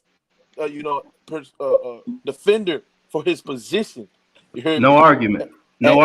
At his time in his prime, bro. No argument. The standard, bro. Was he the best defender on his team? Hold on, bro. Hold on. Stop cutting me off, bro. God damn. Michael Jordan is the standard, bro. No argument. I don't get why you LeBron James fans is debunking that shit, bro. It's not about LeBron. We're not, because none of us here. But Mookie, the problem you can't talk about LeBron is because most of us here. LeBron is not. Let me say one thing. I just want to say most of us here have Jordan as the GOAT. So that LeBron talk don't really move us because, like Anti said, like I believe a lot of us here already have Jordan as the GOAT. So that talk don't really mean much to us. I just want to hear your reasons why. I'm talking about the thought process of the 90s fan, the way they take their time to diminish players, The 90s fans is the only era where I've seen they will diminish their own players to uplift one, but then when you take those same players that they diminished and start comparing them to players of other eras like the 2000s or even this era, all of a sudden those same players that they spent time diminishing are all of a sudden all-time great and can't be touched, and this is the greatest era of all time. And I feel like you can't have it both ways. I think it's a backwards narrative. They're not diminishing them. They're slotting them in their proper place. You just said so. Sliding and diminishing is the same thing. No, it's all not. disrespect. Because no, it's not. Because I'll give you an example. Because I don't know if you've been a part of some of these conversations. I'm not even a big advocate of the '90s, but I have to come in here and defend Scottie Pippen more than anybody. Because I have '90s fans who will walk in here, avid Jordan fans, avid fans of that era. Say the same things that you say, but when we talk about Scottie Pippen, they'll say, "Oh, he wasn't even top 10 in the '90s." They'll start to diminish. Oh, he couldn't score. But I'm just telling you, you as an individual, you might have a certain argument. You might feel slightly different. But overall, I'm qualified. I didn't say you weren't. I played with these guys, and I work with these guys to this day. I've been doing this 40 years. I work hands-on with these guys. I'm qualified. They not. They going by what. They're going by what they're going by the illusion. They're going by the illusion of the eyeballs. I've worked with somebody from the past 30 champions directly. But it's not about. At the end of the day, it's even still, and I respect that. To me, it's not about that because again, you as an individual don't represent every '90s fans that walks into FYF Sports. The collective that walks in here, they don't have a respect for Scottie Pippen. They don't have the hands-on that I do. They don't have no. I'm saying that. That's why I said you are an individual, not the collective fan that walks in here. This is why I'm talking about it because I rarely am going to talk about the individual talking points. I'm going to talk about what the collective talking point is. Like the other day when we were talking, and I've heard this on other channels about Dennis Rodman. Okay, I'll hear Dennis Rodman wasn't a superstar in his era. He wasn't a great player with the Bulls. But then in the same breath, that same person will say, oh, Dennis Rodman can lock up Kevin Durant and LeBron James. You cannot have it both ways. Right.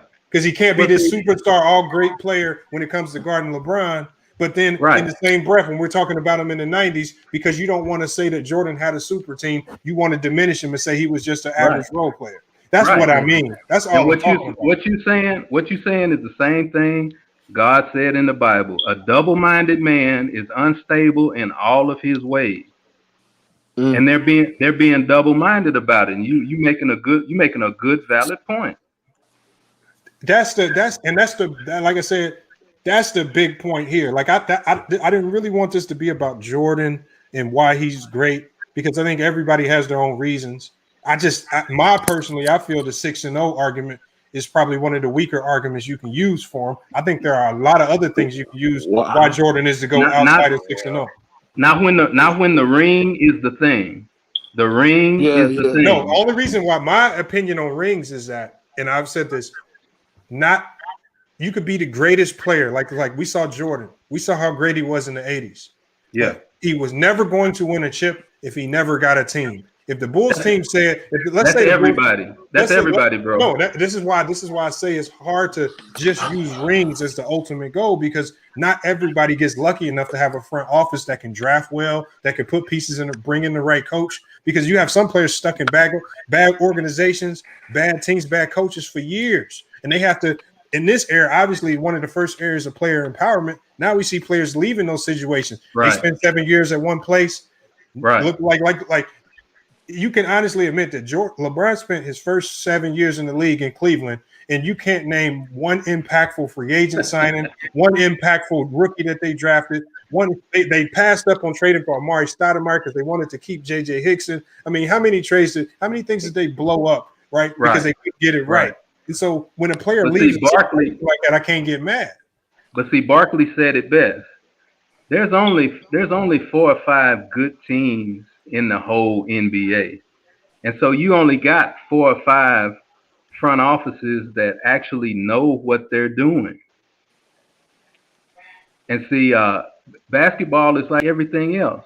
It is a good old boy network where you got the top 3 or 5 that's at the top, that stay at the top, and the bottom feeding 20 to 28 teams, they got to try to figure something out if they ever try to figure something out.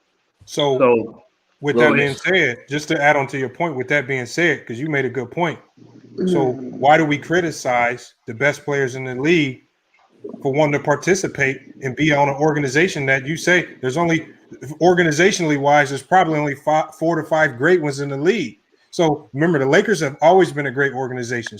Players have always wanted to come for the Lakers, but we don't never, and this is back in the 70s, but we don't never shade the Lakers for always having great teams because they were always able to get the best talent, whether it was free agency, because they even used free agency back in the 70s to get players, or even through the draft or trades and finessing with relationships, how they traded for Kobe, right? Or how they even traded for Paul Gasol, relationships. I mean, the Lakers have been blessed. They've been a blessed organization. There's 2 reasons for that, brother. It's called, the first reason is called Jerry. The second reason is called West. Jerry West was the roommate of my 8th grade shooting coach when he played for the Lakers. And you have, life breaks down, the rule of life is 90, 7, and 3. 90% of people never change and never do nothing. 7% of people change one time. 3%, the top 3% of people in life will change several times and become successful. The NBA is no different. The Lakers are the Lakers because you have a visionary and a man of vision and a visionary named Jerry West, who knew how to collect talent, find talent, look for talent, develop talent, cultivate talent, dig for talent, and he set the tone and set the trend. The same thing happens in college football. It's called Nick Saban, and that's why the national championship game could and should be maybe possibly renamed the Alabama Invitational Tournament. Lord have mercy.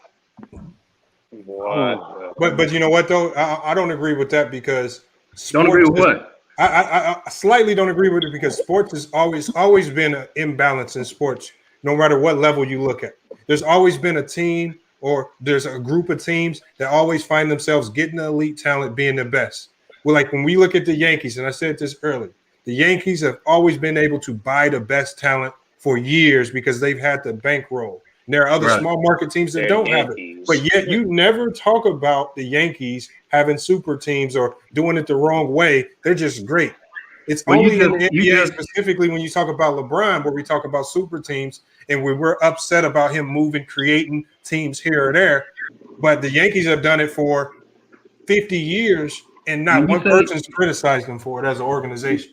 When you say the Yankees, you just made my point for me because you said they've had the money, but they hadn't had a Jerry West general manager in the front office to pick the talent and develop the talent, to pick the coaches and develop the coaches.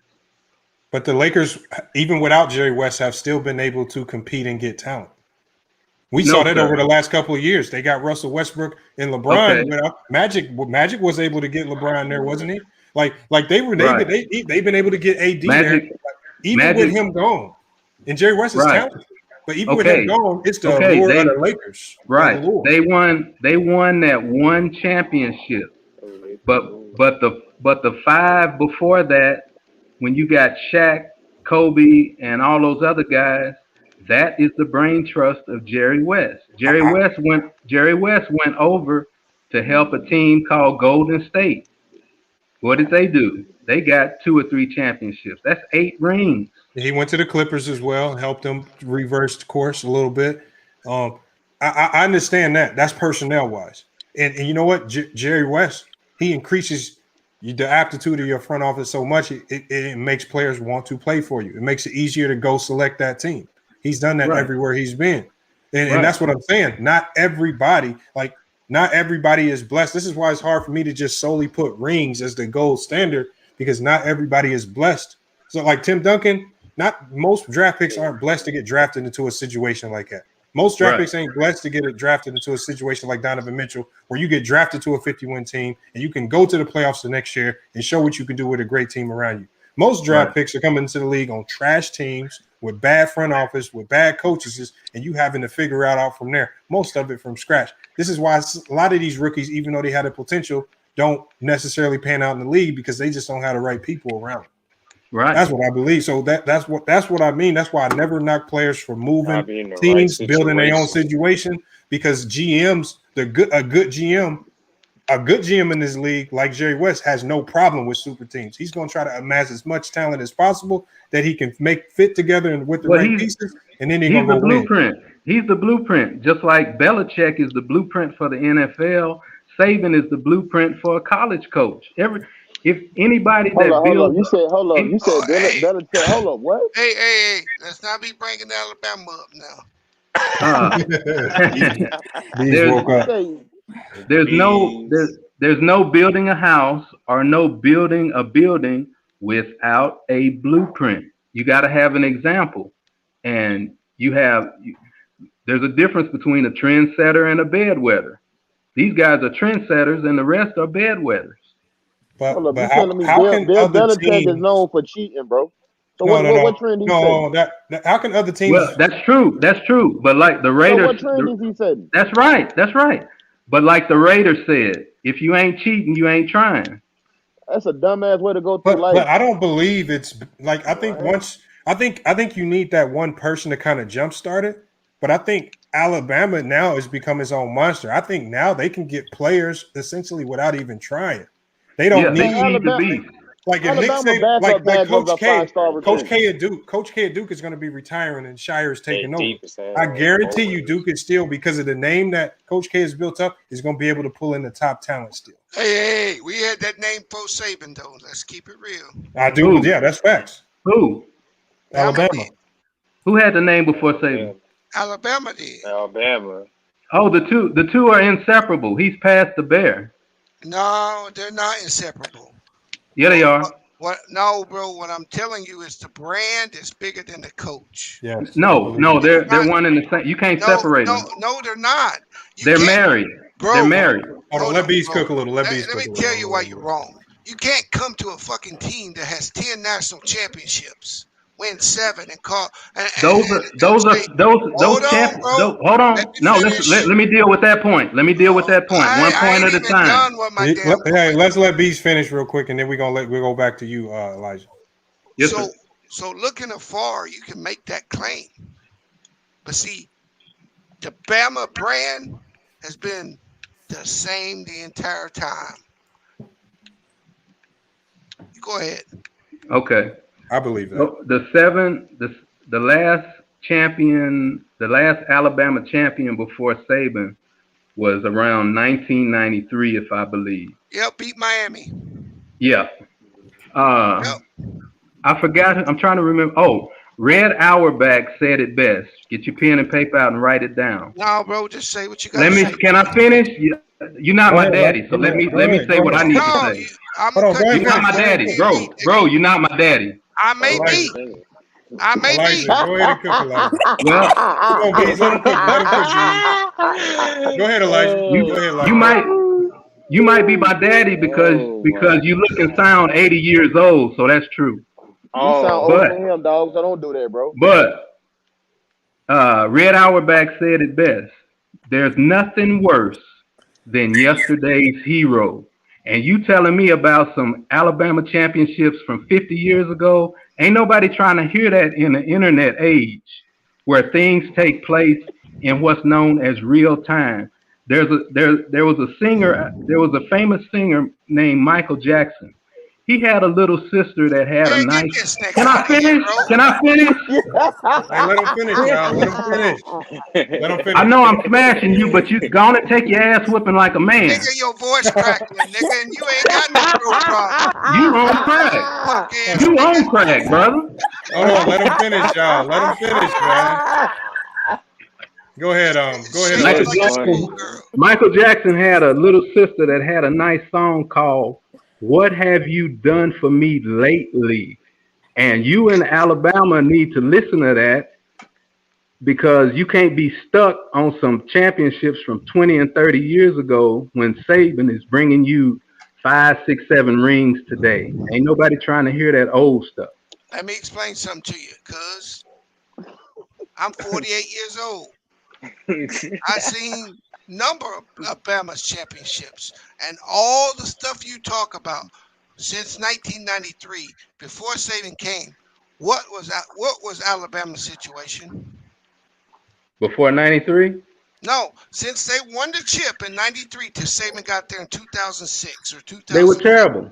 They were terrible. They were on suspension.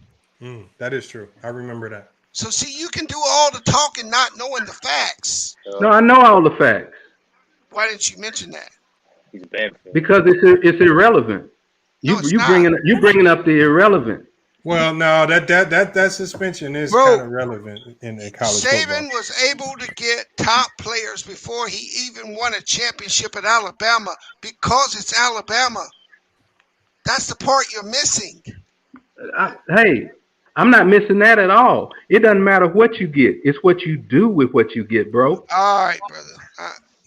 Hold on, but I have a question, because if it is Saban, if it is as closely connected to Saban as you say, Saban has had a number of coaching stops: Kent State, Syracuse, West Virginia, Ohio State, Navy, Michigan State, the Houston Oilers, LSU. Toledo, LSU. Cleveland Browns, Michigan State, LSU, Dolphins, Miami. But yet we've never seen him have this level of success until he joined the Not engine true. of the. Not true. With LSU, he has success. I'll give you that. There But you not go. To this, One but year, not, nigga. not to this degree. Not for this long. I think when he joined that engine, that thing, that the program that essentially runs itself, all you need to do is you put the right captain to the ship. You can sell forever. There's no. But the ship is I always won't gonna argue be with that. Lamont, you're 100% right. The ship was already rolling. Yeah, they just had to put someone in front of it. Yeah, they need a good captain. And Yeah. you know what? When Saban leaves, you know who's coming to be the coach? Dabo Swinney. The ship ain't gonna stop rolling, and it ain't gonna be because of Saban. Great, he's great. But give him all the credit in the world. But see, here's the thing that you fail to realize: the thing that Saban's best at is hiring the best recruiters in college football. That's what he's good at. But see, where you making a mistake? Okay, go where ahead. you're making a mistake is the Alabama ship was broken and it was not sailing. It wasn't producing rings and it wasn't producing championships. But what you're on suspension. what you're saying is correct in the sense that Alabama and the South is loaded with the most football talent. No, and he's cultivated and developed the talent. Yeah, they are. I work in the NFL too, bro. Where do you live? I live. Man, yes, ma'am. I work in both. I work in all of them. Only on the internet can you get a nigga that make $5 million. He works for the Lakers. I never said I made $5 million. Where you get that from? Hold on. Let's not just. He might work for the NFL. Hey, what's his nigga name? Hey, what's his nigga name? Yeah, we should be able to Google this nigga then. What's his name? Yeah, we should be able to Google this nigga. I'm a scout, trainer, agent. I'm a scout, trainer, agent, and coach. NFL, NBA. I've been in. No, your mama lied when she had you, boy. You right. Yeah. Right. So I agree with take that shit somewhere. Hey, and is this nigga in the dark? What's going on? Oh, gay ass nigga in the dark. What the? Come on, man. Gay is your daddy. Gay is your faggot daddy, nigga. Yeah, but I'm your daddy, nigga. That make you a faggot. Come on, let's get back to it, man. Come on, y'all. Let's get back to it. I can understand why your daddy ain't a faggot. You never met your daddy, nigga. We talking. It could be anti, it could be any nigga in the chat. Come on, let's get back to it. Oh, you get personal. You get personal because you can't beat my principles. Oh, I'm getting personal. Oh, yo, Okay. Hey, Lamont. hell? Let's check this nigga's credentials. Oh, You a man, scout, right, nigga? So your Yeah. name will be on the team. Lamont, give Lamont your shit. Let's check your credentials, nigga. We gonna pull your card today, lying ass nigga. What the Yeah, what the fuck you need my yeah, 'cause credentials we for? gonna I don't have need a to. job from you. You the We nigga gonna need have a to. job, nigga. Stop being a hoe ass nigga. If you getting beat in a debate, don't I'm go not. personal. What you I know you got a vagina on you, nigga. I do. Oh, Under that big fat stomach. Don't Hey, play with me, and I boy. got one of them too, so I'm able to fuck myself and jerk off at the same time, nigga. I'm Right. Tell the special. truth. I'm Tell the special. truth, bro. All right, y'all. Let's get back to it, y'all. What you do that's great, nigga? Come on, Other y'all. than lie. Other than lie, nigga. You just a liar, nigga. Hey, hold on. Prove you Okay. ain't a liar, Okay. nigga. Hold Prove it. All on, y'all. Let's not disrespect. Let's leave him Let me alone. see oh, your man. credentials, nigga. You a scout? I'm dead, What's bro. your Yeah. name, nigga? Let's Why? check You the ain't shit. I don't have to Lamont. report to you, bro. I don't have to report to you. No, you don't, little bitty nigga. Little. Yeah, with your little bitty bitch ass. Lying Come on, y'all. I'm a dude. Yo. Come on, let's get back to the topic. I'm a professional bodybuilder, dude. You out here professional, but man, this dude trolling. This dude trolling. That's why I'm a trainer in all sports. Hey, that That's why makes I'm a sense. trainer in all sports. That makes Yeah. sense. That makes sense. That hurt my side, That bro. makes sense, y'all. Oh, That man. Hey, motherfucker troll. I done Come had on, my y'all. laugh for the night, bro. If you're a trainer, you do work with multiple sports. I get that part. Yeah. Right. Okay. Hey. And then he had to play the Mario tumbling down. Hey, this nigga the WWE too. Go ahead, tell us you work for Vince McMahon too. How did we get Oh off topic, man? Come on, man. Let's Oh, get How back the on hell, topic. yo? That's because your boy crazy. camping, dog. No, he started No, going. He started. ain't none of this cap. I don't need no cap. All right, sir. You right. I ain't even about to go there with you. Nah, nigga, you need to pay your light bill so you can get your lights on. That's what you need to do. Is that all you got, bro? If my light, if my lights ain't on, I how got am I on Mario my on the screen, laptop? man. It's kid friendly right now, man. Hey, I got a lot of more. I got a lot of more. A lot of more Look, weak man. ones. I tried to be Kim Freely today. Hey, is that Lou? Lou just came. Yeah, that's Citizen Lou. He just came in. What's up, Citizen Lou? Yo, what's up, y'all? How you doing, bro? I'm good. How you doing, B? I'm good, man. I was just chilling in the cut. Hey, man, that nigga started talking about Alabama. That nigga B woke the fuck up quick, boy. Okay, Lamont got Yeah, that you PayPal know up. B's Okay. a Bama guy. Yeah, I got the PayPal going. Yeah, we got our Right. bet on Thursday Yeah, too. send me my money Friday. I mean Thursday, nigga. My ears is itching, man. Have you ever had that before? Hey, I don't know you what that ain't means. Hey, Lamar, hold don't up. do that. This, Dion, man. Don't do that, Lamar. I'm gonna let you live tonight, bro. Oh, it's DeAndre. They said I I do some shit. got Mario on the screen. B's struggling right now. Nah, I mean it was just a little slight. It got off I'm topic. struggling. Oh, hold on. Hey, Lou. What's up? Man? Did Saban make Alabama? Was Alabama already made? It depends on who you asking. I think Alabama already had a name for sure, but I mean Nick Saban took it to the next level. But Nick Saban took it to, but Nick Saban put him in fucking a whole nother universe though. But Alabama had already had like a little name already though. Not He little. said a little name. That nigga said a little name. I don't even follow football like that, and I know it wasn't a little name. Man, you know what I mean. Y'all love to play semantics on this channel, bro. Y'all know what I'm talking about. Nah, you can't say little nigga. I gotta say, They damn, had an old nigga, name. they was just, all right, man. Y'all know what I'm talking about. Nah, nigga, say what you mean. brother, It's the same. It's the same. LSU, I know It's the, that. I know they been at LSU. I know they shit was big at LSU at time. it's, All right, well, say they better than. Just say they was big then. Don't say they was little, nigga. Fuck you mean. Well, I'm just saying that's hey Nick Saban, bro. The Nick Saban Well, era, Lamont, this shit what you is coming sheer in with dominance, that? bro. Are y'all tripping? Like, Hey, but see, here's the thing. It's deceptive, and this is why I said what I said, right, Lou? because if you go check, Saban's been at Bama 14, 15 years. He's won 7 chips, right? But during that same time period, the SEC's won like fucking 15 of the chips. He batting 500 though, B. You know what I'm saying? With him leading the way. Hey, I'm not saying With him leading the way. I'm saying Florida got 2, Tennessee got 1, Auburn got 1, LSU got 2. Bama, I'm saying that conference is has been dominant. I can give you an example. I think a good example that kind of gives you a good example of how a program is bigger than the individual is Ohio State. Because we've seen them change coaches a number of times. And still, because of the name, like I said, some of these schools are so, they name is so big, kids want to go to the school. The school is bigger than the coaches or the guys that recruit. No, you can't bring you can't bring in Ohio State because they have no championships. Yeah, but we're talking about the prestige behind the school. They have no championships. They have championships. What are you talking about?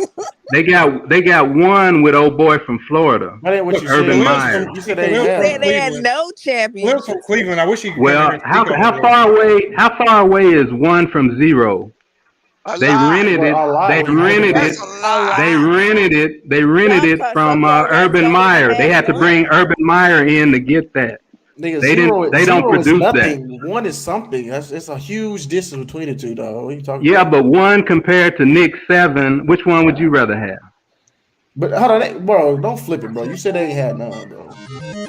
Okay, 1, none, close, same. Hey, that's like working at McDonald's and being an NFL scout. That's the same shit. Oh, like what your mama does? Yeah, I get it. Oh my god. Hey, she's scouting. This nigga child. This nigga child. Hey, all right, Lamont. I'm gonna let it go. Yeah, let it go, Bees. No, I'm glad you brought up McDonald's. I've owned 3 of them. So keep talking, bro. I'm done, bro. 3 McDonald's. Keep talking. Keep talking. But these niggas, all these niggas rich, dog. This nigga a bodybuilder. No, I never said I was rich. No, he played the bro, they had 3 McDonald's, bro. Do you know, bro? Every McDonald's costs like $1 million. He's a head coach. Bro, McDonald's franchise costs $1 million. Why is it black people always got to put each other down? White people don't do this. No, bro, it's just, bro, we not, bro. You go with that. Yeah, y'all got to quit acting like slaves. Quit being slaves. Quit being modern slaves. He trying to do the Willie Lynch letter, y'all. Hey, yeah, this nigga the victim. You need the Willie Lynch letter. You should have read it. He wants y'all to get off his neck. This why y'all we can't succeed. Y'all too small. Y'all too small to be on my neck. Yeah. Nigga. Hold up. Hey, hold up. If we too small, why you on the panel? Because it's on the internet.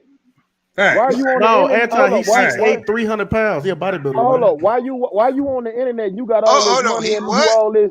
Come on, let's not question. When did I say I had all this money? Show me where I said you had 3 McDonald's. Exactly. I've had. Nigga, a McDonald's franchise costs $1 million. Nigga, what are you talking about? Hey, they cost $1 million. You ever heard of financing? You can get financing. Nigga, how do you get financing? Broke niggas can't get $1 million financing. What are you talking about? That's why you don't know about it. No, I do know about it.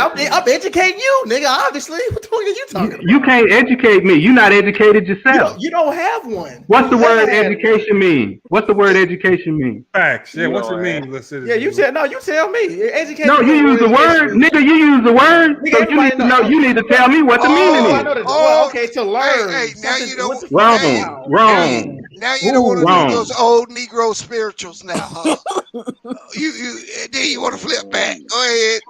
Yeah, exactly. This is why black people case to overcome. We always. Bro, do you want a sports show or you want a bootleg comedy ass show? Yeah, let's get back to the sports, we do some everything over here. Fuck yeah, you ain't running shit.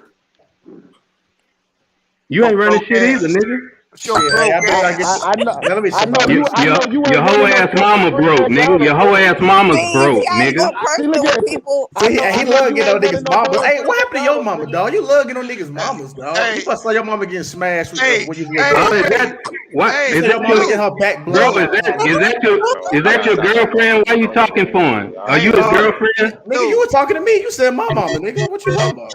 Yo, Whoever said, you gotta Hey, stop. whoever was talking to me. Lamont, Lamont. the best part of that Lamont, nigga. you gonna say something? Hey, hold I'm letting it rock. Let me get back to Hey, Lou, the best part of that nigga. Hey, the best part of that nigga rolled down his daddy's leg and made a stain on the sheet, nigga. Yo. Damn, B. Damn, B. This is going south. Oh my. Hey, I'm not in it, bro. For a This nigga the you first ain't never time met. Anti ain't in it, man. Yeah, that's the I first ain't in it. time. Yeah, I ain't in it, bro. I ain't in it. No. Usually you right in the middle of it. No, I'm gonna let them have it tonight, nigga. That nigga funny. He eating himself. So I ain't in it, bro. It's all good. Go back That to nigga said. That nigga said he owned 3 McDonald's, nigga. Right. like that's He owns easy. NBA. I know. Oh, did he He works leave? with Hey, you NBA gotta stop He's making still niggas in leave, there, I nigga. think. He didn't leave. He's right here. Oh, he Right left? there. Nah, he's still. Oh man, I'm What up, Nat? done. How you doing, girl? Then you What gotta up, play SB? game over. Hold on. Hey, Stan, I saw SB, man. SB hit the link so we can get back on basketball. Yeah, I'm gonna drop the link for you, SB. Oh, my bad. I'm getting old, fam. Because I was gonna ask you to come here with me, SB. When was he gonna be, Lamont? Huh? Luigi? No, he's gonna be Yoshi. Yoshi? Yeah, he gotta give me. That's my ride. Yo, hold up. Nah, Hold up. What? Hold up. So you volunteering to be Yoshi, Todd? Not Taj, SB. Nah, Nah, Todd I just like volunteered to be it. So you like an animal that Nah, runs he could around be and lick his Yoshi. tongue I at mean, everybody? Well, I mean, his icon is Yoshi, though, ain't it? You like a nigga that ride? You like for a nigga to ride around on your back and hit you in the back and See how lick niggas everybody? do? See how niggas do? My nigga Anti, come on. I'm just saying that what Yoshi do. I'm just saying that what he do. I know, but nah, come on. We Hit not. that nigga in the back of the head, his tongue stick out, he lick everything in sight. He said he look. I know, but that's not. We not. I told y'all we can't have no Mario slander, man. Come on, man. Hey, Right, like, come on now. Hey, you gotta go see Princess Peach, nigga. Man, Mario was You know what I'm lame. saying? That nigga, Bowser was smashing his bitch. The whole Don't all lose them all damn day. games. Want the link, Lamont? I'm dropping the link now. You know What what? up, SB? I never understood how the fuck she kept getting kidnapped by Bowser unless she wanted that shit to happen. Yeah, she was getting beat. I She was getting that back blown I never could understand that, bro. Like, bitch, you Bro, keep getting kidnapped by this bro, nigga. Bowser had a bigger crib than Mario. He Yup, had fact. goons. He had money. I mean, what else did she need? What Mario had? He had nothing. He was a damn plumber. Nigga, Bowser was the side nigga. That's all that was. Yeah, exactly. Rich nigga dick. Yeah, that other nigga had a big dick. That's all he had. Yeah. Yeah, Bowser was knocking the bottom out of that. You know what I mean with that corny ass nigga Mario? Here we go. That's all that nigga do all day. Who wouldn't be riding that shit all day? Hey, come on. Hey, hold up. Hey. I said, what up, nigga? That's what I said, SB. That nigga ain't saying nothing yet. Mario, the number one. Hey, Lamont, you gotta see Brotherly Love with that hot damn it rock nigga, dog. He did a Mario skit, dog. Hold on. It's called that player too. Hold on. But the difference between us, I'm really here. He did a skit. Hey, is that this skit for was real? nice though. It says Elijah works for the NBA, NFL Pro, and NFL Pro Bodybuilder, and owns 3 McDonald's franchises. That's what he said. That's what he said. He said he That's played impressive. in the NBA too. Fuck out of here. I never said own. I said owned, used to own, sold them. Right, oh, you sold it? Don't engage him. Don't engage him. See, now we believe you, bro. Bro, you a millionaire, bro. You got Lamborghinis. You got Ferraris, I don't remember bro. saying that. I don't Bro, remember it's cool. saying No, any I'm of giving that. it to you, bro. It's cool, bro. You rich. I don't bro. remember You saying the that. richest nigga on the panel, bro. Let's move on, bro.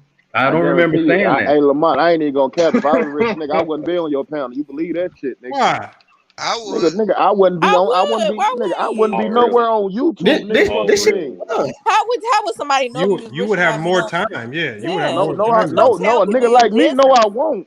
Yes, you would. No, I won't. Nigga, I'll What be you plan? traveling You the plan to world. be? You plan to be all boaster with your money, Nah, I just showing be no. everybody? Oh no, not at all. I just be traveling the world. I won't be worrying about no fucking YouTube at all.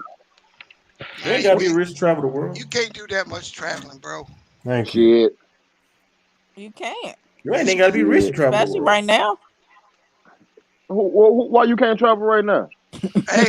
Hey, SB said you buy a neck, nigga. Because of the COVID vaccine stuff. He do a neck surgery. I can't talk. Hey, hold on. Wow.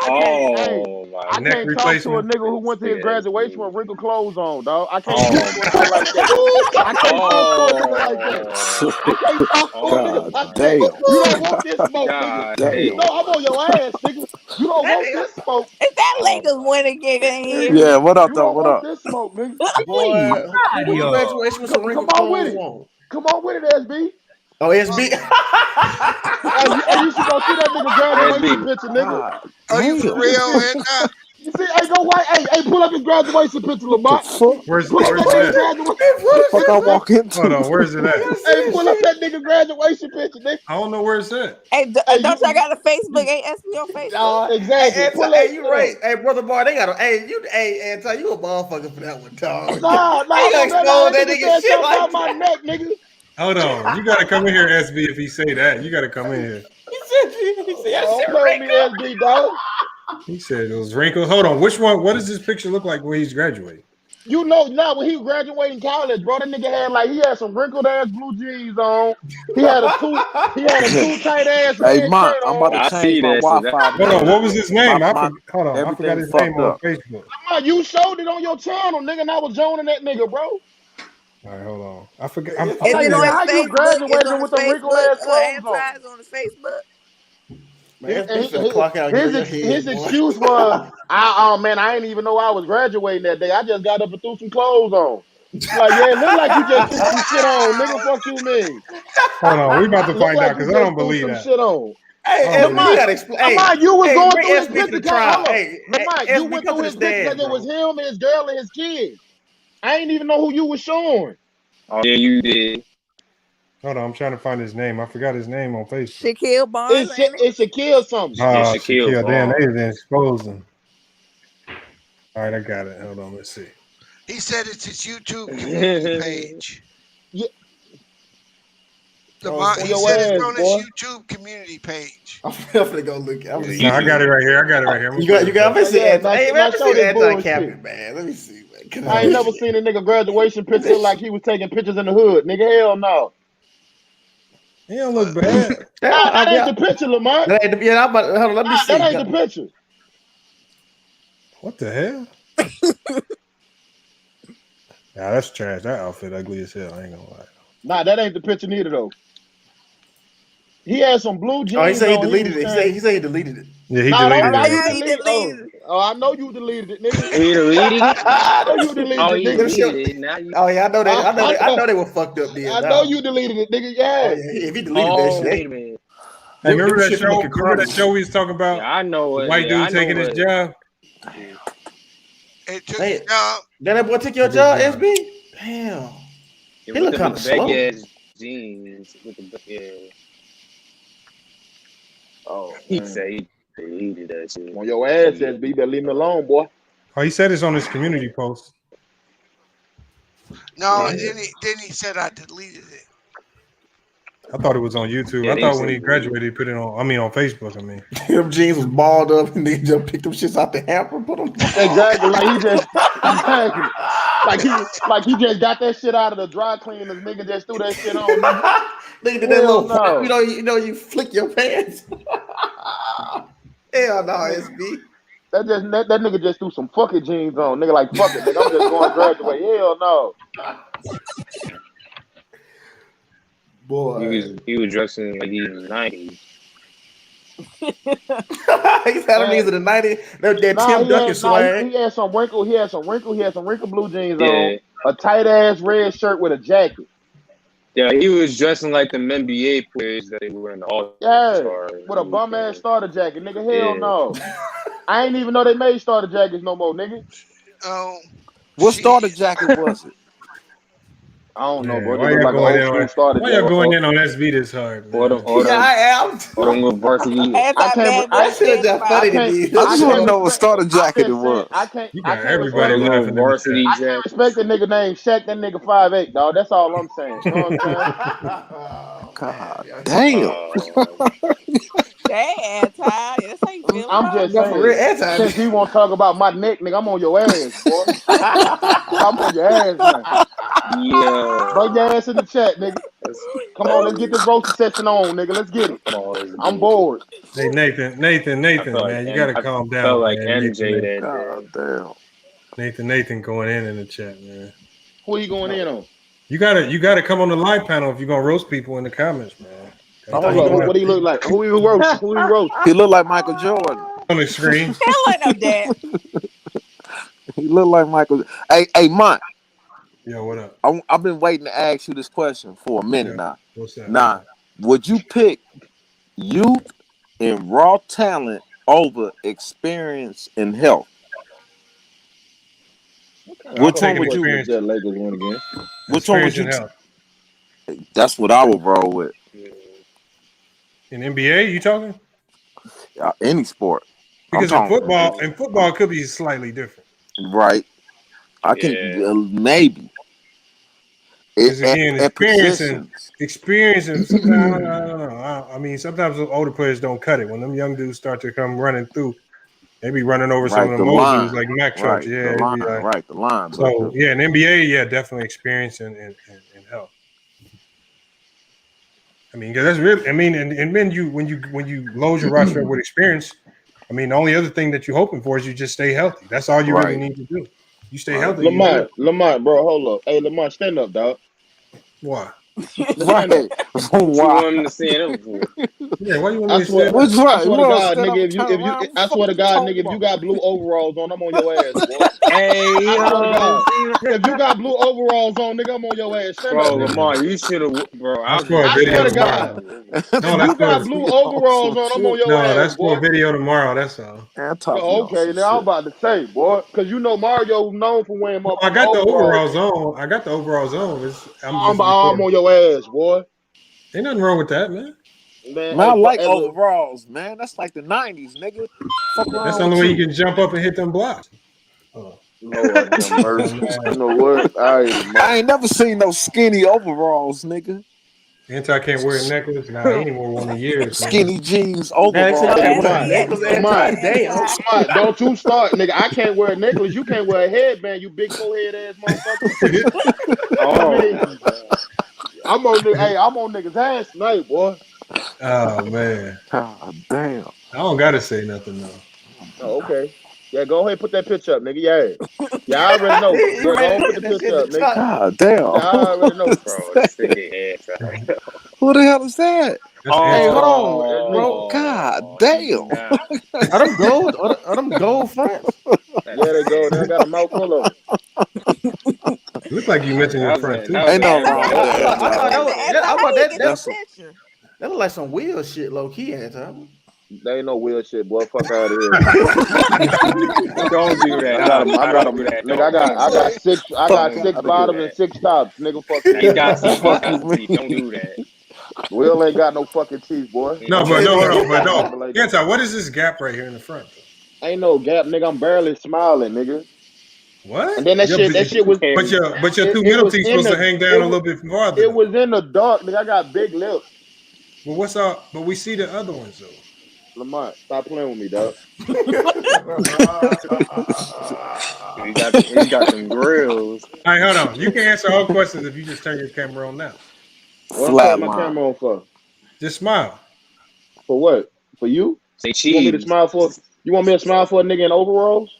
Fuck out of here, nigga. What the fuck I look like, nigga? Want me to smile for a nigga in overalls? Fuck out of here, nigga. What that got to do with anything? Yeah, nigga, I ain't smiling for no nigga in no overalls. Nigga, fuck out of here. All right, hold Fuck out of here. Hold on. Tiffany, can you ask him to smile? Why would I smile for Tiffany? He might Tiffany for don't you. get along. Because he can't use them excuses if you ask. Yeah, I can. Me and Tiffany don't even get along. Why you gonna say we don't get along, Anti? Nah, I'm just playing. Well, why you want me to carry my camera on, nigga? Hold on, Citizen Lou had a good point. What with he the had a teeth? good point about. Yeah, he said it looks like you're missing teeth. I mean, it might be Elijah might be a dentist too. Man, he do not look like Michael Spinks. Man, don't call this boy Michael Spinks. Elijah, you a dentist too, nigga? I think he gone. Yeah, he cut out. No, he right there. That nigga need to be gone. I'm right here waiting on somebody to talk about sports. Oh, Elijah is here. Yeah, he's his logo. He turned his camera off. Yeah, let's get back to sports, man. Let's get back to sports, man. Yeah, come on, y'all. That's right. We can take them fucking overalls off. Hey, man, ain't nothing to talk about in basketball. We should go somewhere else. We know what the fuck gonna happen this year in basketball. We already know. No, we don't. Today is this year is one of them years where we really don't know what's going on. Shit. It's football season. Man. It's a bit more parity this year. We got our bet on Thursday. Shit. Don't be paying. What's the That's bet? easy though. What's the bet? What's the bet? What's the bet? He going with the Cowboys. Lamont going Cowboys with the beat. Cowboys. Hey, send me my $5. Yeah. Send me my $5. He know my cash app. Who the Cowboys playing? Who they playing? Hold on, Elijah, how do you feel about that matchup, Cowboys Patriots? Oh man, God damn. It don't exist. Yeah, that's you don't follow the NFL like that? No, how the nigga say he a scout for the NFL? How he gonna You said Cowboys Patriots. That don't exist. What you mean it don't exist? It ain't It's Cowboys Tampa Patriots, Bay. nigga, it's Tampa Bay. Tampa Bay. No, you don't know nothing about football, big head. There you go. Well, yeah, you know what I mean. Look. That's that right there. I don't even follow it. You had Brady. You had Brady on your brain. No, because we was talking about Belichick and stuff earlier, and I think that's why I said it. No, I mean with the I know. with Tampa. Who you got winning? The Cowboys will get smashed like they usually do. Come on, man. Against. If they play the Patriots, that's one thing. I think it's gonna be a letdown year for Tampa. What? I could dig it. Hey, Lamont, stop it, bro. It's always Super Bowl hangover. But not against the It's always Cowboys. Super Bowl hangover. That's a real thing in the NFL. Well, they have too many weapons for a letdown. Hey, why on that? Hold on, I've seen a lot of teams with a lot of weapons have letdowns. Kansas City had a lot of weapons. Not with Tom Brady. Not with Tom. What the fuck you mean? Not with Tom Whitey. Exactly. Hey, the Cowboys just lost their best lineman, their offensive lineman. So exactly. Oh, SB in here. He didn't even know. These be the games. These be the games in the NFL where because of all this stuff you're talking about, the lesser team always wins. It's just Lamont, it's gonna be 35-0 at halftime. Yeah, so you make sure you just pay me an anti, okay? Yeah. Hold on, Lamont, you made that bet, Lamont. You said it's 35-0 at halftime. Hold on, you know what, Matt? Hold on. What day is the game? What day is Thursday night? Go live. What we gonna do? We gonna go live. Yeah, we gonna do a live stream. We gonna watch the live. You're gonna be hurt betting on the 8 and 8. You're gonna be hurt. They call it the Dallas. And I'm gonna laugh every time they get a touchdown, man. Watch. The Cowboys can never be successful until they change. Touchdown, Amari Cooper. You said Jerry Jones. Until they change ownership. They change ownership. What's wrong with Jerry Jones? He's too involved? Man, Jerry Jones is all You just said it. You know he's too involved, nigga. That's why you just said he like that dude. Hold on, y'all. Bang just came in and see, for the people that never see me here in this place right here, it's gonna be a little bit confusing if you come in and see me in Mario World. So you got to hit the link so I can explain it. Hit the link, man.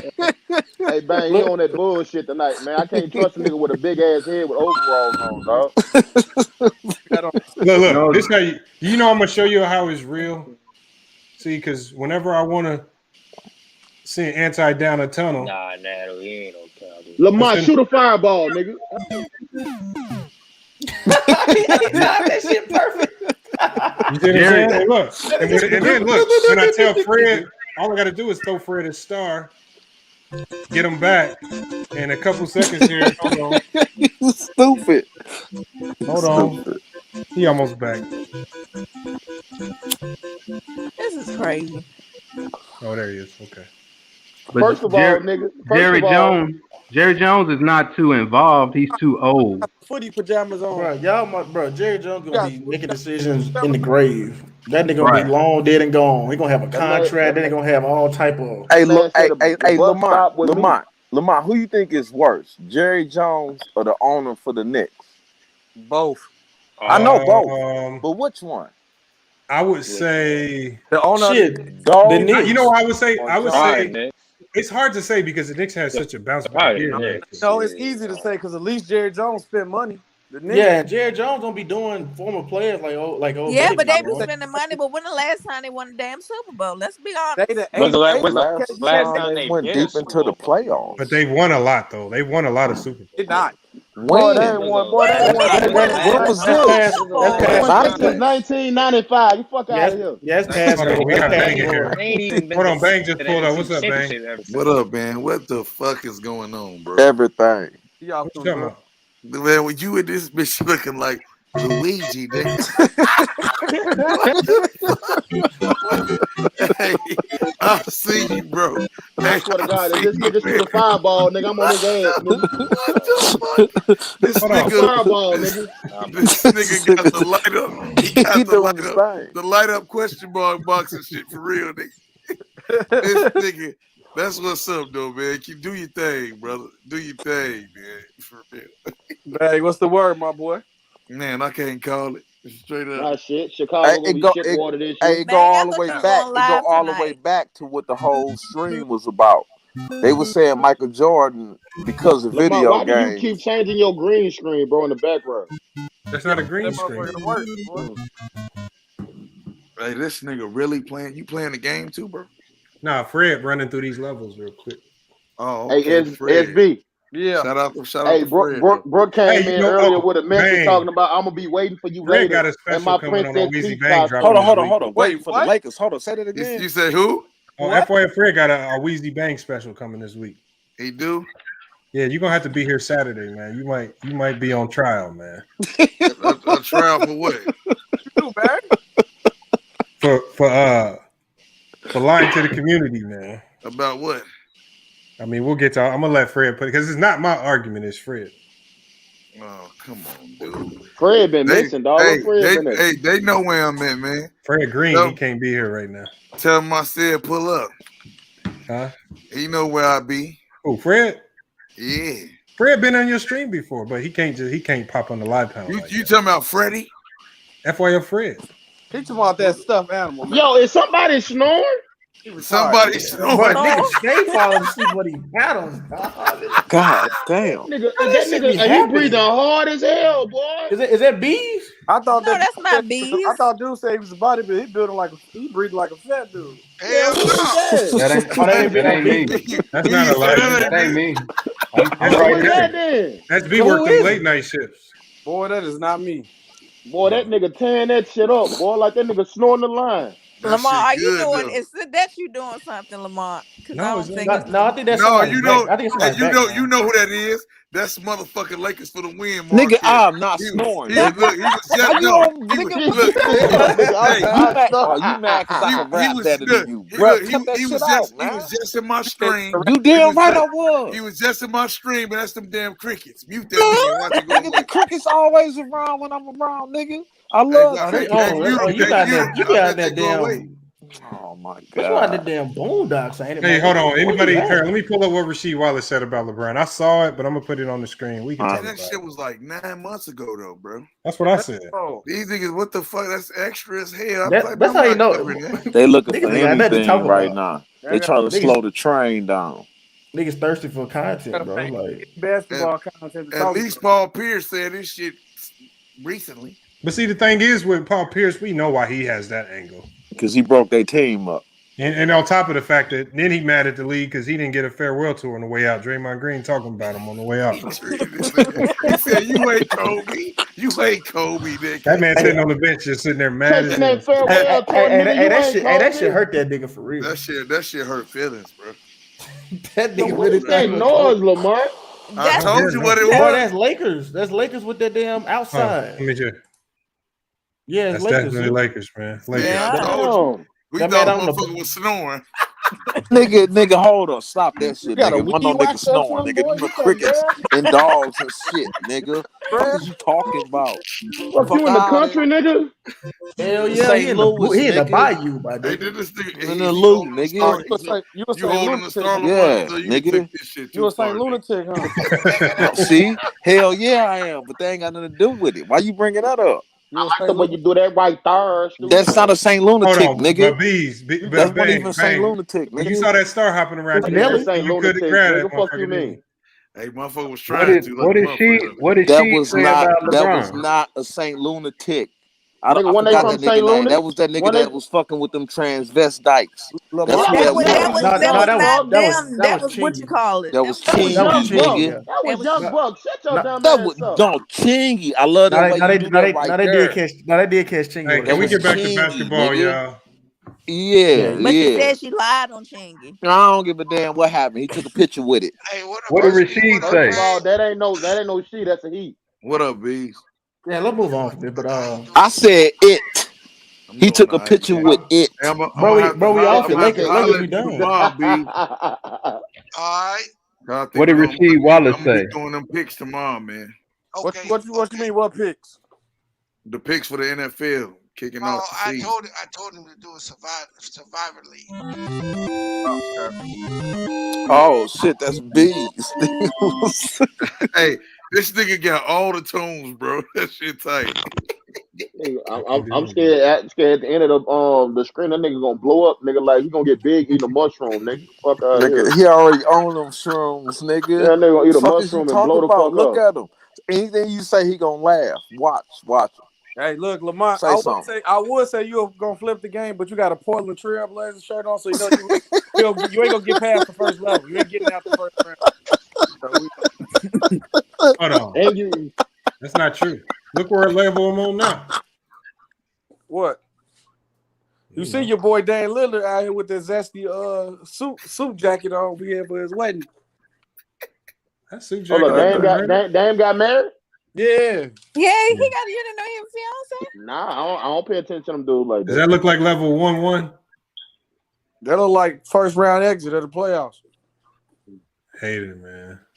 What did Rasheed Wallace say? Who gonna?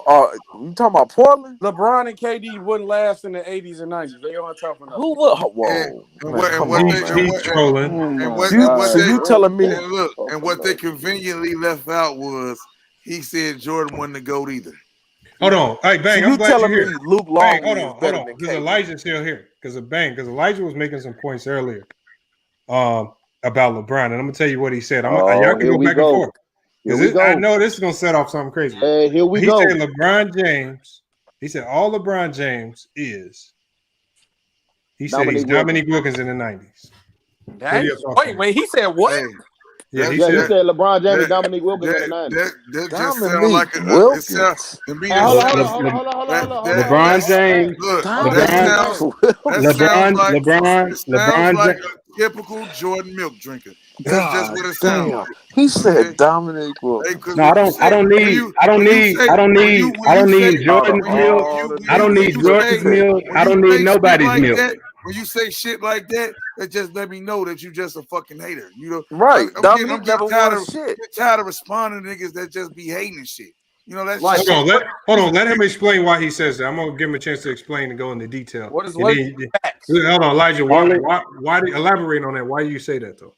Only reason you say I'm a hater is because you don't know the game. That wasn't the question. You ain't play. I didn't interrupt you.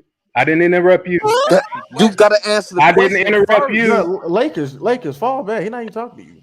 Man, why we listen to this busted? Hold on, let Elijah explain. Let him explain the bang, bro.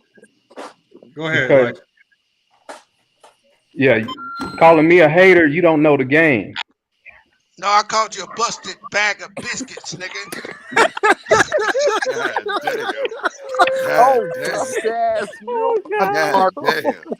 Hold on, this is how we get off basketball. That was man, you asked a simple question. Come on, man. And he didn't want to answer the question. No, he's about to answer, but y'all keep jumping in. What elaborate on why you call him Dominique Wilkins. Ask the question again. Yeah. Elijah, that's for you. Yeah, go ahead. I'm saying elaborate on why you say LeBron James is Dominique Wilkins. Hold up. And who you said was a glorified Chris Bosh? Bill Russell. Bill Russell. Yeah. Not glorified, but a modern day equivalent. The modern day equivalent. He said Bill Russell is equivalent to Chris Bosh. He said Bill Russell. Bill Russell.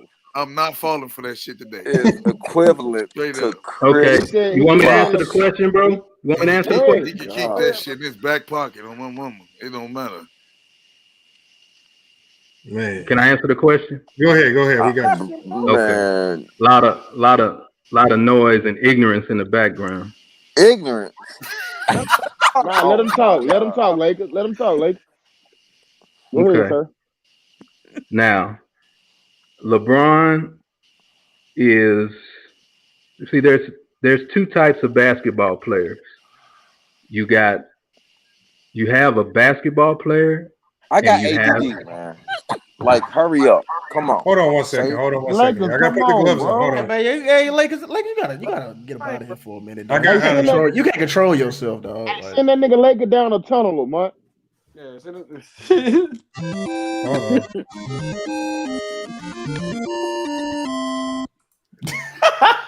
All right, go ahead. All right, now continue. Mr. Elijah, go ahead, continue, sir. There's two types of players in the NBA. You have basketball players and you have athletes.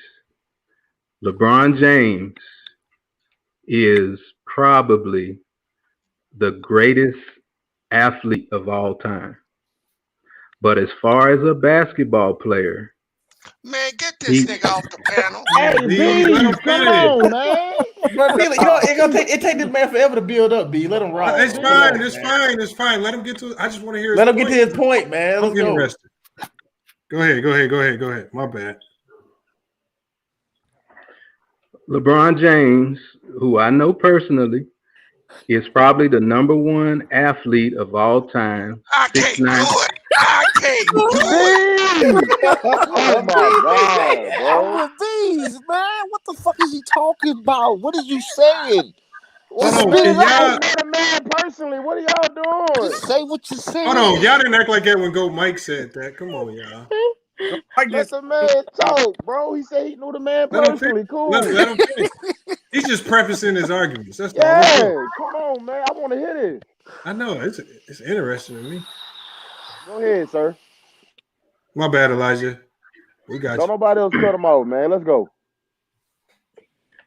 He's probably the number one athlete that the NBA's ever seen. 6'9", 270, a faster, quicker version, more ball handling version of Karl Malone. But as far as a tactician and technically sound basketball player, he is not even in the top 10. Man, mute this nigga, man. Nah, let him finish. Mute your mama, nigga. He got more clutch shots than everybody. Let him finish. Mike's getting personal again. He love getting on niggas' mamas, bro. Let him finish. Hey, Bang. What up, Bees? Hey, man, this nigga say he owned 3 McDonald's. Yo, Bees, come on, bro. No. He said he played basketball. And an NFL scout. And now this nigga Black on black hatred. Black on black hatred. Black on black hatred. Black on black hatred. Elijah, I'm with you, man. I ain't dumb as fuck. All blacks want to do is kill each other. Get your kill each other. What the fuck is you talking about? Kill each other. All blacks want to do is kill each other. Bro, we talking about dumb you sound. Hey, wait, let him finish. Hey, hold on, y'all. Mario did send me a new song after hearing some takes, though. Hey, you need to take this nigga's mama for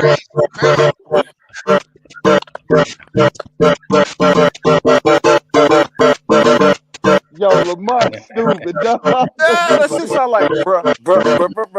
That's what he's saying, dumbass. That shit sound hard as hell. Man, goddamn. Hey, hold up, Elijah. Can you finish? So you say he's not a top 10 player. All right, cool. What else? But he top 10 in 3 fucking categories. Top 10 in what? Go ahead and finish. You say he's not a top 10 player. Go ahead. I've been in the gym in the Cleveland arena when Tim Duncan and the Spurs was putting a sweep on him. Mm-hmm. Yeah, great. Top 10 players never get swept. Is Michael Jordan a top 10 Interesting.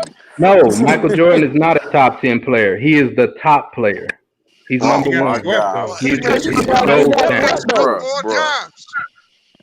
Kobe got swept too. Put one on your list, bro. Man, Kobe got swept by who? Oh my, hey man, he don't know. By the Suns. I don't know I'll tell you why right now. By who? The Not in the Suns. championship, not in the final. I'm talking about a final. Oh, this nigga, man. Oh, See, now moving you the want to get goalposts. oh, okay. Moving the goalposts. I'm talking about the big stage, the That main ain't what you stage. said. You said swept. You ain't saying no finals why or are we nothing. letting I'm saying it now. Why are we letting AARP niggas in here to talk? Man, Lamont asked you He said how was AARP he niggas. better than how was fucking Who Dominique you got as the Wilkins wait, better folks. than Who you got as the best LeBron? basketball player of all time? He said Jordan. Who's the greatest? Yeah, Jordan, but Jordan can't be in the top 10. He just said The greatest player of all time is SB. He moved the I feel goalposts like and it's said an finals. infinity stone inside of this thing. SB. He moved the goalposts and said Get swept that in the motherfucker and finals. snap your fingers. So I ain't got to hear him no more. Come on, bro. You said Jordan won top 10. LeBron ain't top I didn't 10. say that. No, I said Jordan. Jordan's not the top. You gotta Yes. let him finish his thought. Y'all keep cutting him off in the middle of this thing. I always want him to finish, and then we respond. Man, he talking so damn slow. You That's need to fine. And I just want him to answer your question you We got asked time. about We got time. I just Dominique want him to finish. and We got LeBron. time. Let him finish, bro. Let him finish. We can all talk when he's done, but right now it's a couple people trying to hear his point. Lamont wanted a clear take of the audio. That's all it is. I got you. I'm gonna get that audio. He gonna make you famous, nigga. You gonna world star, you dumbass. Nah, let him go. All right, he not. Hold up, make you LeBron out of famous. top 10 because he got swept in the finals. All right, what else? No, I didn't say that. I said That he's is not. what you said. That is No, it's what you not. said. That is Let not him what get I to what he said. said. Let him say what he said. Let's hear it. I said LeBron is not top 10 because he's not a tactician, student of the game. He's not a technical savvy player. He depends on his athleticism and the ability to run down the lane and dunk, which is not the main part of championship basketball. Damn right, because that's what Shaq did. No, Shaq didn't run down the lane. He I was know because he didn't have on the ability. block. He didn't have He was on the. He didn't need the ability. He was already on the block. Because hold on, we're gonna go back and forth once he's done with everything. I just Well, want to hear Lamont, you got to stop playing these damn things in the background too, dog. It's not me. I'm trying to tell Fred to stop. Hey, Man. hey, Lamont. Yo, what up? Where you keep getting these Sooners from? You said Now let him. All right, hold up. What else you got? What else you got, Mr. He hasn't said why he's Dominique Wilkins yet. Like we're just. Nah, because y'all keep cutting him out. Let him finish. I hadn't said what. I hadn't said what. Nah, finish your statements, bro. Go ahead. No, the sister said I hadn't. Nah, just continue. Quit putting batteries in this nigga's back. No, I just want to hear his statements, bro. That's all. No, the other thing I said was you ain't got no daddy. You know, nigga. What? You know. B, let him talk, big bro. Let him live, man. What other point does he have? He said what he had to say. Let him finish. He said he's just explaining his take. That's all. Yeah, let him finish. He explained. All right, go ahead. LeBron. I said LeBron played in the LeBron played in the 90s, and his name was Dominique Wilkins. Mm-hmm. That's the equivalent. That's the 90s equivalent to LeBron, a 6'9", 260-pound dunk freak that was hard. It was hard for him to win championships. But in a softer, this is a softer, easier, much easier NBA than the 90s. So LeBron was able to get him 3 or 4. He made it to the finals in the. Let him finish. Let him finish. SB. Go ahead. Yeah, the NBA is nowhere near as good, strong, big, and physical as it was in the 80s and 90s. Nowhere near it. Okay. You got anything else? You got anything else to add on that? I got plenty. Go ahead, keep going then. No, go ahead. No, that's enough. That's enough for now. That's enough for now. No, bro. He gave it the mic, bro. Now, anybody want to respond to what he said with a rebuttal? Now, what bag at? I'm right here, nigga. Man. Fuck. You honestly want me to respond? Get that nigga, bang. Man, I'm not, man. I told Lamont I ain't on Bang, that tonight, man. eat that nigga, bro. I ain't got my voice, bro. Look, at the end of the day, that's that man. Opinion. Hey, it's not opinion. Bang, you let this nigga off. Eat that nigga, bang. Hey, These are facts from my experience look at this shit, that you don't have. Here you go. You ain't gonna keep talking. I told you, give it to him then. Bro, I'm not giving that nigga shit. He don't deserve it. That nigga's. I don't need you to give me nothing. You ain't got nothing to give. I don't want to give you nothing, nigga. You ain't qualified. You ain't got nothing. Hey, look. That's how You a fan. You a fan. I do this, bro. You a fan. Bro, you do what? You just compare LeBron to fucking Dominique Thumbs up to Wilkins. you, brother. Thumbs up to you. Hooray. LeBron is Dominique Wilkins. Anybody believe what that he shit? just did. They need to be with you, okay? Straight up. Fuck out of here. I don't give a damn if they believe it or not. I don't need no co-sign. No, it's time. So is anybody okay? Is anybody else gonna combat him, bro?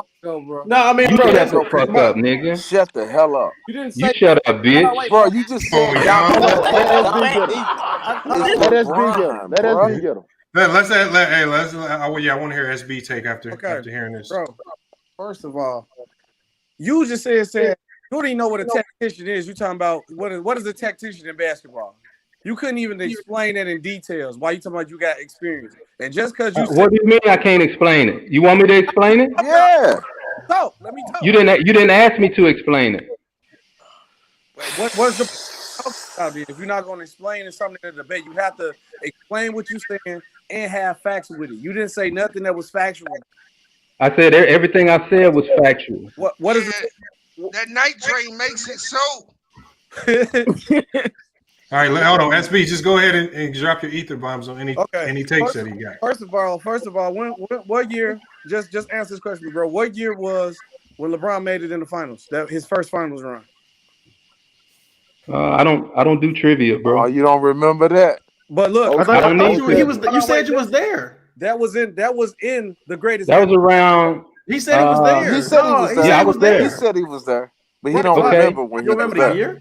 That was during the greatest era of basketball. basketball. Nigga. You better be glad I ain't got these. This nigga just talking. He just blah, blah, blah. He just diarrhea the mouth. Yeah, just keep getting them, SB. Go ahead. Blah, blah, blah. That was during probably the greatest era of basketball. No, that was not the greatest era of basketball. Nowhere near. And then you also so-called claim that, man, I have got Jordan as the GOAT, but y'all started to get him on there. Well, I'm starting to start Jordan is the GOAT no more. Because y'all don't even say nothing factual. You said, bro, he was a tactician. He wasn't, what do you say? He was just physically gifted. LeBron ain't been jumping out the gym in years, and he's still been making it to the finals. First of all, then two, he's still jumping out the gym. That's a good point. He's still jumping out the gym. Bro, you talked already, bro. We done heard none of your nonsense. You already snail talking. All that bull. Trying to say nothing. No, you talking nonsense. You gotta let him talk. Hold on, let SB cook. Yeah, let SB cook. We'll let you talk, fam. Hey, put that little 5'1" nigga at the kiddie table. Go ahead, SB. How can a guy who only depends on his athleticism finna have he's close to 10,000 points, 10,000 assists, and finna also beat the scoring record in a weak watered down NBA? You lose. You lost. You have to go look up the word context, brother. Bruh. What was the hardest team Jordan faced? Hold on, Lakers. It's on SB. I'm gonna go to you next, Lakers. Okay, bro. How is the league is weak and watered down? You watch too much TV, ESPN. Because this I don't watch none of it. So try another lie. Hold on, Elijah. You gotta let him cook. Let him cook.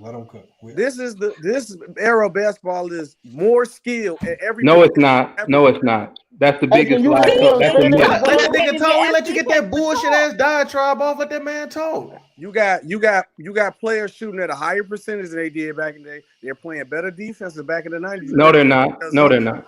Oh my God! Hey, I told you he didn't have no He ain't let nobody talk. I told you.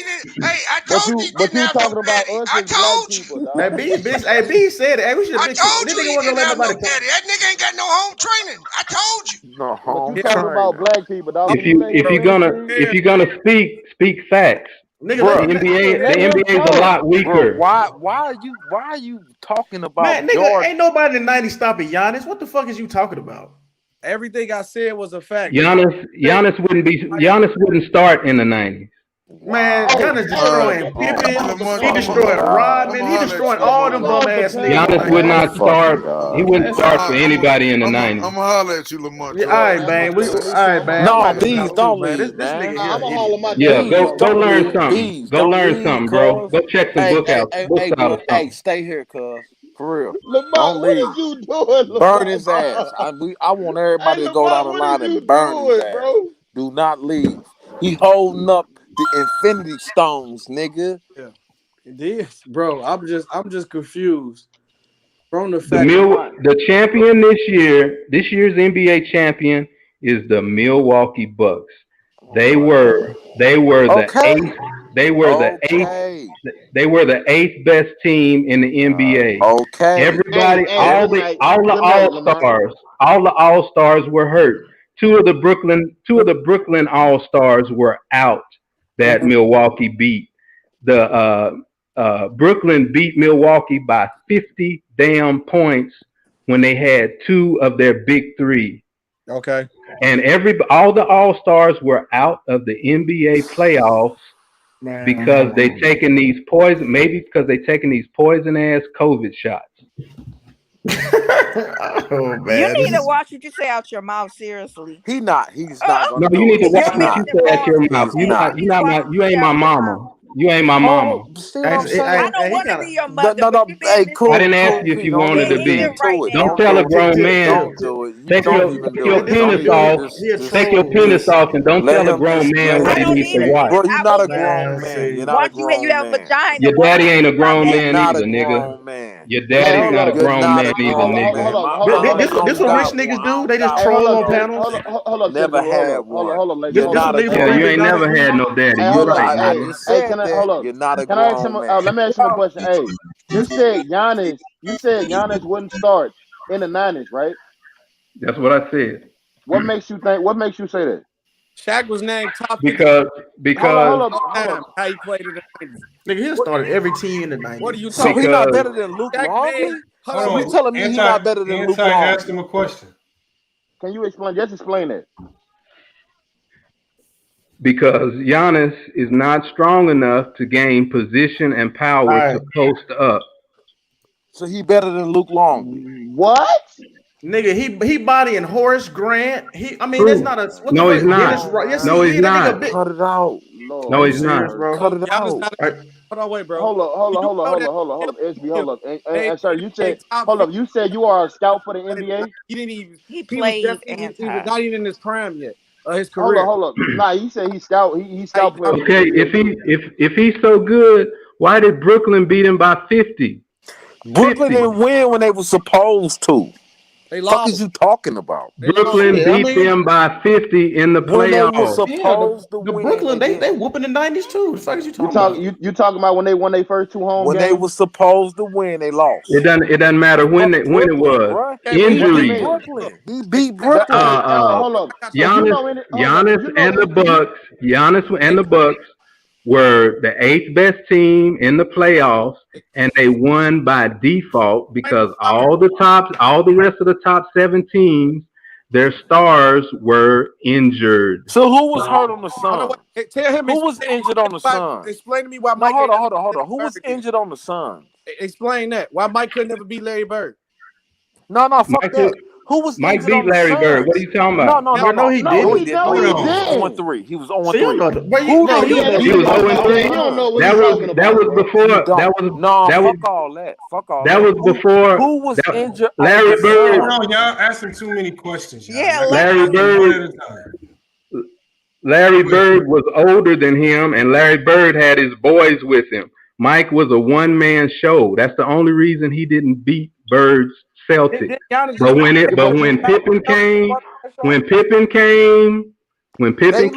Horace Grant came, Stacey King came, Luke Longley came, Bison Dele came, Dennis Rodman came. Nobody was able to beat the Bulls Rodman came when he got loaded. Yeah, everybody was gone. No, he wasn't. He was in his prime.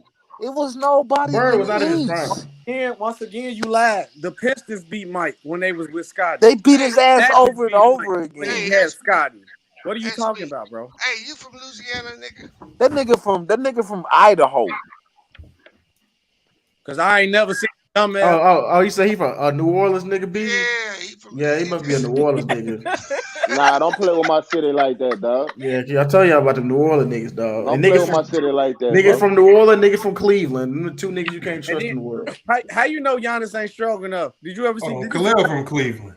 Hold up, man. Hold up. Yeah, I know for a fact Giannis would have been better than Luke Longley, man. I don't give a damn what he You comparing apples to oranges. Giannis isn't gonna play a 5. Luke plays a 5. I said Giannis and motherfucking Luke Longley. Yeah, but I said Giannis and Luke Longley. Hold on, but you have to look. You're comparing apples to oranges. Hold on, but Giannis. Hold on, Lakers. But see, Giannis at 6'11" in the 90s would be a center, so he would be playing center. No, he wouldn't. No, he wouldn't. Because in the 90s, John Sally 6'11" too, and he was a 3. Man, you comparing Sally to Giannis now. No, I'm comparing height. The man mentioned height, so I'm in the context. So you're telling me Giannis is less of a player than Luke Longley. That's what you I didn't say that. That's what you said. Who would you start?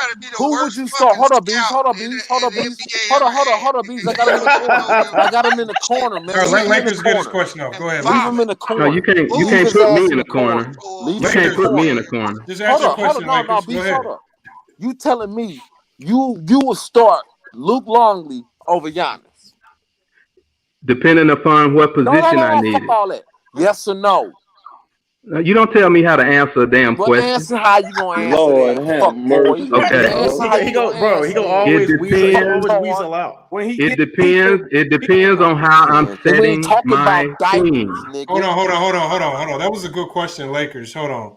So you said, hold on, let me do this real quick. 1 second. So you said Sally was 6'11". So you said depending upon the circumstances. Yeah. Okay. You said depending upon the circumstances, you don't know if you would start Giannis and Antetokounmpo. I didn't say I didn't know. I never said that. Okay, so what would you say? That's what he was asking. He said because you said he wouldn't start, and Luke Longley started like any other team. No, I'm talking that team. Like any other team. I'm talking without being interrupted. Like any other team, a coach sets his team according to 5, 4, 3, 2, 1. Well, that's not true. Luke. Can I finish? Hell Luke is your mama's pussy's done, nigga. I'm about to go to bed, bro. I'm just trying to hear what he got to say, y'all. Y'all messing. He ain't got shit to say, man. He ain't got shit to say, man. Mute that nigga, man. I'm tired of hearing that nigga lies, bro. You two homosexuals need to shut up and let me finish. Yeah, I'm homosexual. Your daddy's a bitch ass, nigga. Hey, your faggot daddy's a bitch ass, nigga. Boy, you understand me, boy? You talk big shit online. You talk big shit online. You understand me, boy? But face to face, your fat ass wouldn't say nothing. I'm talking to you, boy. Your fat ass wouldn't say nothing face to face. Look, you calling somebody fat? I can hear the cholesterol in your voice, nigga. Shut the fuck up. Okay. Yeah, they can hear it in Mike Tyson's voice too. Oh, you know him too. I got a question. That nigga know everybody. That nigga know mama. So Charles Barkley. Let McDuff get his question. Elijah. So Charles Barkley at 6'4" was probably a top 3 power forward in the 90s who can start on any team at 6'4", 6'5". And you're saying that Giannis He's 6'6". He's 6'6". No, he's not no 6'6". Yes, he is. Charles Barkley is 6'4", 6'5". What are you talking about? and he's I know him top 3 personally. power. He's 6'6". He's trolling ass. This nigga just talking. Hey, Lamont, I Why? They'll tell you. Elijah, if a 6'4", They'll tell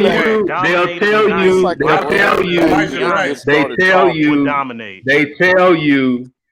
They tell you 6'4.5" because NBA takes height without your shoes on. Well, hold on. Who the GOAT? Who the best of all time? Come on, according Lakers, to man. you. That's all. No, he already answered. I don't No, want we to get already talked about that, Lakers, man. You got to be better than that, man. Look at the screen. You said you laughed at me. Said I was wrong. Look at the screen. Elijah caught y'all cap. Ain't no you are wrong, nigga. No matter what you say. Look at the screen. Look at the screen. Look at the screen and tell me how wrong I am. Okay, let's say 6'6", Elijah. He's a power forward. Open your blind ass up, nigga. Nah, nigga. Elijah, he's a power forward. Go fuck your mama, nigga. So a 6'6". Go fuck your mama. I hit your mama with a jock strap, bitch. Who the fuck you talking to? Hey, what's up with you and Go your finish mama, fucking your mama, nigga. Hey, my shit, my This man can't talk basketball, fam. Knock your fat ass. Yeah, hold on. Mac Duff had a question. Yeah, let's get back. Your mama working at Walmart, nigga. Hoe ass nigga. Greek niggas. Oh, bum ass mama. Dumb ass retarded mama. I suck your dick, bro. Y'all fuck that nigga. Hey, Lou. That's better than your mama sucking dick for $5, nigga. Hey, this nigga mama suck dick. I suck your dick for $2. Yeah, old toothless mouth having ass bitch. That is your mama. You're right. Yeah, you just described your mama. Your mama. Your All mama right, was y'all, smoking let's weed get with back. your ass. Hey, Mac Duff, answer your question, bro. Hold on, y'all. Let's get that back. Mac Duff, finish your question or allow him. I'm saying if a 6'6" Barkley can dominate in the 90s as a power forward on any team, why would you think Giannis couldn't do the exact same thing in the 90s on any team? Good question. Because you have there's a term in the sports world called body type. Man, when that And nigga Charles, can I finish? Can I finish? Can I finish? Can I finish? Can I finish? Can I finish? Can I finish? Can I finish? Let him finish, y'all. Can I finish? This nigga talking. Can I about finish? Can I finish? Go ahead. I got him. These are two totally different body types. You got a 6'6" Charles Barkley with a 260 pounds with a 45-inch vertical jump. This is a freak of nature. This is a unicorn. And like LeBron. sometimes he would get 20 rebounds in a game. Man, this nigga mama. So He telling me Barkley. You're explaining what Barkley did. You're not explaining why Giannis can't dominate. Because I got interrupted. Because I got interrupted. Because I got interrupted. Because I got interrupted. This nigga had pink Pampers on, bruh. You can't listen to a nigga wearing pink Pampers.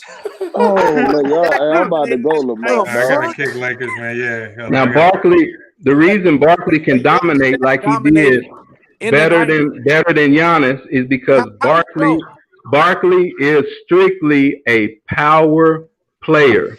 Barkley was a 6'6" Shaquille O'Neal with handles, and he would look for people to dunk on. This nigga's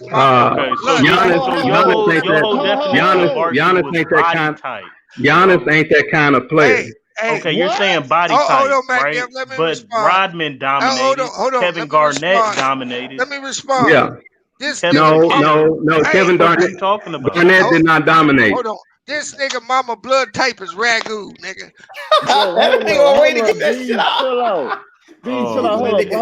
Hold up. I'm not understanding your premise because you said Charles Barkley body type, he was dominant. You said he was a baby Shaq, right?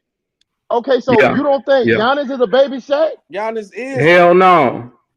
What? Giannis, nobody around here has ever seen Giannis put a man on his back that man down, and turn around and smash on him. That's not his thing.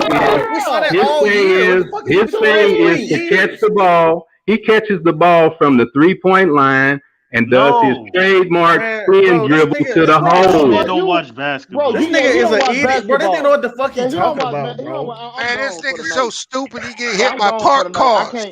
I can't stand here tonight. Hey, your mama's pussy is so stupid she had you, nigga. That's right. Lame.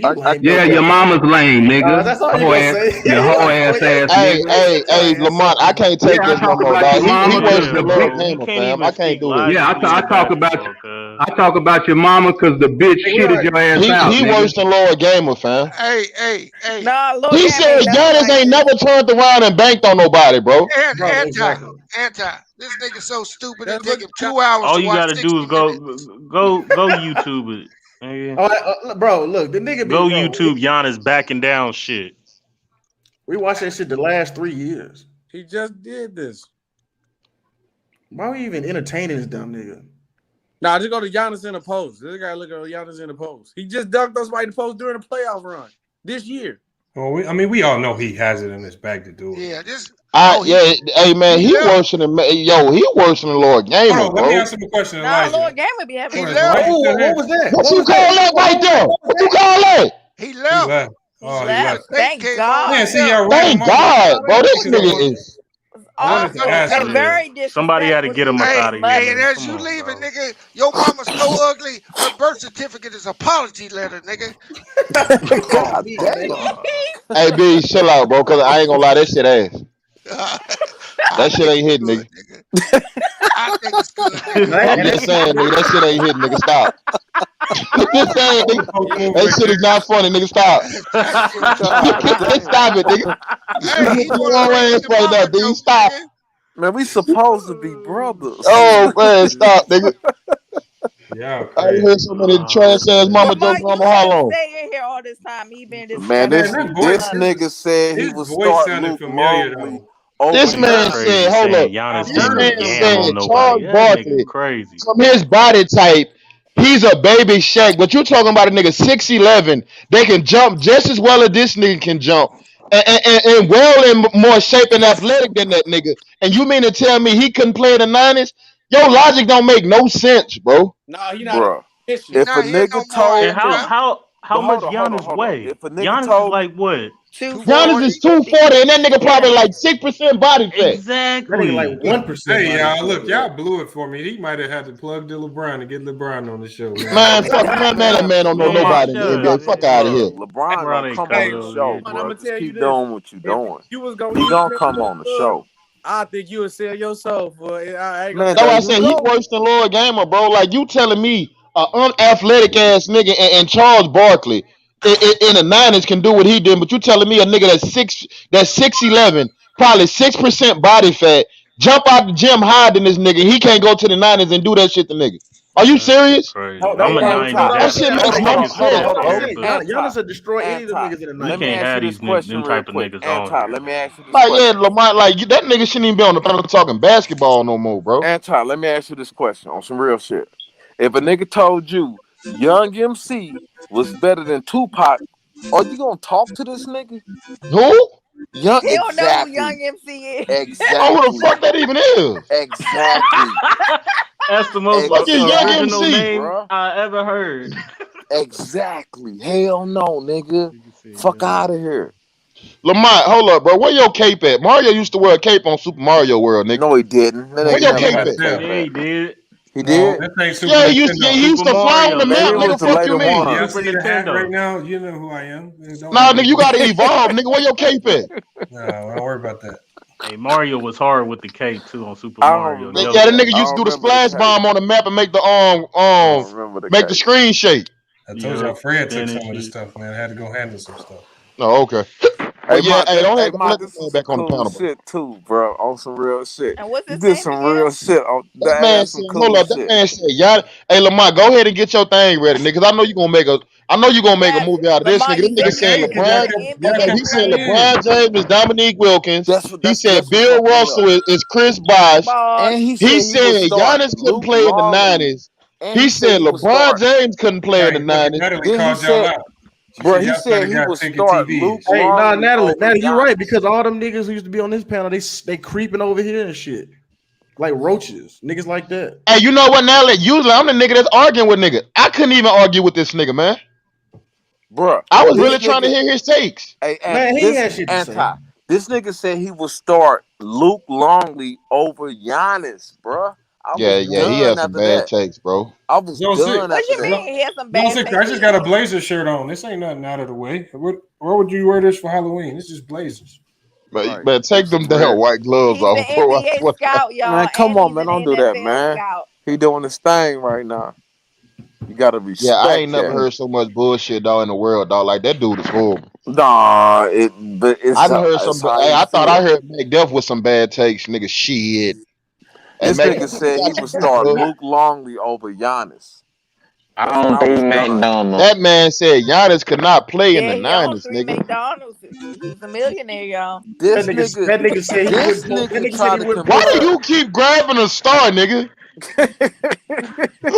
What is you doing, Lamont? I'm about to go to sleep, man. This nigga Lamont is a threat, bro. Fuck you keep grabbing a star for, an nigga. entertainer, man. That's what you got to do, man, when the music. He's an entertainer. And Lamont wanted to keep him on here. And he did it for a minute. That nigga said Giannis wouldn't post up Horace Grant. All right. He said Giannis couldn't bag niggas down and dunk over niggas. Nigga, what? Bruh, he said he will start Luke Longley over Giannis. You know what I'm saying? Can you hear what I'm saying, bruh? Yeah, that was bad right there.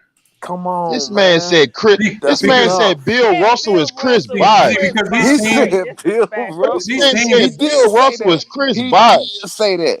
Bill Yo, Russell this nigga should be allowed on anybody's platform after saying some bullshit like that, bro. Nah, because Lamont gave you a chance. He gave me a couple chances. Because I've been saying some crazy. You right, because I would have been sent your ass to the shadow realm, nigga. You right, nigga. I would have been sent your ass to the shadow realm, nigga. That's what I just said, nigga. That's what I just said. That's why he just gave Hey, Jared, hit the link. Come back on. Nah, Jared, come back and I'm about to go, bro. But goddamn. Yeah, I'm about to go. Jared be on here with his his camera on. Hey, Lamont, man, and he's right, bro. Oh, nah, I can't do it, dog. No, do it. Do it. Big chest to be doing that. Do it. Big chest be having his chest showing on. I like big chest. That nigga got man boobs. Hell no. Man, fuck that. Hey, that nigga cool. Big chest. He got a ball here with a lineman. Man, don't do that. Man. Don't do that. Don't do that, man. That's a young nigga. This nigga, he didn't even speak on LeBron James' IQ of the game. That man basically said LeBron James had no IQ. Bro, he said that's he one was of the most things LeBron James is known for. Wilkins was better. Hey, you out of character right now, nigga. Mario ain't never young. Fuck is you doing? What you talking about? Mario ain't never young. Nigga, what the fuck you yawning for? I was stretching like this. Yeah, he don't do that, bro. French? Ain't he a Frenchman or something? I don't know what Mario is. Mario is an American, nigga. Nah, he a plumber, nigga. Fuck you mean? No, he Italian. Yeah, he Italian. He ain't French. Yeah, Italian plumber. Italian American. Nigga, Mario from the mob. Mario might be in the mob. Nigga, that's an American Mario was a game. plumber, nigga. With That's Louise. an American game. He's a plumber. He plumbed. That's the Yeah, he was a Nintendo. plumber, nigga. That's the first Nintendo. Can you say the princess right now, nigga? Oh, wait, hey, Lamont, I got a question. So wait, so Mario eat mushrooms to level up. So what do you eat casserole and then you like level up? Mushrooms in the casserole. Mushroom casserole eat nigga. Niggas, hey, Brooke was on here earlier talking about she gonna play Princess Peach for that nigga later on. She gonna give some casserole so you can level up. Oh man. Your girl should be talking about your goofy ass, nigga. I wish she be like, I wish your ass would wear that bullshit on that live stream, nigga. You ain't getting no credit tonight. Hey man, it ain't no Japanese game, nigga.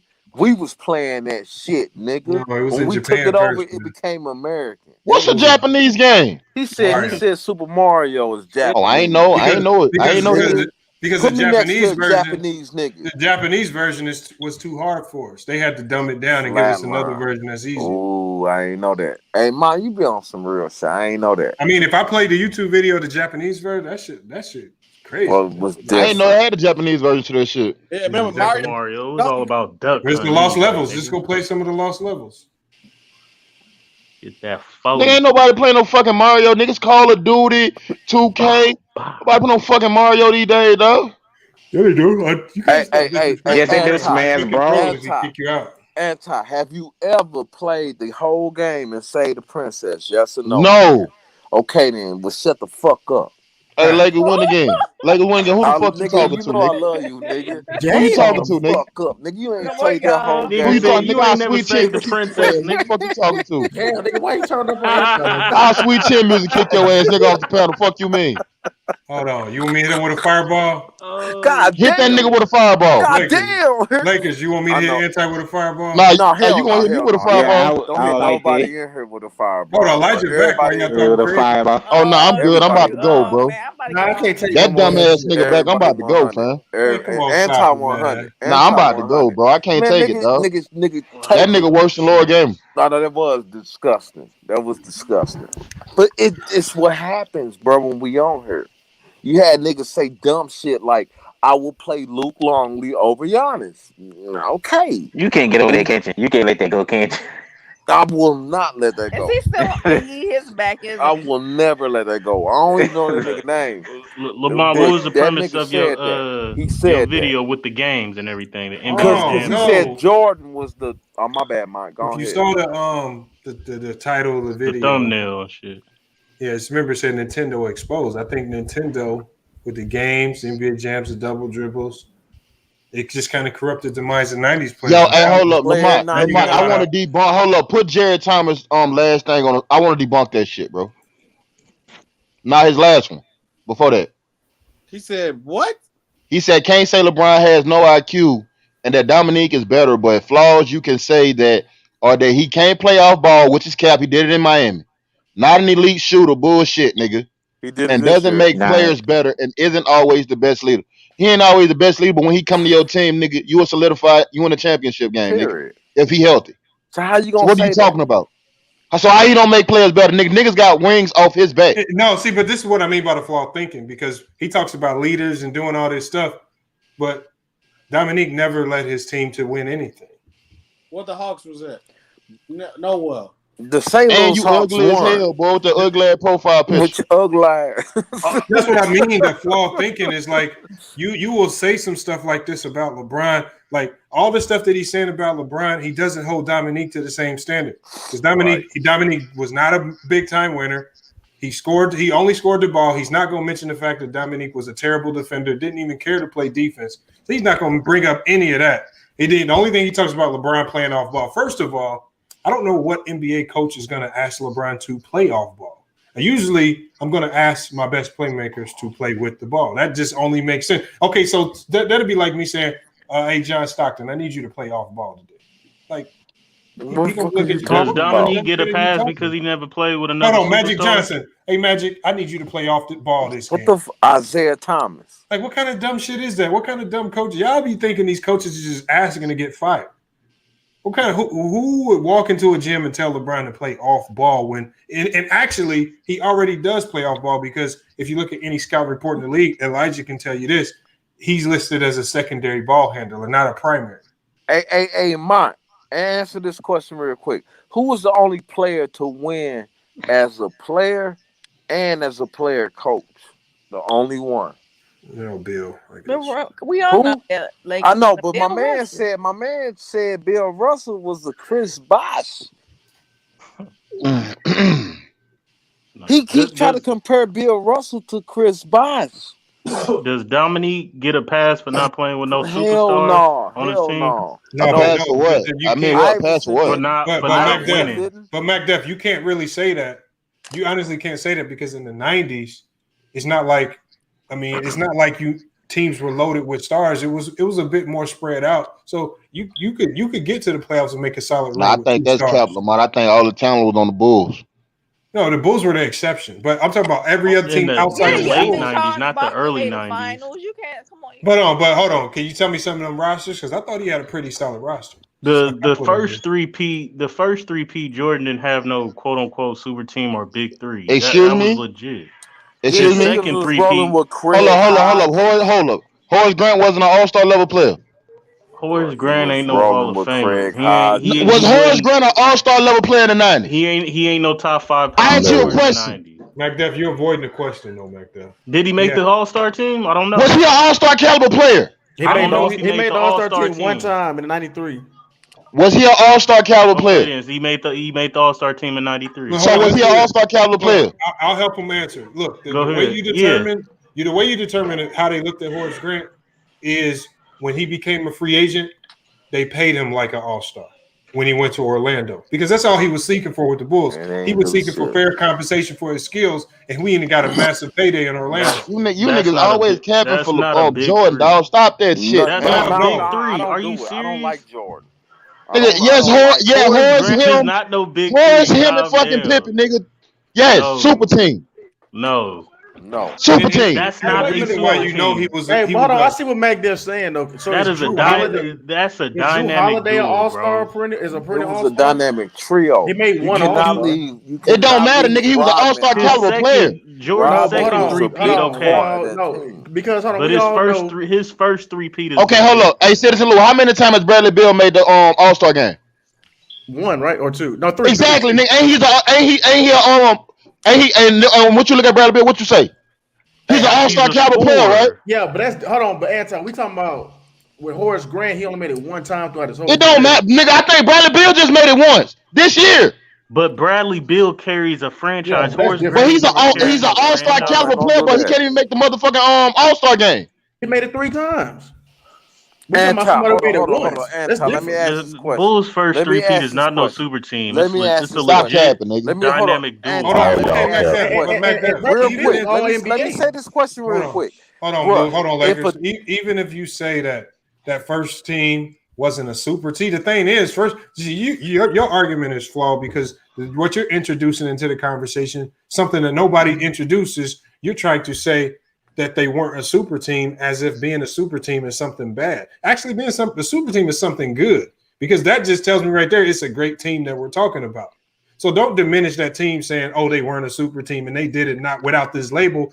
They couldn't be a super team at that time frame anyway because the term super team wasn't created until 2010 for people who hate LeBron. So that's fake news anyway. Nobody could label them on super team because that's specifically designed for LeBron. I kind of get what you're saying. It's a fake narrative.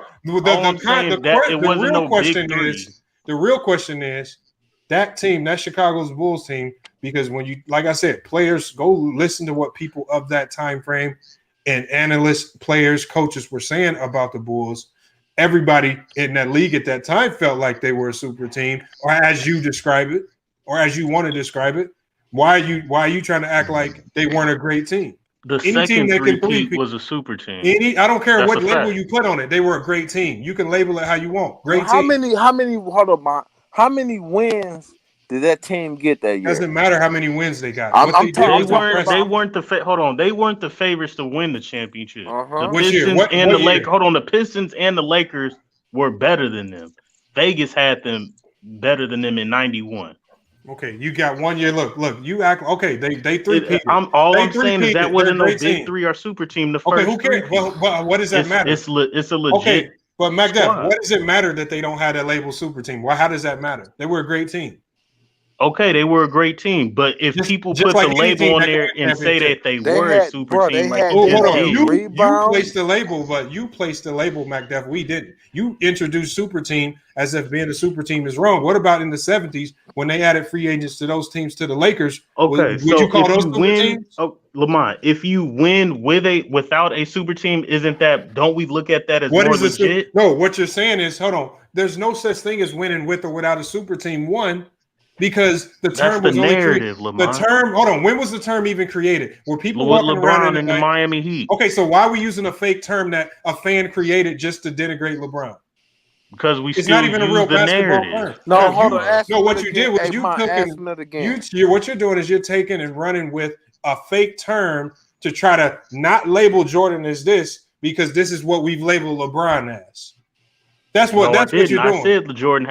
So why did you introduce the word super team into the topic when nobody was talking about super teams? We're just talking about great teams. Any team that can three-peat, any team that can win back-to-back, you're talking about all-time great teams. Not no super team. People downplay the Bulls. Nobody say they had no downplays them. competition. Who downplays the Bulls, man? Everybody They didn't have downplays no the fucking Bulls. They say they competition. had no God, competition. my God. Hold on. They Okay, didn't have no competition. Prove me wrong. Okay, so you just heard him say that. Matt, stop it. Let's just go off what Jordan said. Jordan already said he didn't have no competition in the 90s. That's bull. Hold on. It came from his mouth, nigga. Don't blame me. Get him, Anti. Every time That's one what of these he other said. stars, because he remember what he said. He said every time one of these other stars won an MVP on his watch, Repeated and said, I have nothing else. Yo, hold on. Hey, Lamont, your green screen fucked up, cuz. What's wrong with it? No, it ain't. I don't know. Everything like that shit 100. No, it's not, nigga. Not on my screen. On my screen, he good. On my screen, that nigga green as hell. It's 100. On my screen, it's 100. It's right. Hey, It's right. no. Let me get you out the tunnel, Anti. Hold on, man. Oh, okay. Get me out of the tunnel, nigga. Nigga, you green as hell on my screen. Bag or something? You know, something wrong with your icon gone too, Anti. That's on your end. Yeah, Anti, you messed up. Let me get Anti. Your icon Let me help him out. But all I'm saying is you cannot say Jordan is the GOAT because of 6 rings when my nigga from Boston got 11. He got more rings than fingers. So if it's about rings, let it be about rings. Okay, Bill Russell the GOAT. If it ain't That's about not rings, the end all be all. I know that. That's not what I'm saying. That's not what I'm saying. Is that my internet, bro? If it's about, all I'm saying is, if it's about Lamont, you can hear me?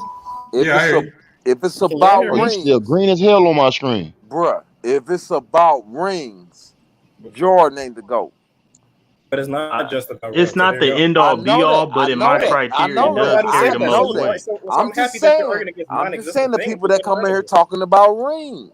Oh, he got 6 rings. It does carry the most weight, but it's not the end all be This all. nigga won 11 championships in 13 years. Period. But see, the thing is, when they say that, MacDuff, because if it's you're right. Championships, okay, give it some credence. But then now let's start talking about Bill Russell's game. When you start talking about his game, the man was different. I don't care how you define his error. Like if you want to cry about his error, because you're talking about an error where he couldn't do nothing about who he played or how he did it. Spitting on him, calling remember him what I told you. all He just like Jordan couldn't do nothing about Muggsy Bogues guarding him sometimes. He just went out there and lit his ass up. Remember, Jordan could do nothing about a Bradford Smith matching up with him. What is he supposed to do? Just say, "Oh, this ain't good enough. I'm not playing tonight." You got to play who's in front of you. You got to play who's in front of you, and that's all you can do. I don't speak low on Bill Russell. I think Bill Russell's the greatest defensive player all time. No, talking about rings. If you don't want to speak low on Bill Russell, hold on, Lakers. Hold on, Lakers. Man, you got to calm down. I'm saying when we talk about send that nigga down the tunnel. Russell has more rings. Russell, I would feel if you're talking strictly game, he's more dominant in certain aspects of the game, in multiple aspects of the game, because he's in his time he was the best rebounder, arguably, and he's the best defender. I mean, really, outside of that, there's a lot of years in the league where you can maybe say Jordan. I think there was one year where I could say Jordan was the best defender in the league, but it wasn't a constant. It wasn't a constant year by year because you had Olajuwon, Pippen, Rodman a couple times, and a lot of other guys who were better defenders on a year by year basis. So, I mean, Russell has the consistency, he has the greatness, he has the chips, he has everything you need to be number one, but y'all consistently find reasons to lower him just to elevate Jordan. No, even though he has more. Even though he has more. Ask my question. I'm not gonna say that. I'm not gonna say that. I mean, how do I lower him? I don't know where that. To elevate Jordan. What did I say to lower Bill Russell? When I call him the greatest, when I call Bill Russell the greatest defensive player all time, how am I lowering his status to elevate Jordan? Because again, you said rings hold the most weight. He's 11. He has 11 and correct. 1. I did, and I said, but that's not the end all be all. Okay, so then we go to dominance. He's definitely in the conversation. Then we go to dominance. Didn't he dominate his era? Yes, but yes, he did. As a leader, didn't he lead his team to a championship as a coach? Correct. Yeah. Okay, let me ask him a question right quick. Did he play better competition than Jordan? No. Bullshit. Bullshit. Nah, Thank He you for didn't. that. bullshit. Thank you for that. Nah, I don't think Bullshit. so. This is what If Bill he Russell. Bill Russell dominated. Hold on. Mike. Nah. Mike, If talk we're about Nigga, talking he was about Bill whooping Will Russell, Chamberlain ass. What are you talking about? hold on. Bill Russell I know Will Chamberlain. I know Will Chamberlain's in his era and Jerry West. He's the greatest Yeah, defensive Will player Chamberlain, of Jerry his West. era. But if we're talking about Bill Russell's game and what he did, hold on, Mac Duff, because I'm gonna pull up the accolades. My bad to cut you off, Mac Duff.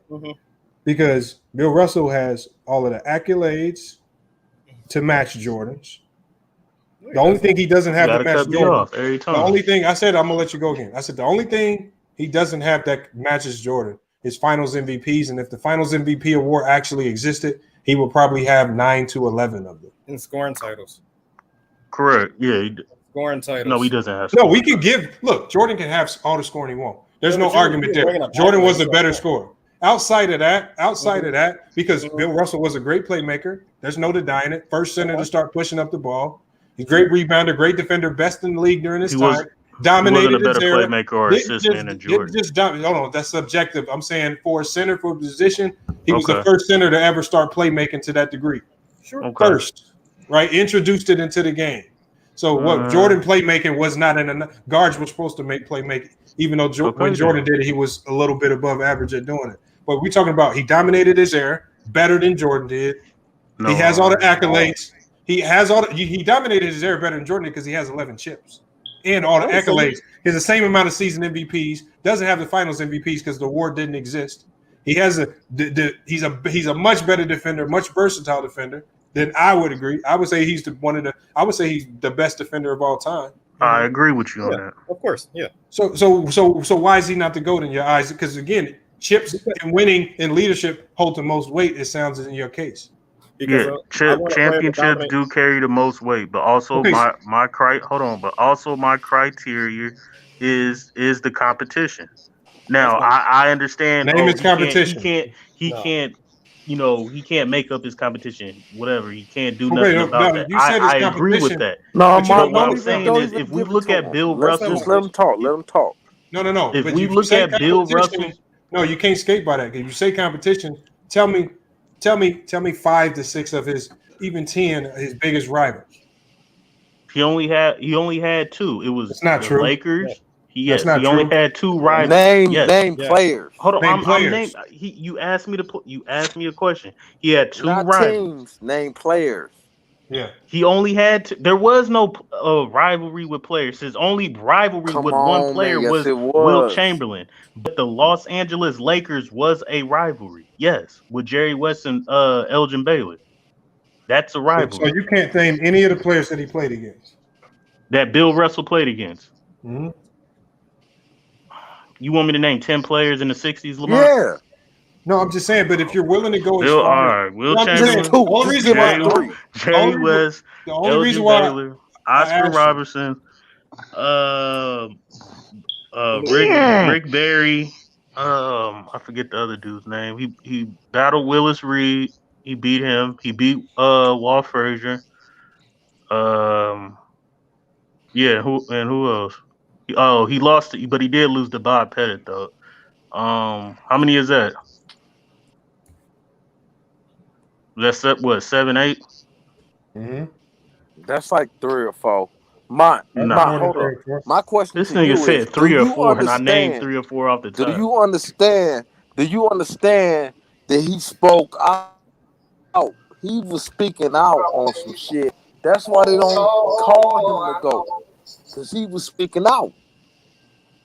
Do you understand that? What, in the 60s? Well, he was speaking out. Bill Russell was speaking out. And because of that, that's why they don't talk about him. Do you understand that? Yes or no? Are you talking about off the court and the issues that we were going through in the 60s? Come on, we gotta stay on topic. Let's not get No. Like, I understand what you're saying, but if we're I agree with you. I don't need a to make him the GOAT now. No, but Khalil, I want to get back to what that list he named. He named off some great players. Every player he names a Hall of Famer. Every one of those players he named was in the top 50 all time. Correct. But you said a rivalry. His own. He only had two. Well, no, I didn't mean rivalry. I just said rivalry. What rivalry MJ had? He said name a rival. Will Chamberlain rival. was his rival, and the Lakers was his rival. A lot of Hall of Fame competition in an era where there were fewer teams. Correct. I did. So that's more concentrated. It sounds like to me. More concentrated on what? So you named Hall of Famers, and there's actually more than correct. What you I named about 8-9 Hall of Famers. Right. Yes. That's 8-9 Hall of Famers in an era with fewer teams. And there's actually more than that. Teams.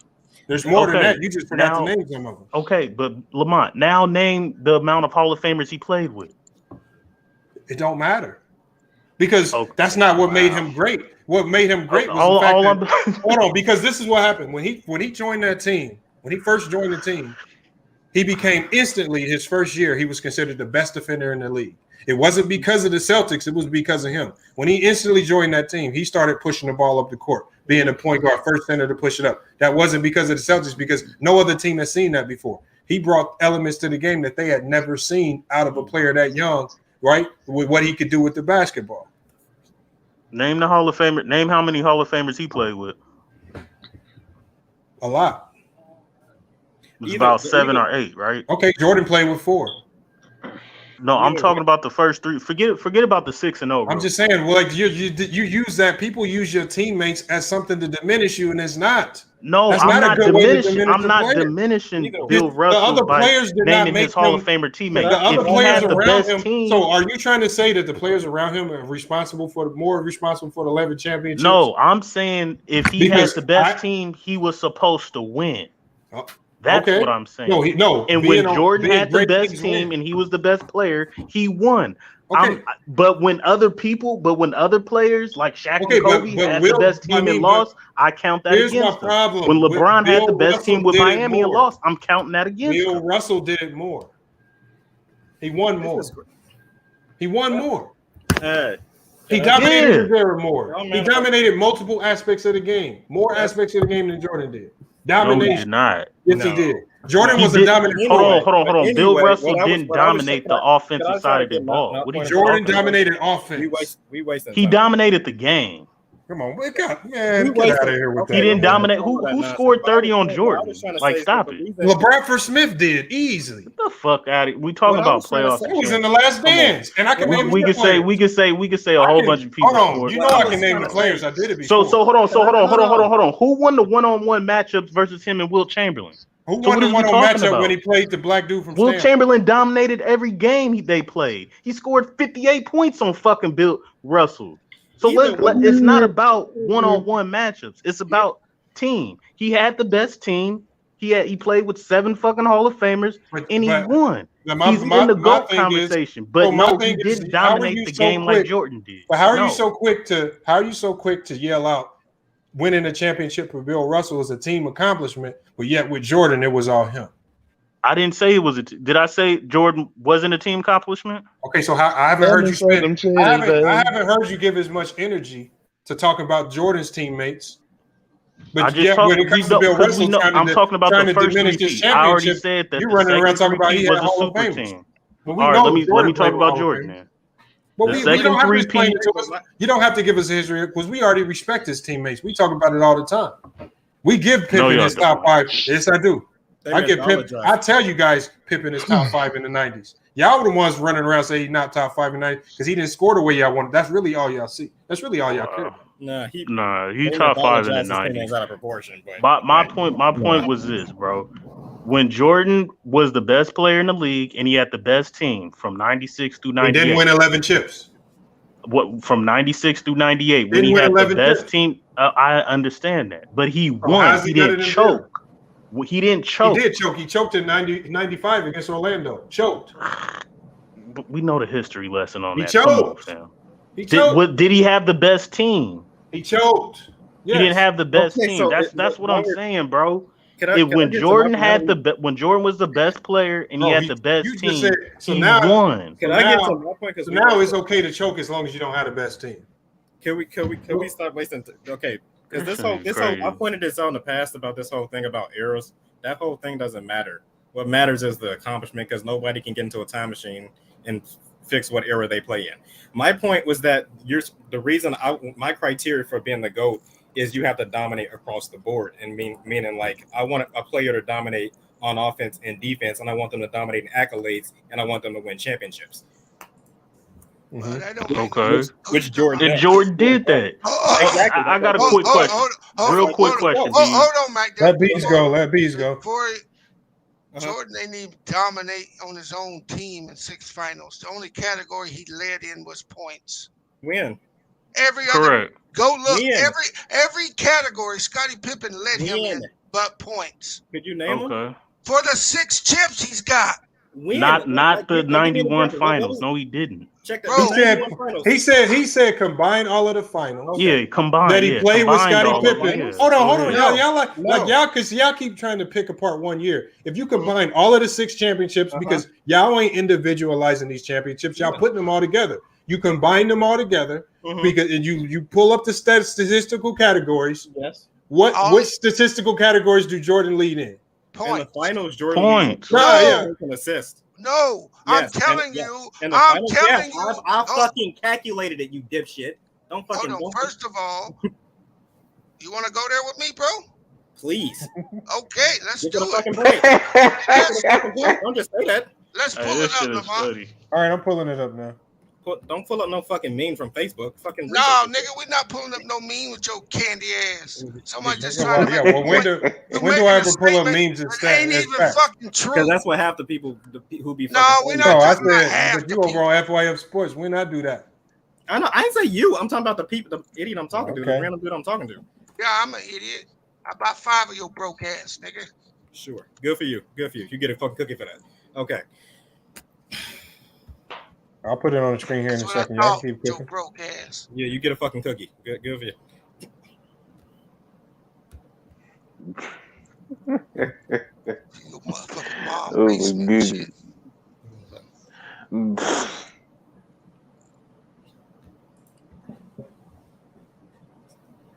Yeah, I'm just gonna pull it up year by year. I'm just gonna pull it. I'm just gonna pull up the stats. Just go to StatMuse. It's right there. StatMuse. Points per game, Jordan's 33.6, Pippen's 19. So are we combining the stats, accolade, and achievements of Bill Russell and Jordan? What? No, this is the Bulls, all categories, all 6 finals. Yeah. Pippen leads him in every category. Pippen leads him in every category but scoring. So don't tell me he dominated anything, because he didn't. Okay. Why does hold on? This is what I'm saying. Why does a player have to lead his team in every category to dominate? And even we're not saying that he didn't dominate. We're not saying that. We're not saying Jordan wasn't a dominant player. But let's not act like, because again, you let Jordan fans tell the story. Jordan's 6-0. The Chicago Bulls aren't 6-0. When do you ever hear people talk about the Chicago Bulls being 6-0? I mean, going on that run in the 90s. You always hear Jordan, right? And then in these conversations we hear people try to diminish what Pippen did, his role and what he did, because they simply say he didn't score a lot of points like Jordan, even though that never was his role. The same reason, Lamont, you couldn't name none of the Hall of Famers. The same reason you never brung up John Havlicek's name. Exactly. What do you mean? When we were talking about Bill Russell, you said Bill Russell won 11. But the same reason you didn't bring up Bob Cousy or Sam Jones. No, I asked you to bring the names up because I know you didn't. You asked me to bring up his rivals, his competition. No, I said bring up the competition in that era since you were so quick to say that era had little to no competition. It wasn't. I didn't say that. I said it wasn't better than Jordan's competition. Then as you started naming names, you noticed that you were naming a lot of Hall of Famers within a few teams because there were fewer teams. So that makes no sense to say they had. That makes no sense to say they had no competition. Yet you can easily name. I said yet his you can competition easily wasn't name comparable 15 to Hall of Famers within 8 teams that he battled against. It wasn't better than Makes Jordan's no sense. competition. Hold on, but the thing is, how can you say it wasn't better than his competition when none of Jordan's competition he took seriously? He said Jordan out of his own mouth said his toughest competition was the Indiana Pacers. Correct. I got a quick question. The Seattle Supersonics were one of the Seattle Supersonics in Vegas had like some of the most lopsided odds. I got a quick question. Hey, here's another stat for you. Jordan had an 87 and 95 record without Scottie Pippen. I got a quick question. They did, and then I just when got he a quick went to question. Washington, he was 67 and 75. No, it's not. I mean, if you're gonna label Jordan the GOAT, man, you gotta come with something. I got a quick question. Hold on. I got a quick question. Do we give LeBron James credit for beating the dynasty that was the Spurs? I don't got LeBron as the GOAT, so. No, I'm just saying. Do we look at the Spurs as a dynasty and say LeBron beat a dynasty? No, we say the Cavs won that series. If you actually he didn't win. He didn't beat the Spurs. LeBron never was able to beat a team by himself. Did the Miami Heat beat a dynasty that was the Spurs? I consider the Spurs a dynasty type team, yes. So he beat a dynasty, right? He beat a dynasty type team, yes. Okay, so did Jordan ever beat a dynasty?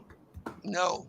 The Lakers were on the tail end of their dynasty. If you want to say that's part of their dynasty without Kareem, that's up to you. Okay, so my premise is this: a lot of people don't consider we're going to give credit. Hold on. We're going to give credit to LeBron and say he beat a dynasty in the Spurs who were 6 years removed from the finals, but say Jordan didn't beat a dynasty in the Lakers. How were they 6 years removed from the finals? 2 years removed from the finals. What year are you talking about? Magic Johnson won the MVP the year ago in 1990. Hold on, but look.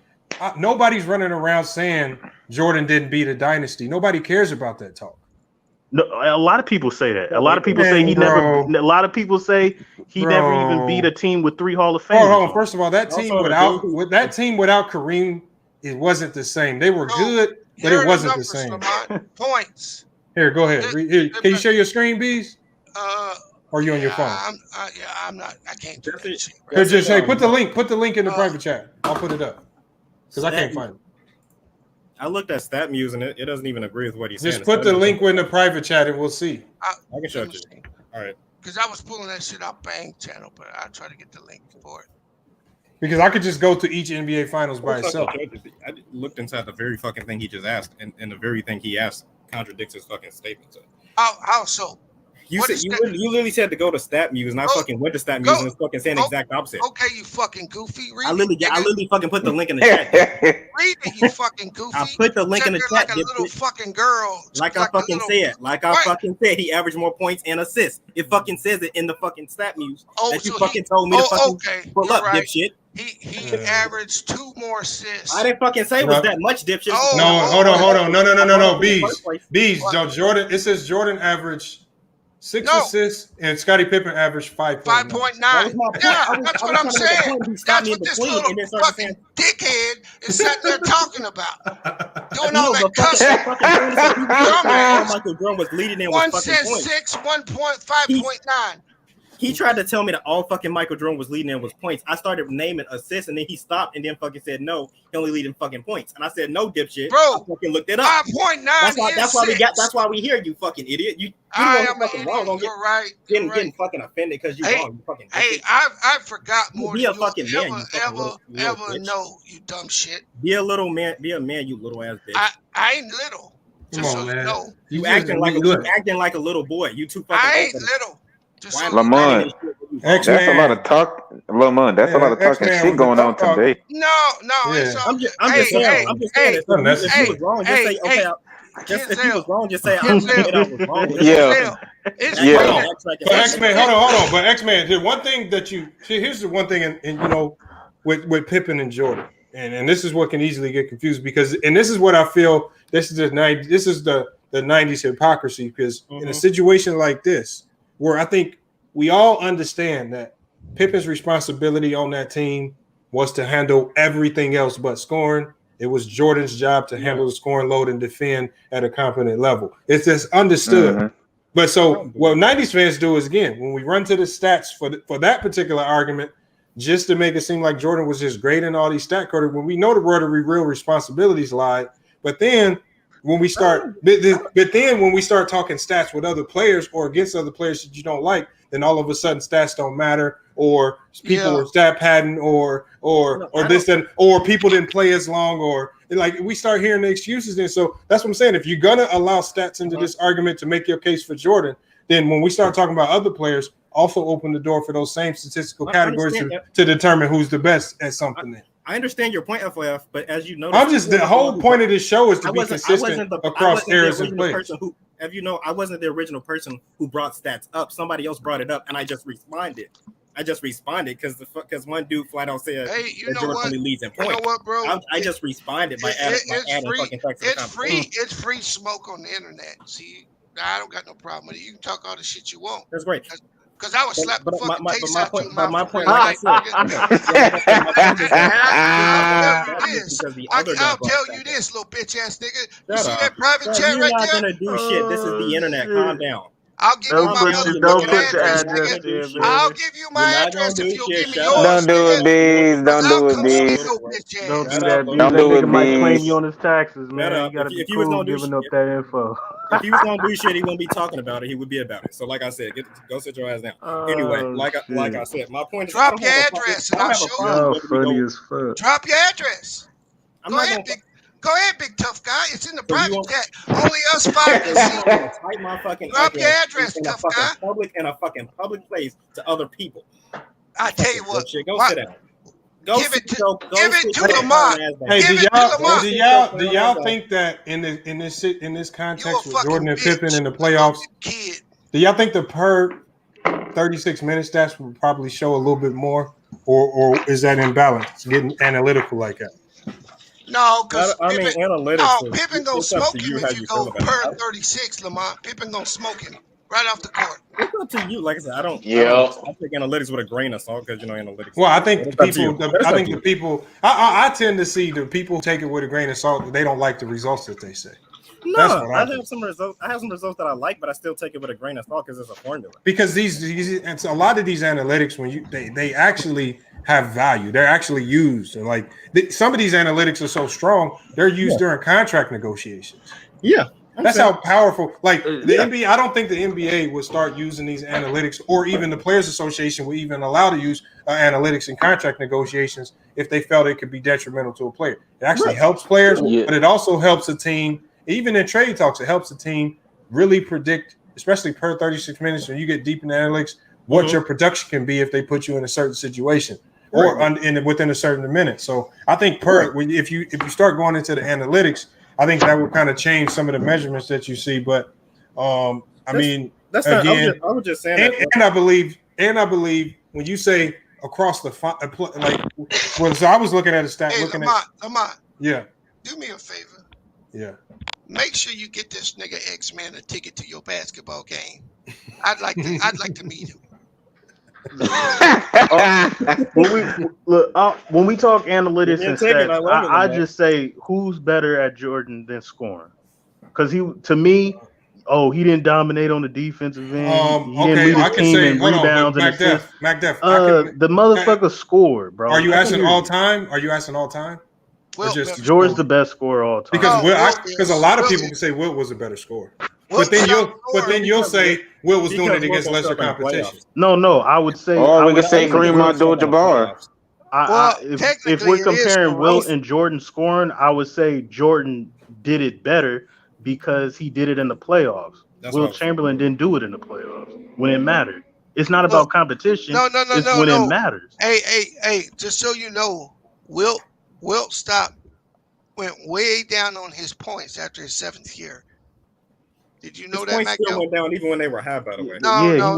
He won 7 straight. He won 7 straight scoring titles. But I understand. But in the playoffs, he started getting criticized very badly. Mm-hmm.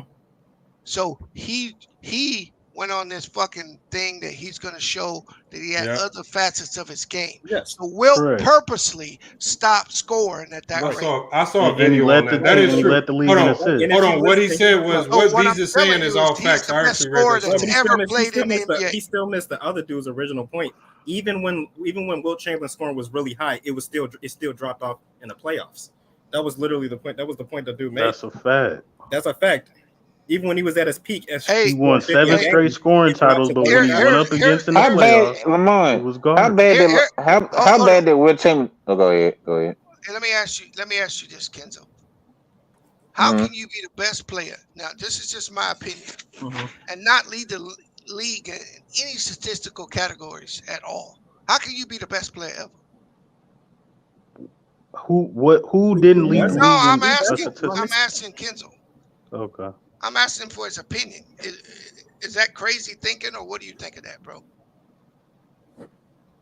Who is he asking? Yeah, it's crazy thinking. Yeah. Hey, did you see this right here? I'm reading this right here.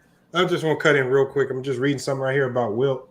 It says when he played, it says if they would have actually counted blocks per game, somebody went back and actually they said he would have averaged a triple-double in the playoffs, 22 points, 24 rebounds, and 11.2 blocks per game.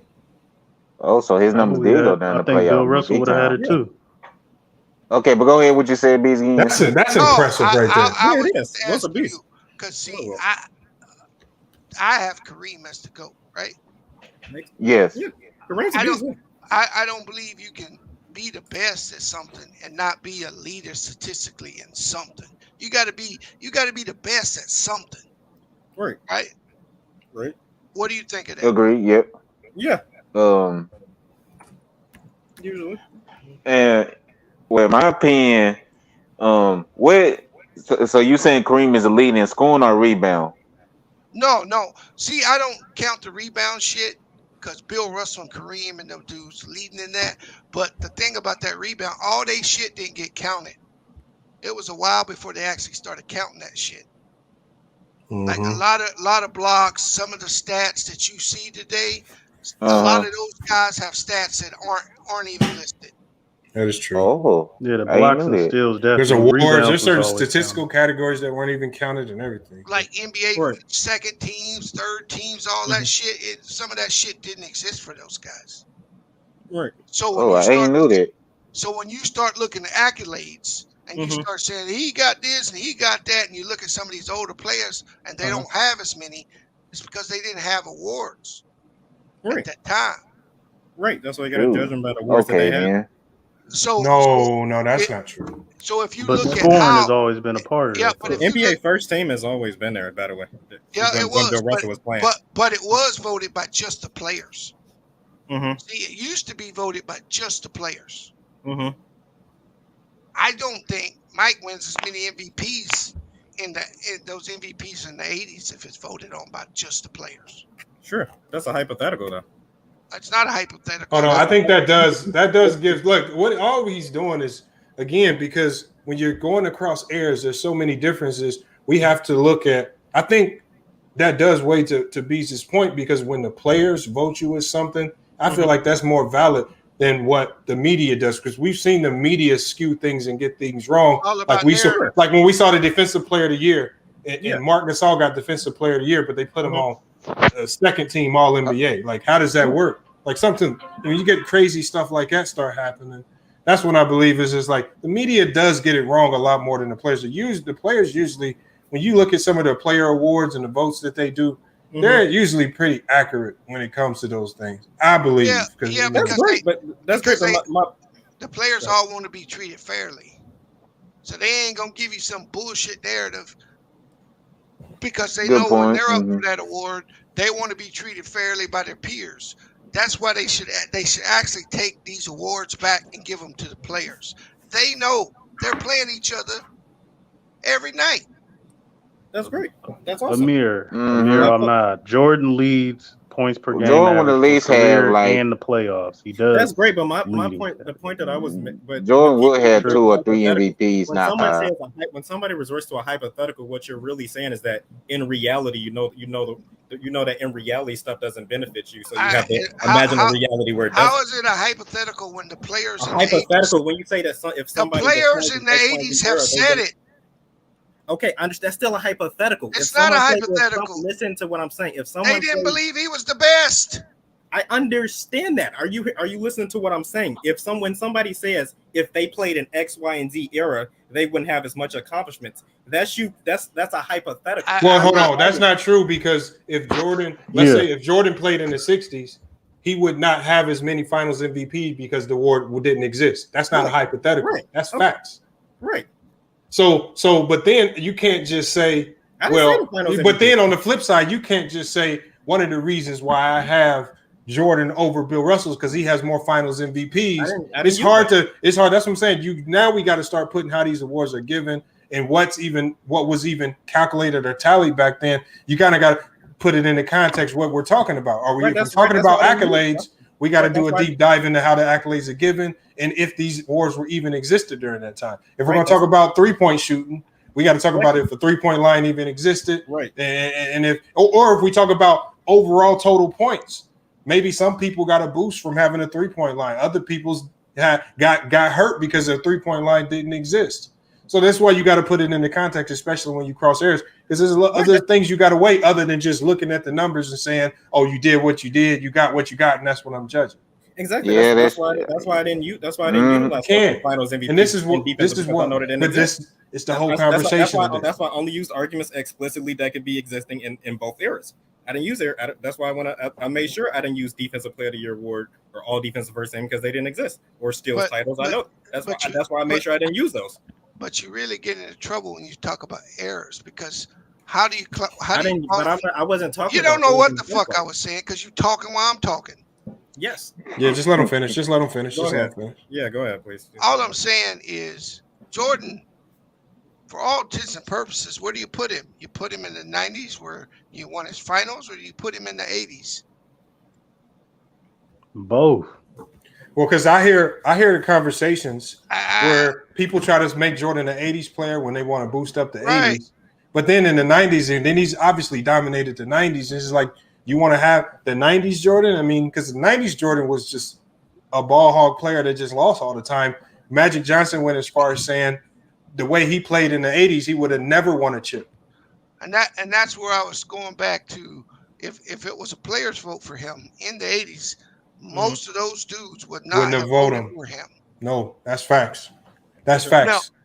That is facts. That's not a knock against him. I'm just simply saying it is. Okay. It is not a knock. That's just what the dudes say. No, yeah, but players of the 80s were highly critical of the way Jordan played. Highly critical. Because the number one reason they were highly critical of the way he played is because it was only conducive to losing. Jordan had to change his game. When Phil Jackson talks about how he had to talk with Jordan and say, "Look, we're going to have to do things a different way to win."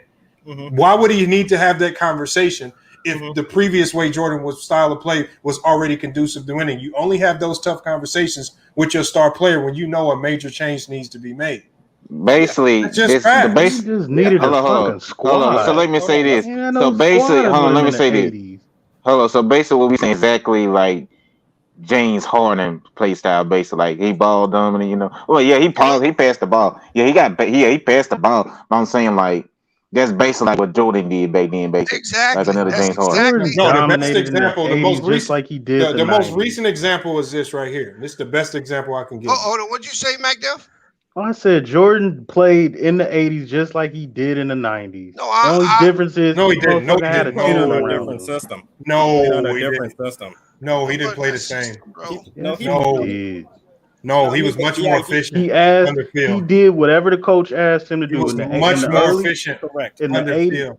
In the 80s, he scored a lot. In 89, he was asked to play point guard for the whole season. Yes. He was much more efficient in with the championship teams. But now, well, the only difference he was less of his efficiency because he had somebody to pass to. What I'm saying, his shooting efficiency dropped in third. I'm talking about the overall game. Everything he did was much more efficient. Now he was asked to score more, but when you're asked to be a volume scorer, I don't expect your field goal percentage to be all through the roof. That was his role to be a volume scorer. But he had to play different. He had to play less selfish. He had to move the bar, especially going into the fourth quarters, where he would kill the Bulls in the 80s. He would kill the Bulls in the 80s. He didn't have no team. No. I think they did. I think they did it to raise his IQ so he can see the field better. It's like they were just teaching him to show him. Hold on. Why are we just acting like Jordan had a team in the 80s? He did correct. Bro, okay, so if you want to go to that, then why do we always say Jordan 6-0? Why don't you ever say the Bulls were 6-0? We do say if it's such a team when we talk about the GOAT conversation, we're talking about an individual person. And then the thing is, when we talk about these head-to-head debates about what player is better, why are you bringing team things in? Winning and losing is team, just like you admitted. So why are we bringing the team accomplishments into an individual player argument? Because rings hold the most weight. No, that's team, hold the most weight. If it doesn't, if the championship didn't hold the most weight, then Jerry West would be in the conversation. Championships hold the most weight to you. But championship why isn't Jerry West? Hold on. then why Jerry West isn't in the conversation? The man averaged 27. Hold on. The man averaged 27 points with no 3-point line, and he did it from a outside shot. But nobody says Jerry West is a top 5 shooter. They put Klay Thompson in front of him. Why Jerry West ain't in this conversation? But am I saying that rings don't matter? No. I'm saying why you said rings. You and I don't know. Who, I think the other guy that was in there earlier. He said that's why Jerry West ain't in my go. No, you said the team accomplishment holds the most weight. So how come Jordan's team accomplishments in the 80s also don't hold weight when we judge him early on in his career? Because what you just said was you gave him a cop out. You said he didn't have a team, so he has a cop out for losing all those games.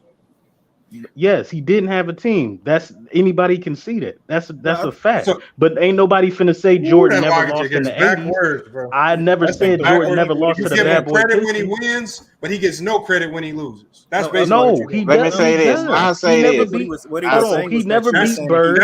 He never beat Bird, and he lost to the bad boy Pistons. That's a slick. And see, this is what 90s fans created. See, 90s fans created the 6-0 when it really should just be the playoffs.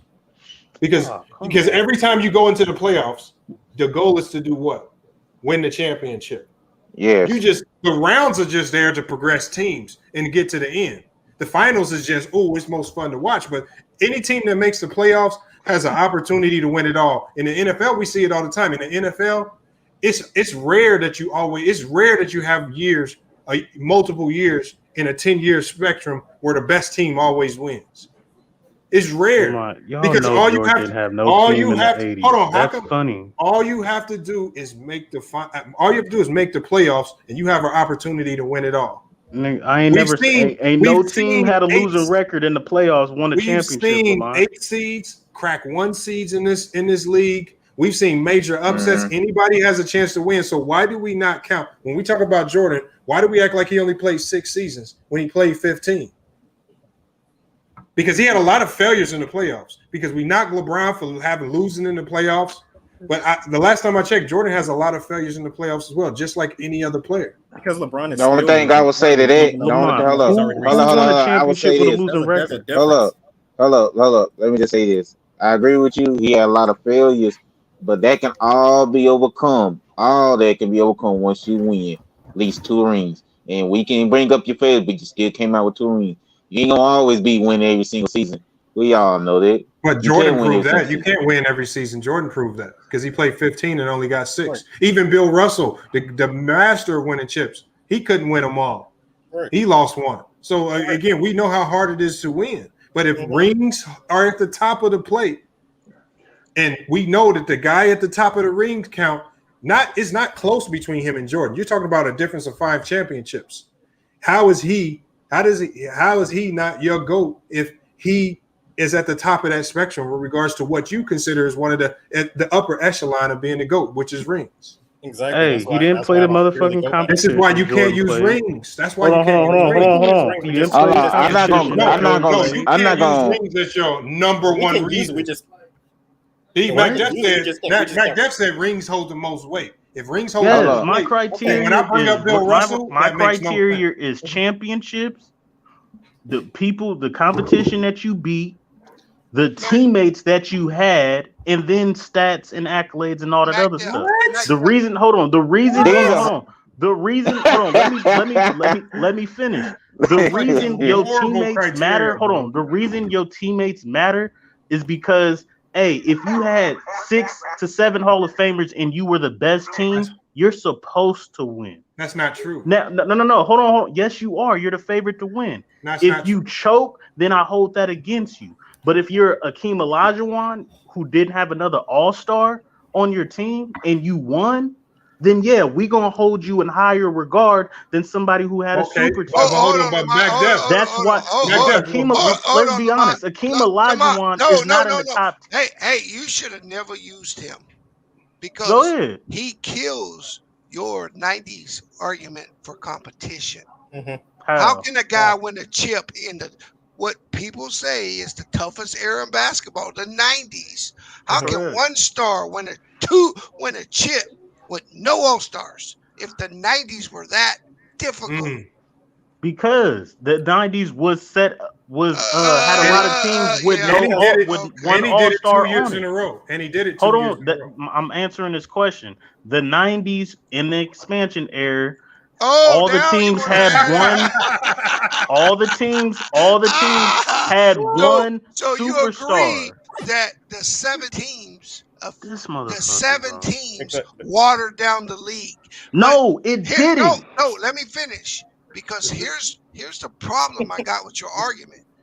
See, Jordan's teams in the 90s went up, which meant the talent of each team went down. But you go back to Bill Russell, that only had 8 teams. That means there were less jobs. So only the best players could be on those 8 teams. Competition had to go up. So your argument makes no sense. Every time the league expands, the teams get worse. They don't get better. Bees. I admit from 96 through 98, Jordan had the best team. And he didn't choke. He won. He won 3 in a row. He was the best player. I'm not talking about you can say watered down league. You can say whatever you want. Saying he won. But the first 3-peat, you can't say there's no diminishing that. He won 3 already in a tough era. I did not diminish one thing about Mike. I asked you 2 questions. A, if the 90s was so competitive, how could one star win a chip with no all-stars? And number 2, why you were talking about competition in another era when the competition in the 90s is one of the weakest in all basketball. Okay, hey, the reason Akeem Olajuwon was the only superstar and all-star on his team is because the talent was watered down. Hold on. It wasn't watered down. Yes, it was. No, it wasn't. It was you had multiple teams with one superstar. You couldn't have 2 superstars on the team. That's the competition's not watered down. I just thought about something. Hold on, I just thought about something. Let me go, Kendall. I'm gonna let you go as soon as I get this because I have to put it out there because I found the information. What year were you talking about the Bulls weren't title? Well, I mean, obviously there was only 1 year during their 6-year championship run that they were not title favorites. We all know that was the 91 year when they were actually third in the rankings. So I mean that first year up there, but they were overwhelming favorites in 92. Right? We go to 93. They were overwhelming favorites in 93, which Phoenix Suns were actually underdogs to make it. I think you're mixing the 2 years up. No, I'm going. I got the 92, 90. I got the 92, 93 preseason odds right here in front of me. Chicago Bulls, Blazers. So we got the next year. 91, the Bulls were the 3rd seed. They were the first in 91. I didn't say seed. These are preseason odds to win the chip. I'm not talking about seeding. I'm sorry. Go ahead. Yeah. So when we go into preseason odds, the year in 93, 94. This is the year. I'm trying to make sure I got the years right. He didn't play in 93, 94. He didn't play. He didn't play in this year. 91, 92, 92, 93. So they were favorites, and they were league favorites to win the chip the first time around 2 times out of 1. And the time that they weren't a favorite, they were the third. They had the 3rd highest odds of winning it. So everybody. That's what I'm saying. What I'm saying is, let's not act like even in 91, let's not act like they were just something to gloss over. Even in 91, I mean, the only teams that were ahead of them were Detroit and LA, and they beat them. Yeah, they did. And we gonna act like the Lakers wasn't a dynasty. But we acting like the Pistons wasn't 2-time defending champion. But MacDef, what I'm saying is, all I'm saying, MacDef, is let's not act like the Bulls just came out of nowhere. The league saw it coming, and the odds had them right there. Every year after that, when Jordan came out, year after that, when Jordan played, who was the favorites to win the chip? Jordan. The Bulls. See, there you go with that. There you go. You give it all to Jordan, but you give no credit to the Bulls. So can I answer B's question? I still don't think they would have beat the Pistons if Isaiah Thomas hadn't got hurt. I still don't think they'd have beat them in 91. What? Anyway, I'm just being honest, bro. It actually gives you a 90s a stronger case if you guys admit that Olajuwon had a possibility to beat Jordan if Jordan didn't retire because it boosted up the level of competition for the 90s. When people run around and say Jordan would have went 8-0 and he could, that just tells us right there that league was extremely watered down when y'all don't even believe one of the best teams, the best players of y'all decade couldn't even beat Jordan when it was proven in the regular season he gave Jordan all types of hell. But I mean, y'all diminish y'all own. Y'all diminish 8 straight. That doesn't mean y'all diminish the argument just because he won 8 straight. Bro, we say the same thing about Jordan, but when Bill Russell does it, what do we say? Oh, he just dominated his era, right? Y'all say weak competition. No, y'all don't. Y'all say weak competition. No. You just said he I don't his say era. weak competition. Yeah, you did. You just I did it said 5 Jordan's minutes competition ago. was better. I didn't say said- it was weak. You did I said say Jordan's that. competition How was it better. better, MacDelf? Because he beat more Hall of Famers on the same team. Yes, Hey, it was Lamont. better. I'd have to go. Lamont. So hold on. I doubt that. I don't Will want to say that. Hold on. Will Chamberlain had how many Hall of Famers on his team? Will Chamberlain. I'd have to From 1960 to 66, he didn't have none. And he won 7 straight scoring titles. When he got to Philadelphia in 67, from 67 to 73, he had one of the 2 best teams in the league because he had at least 3 Hall of Famers with him. In Philly, he had 2 Hall of Famers, and then when he went to the Lakers, he had 3 Hall of Famers. Why are we talking about Will? Hold on. Because that wasn't the only team that they played. We're talking about competition. Okay, and that I'm wasn't saying the only Bill Russell's competition was Will Chamberlain, who didn't have no Hall of Famer on his team for 6 years. Will Chamberlain was one of the players that was his competition. That's it, on one team. But how many motherfucking Hall of Famers did Bill Russell have on his team? That's great. That's great you said that. So who was Jordan competition in the 90s? Okay, he beat the Lakers. Can you give him? Hold on. He beat the Lakers and the Pistons. Are you going to give him credit for that? Tell me who his competition was. The Lakers and the Pistons. Are you going to give him credit for that? We just talked about Bill Russell. You singled out Wilt. You singled Wilt out. Now I want you to single out. I wasn't done. Go ahead. But go ahead. No, go ahead. No, that was a good point, Mac. Hold on. If just like you singled out Wilt, who was Jordan's direct head-to-head competition? Nobody.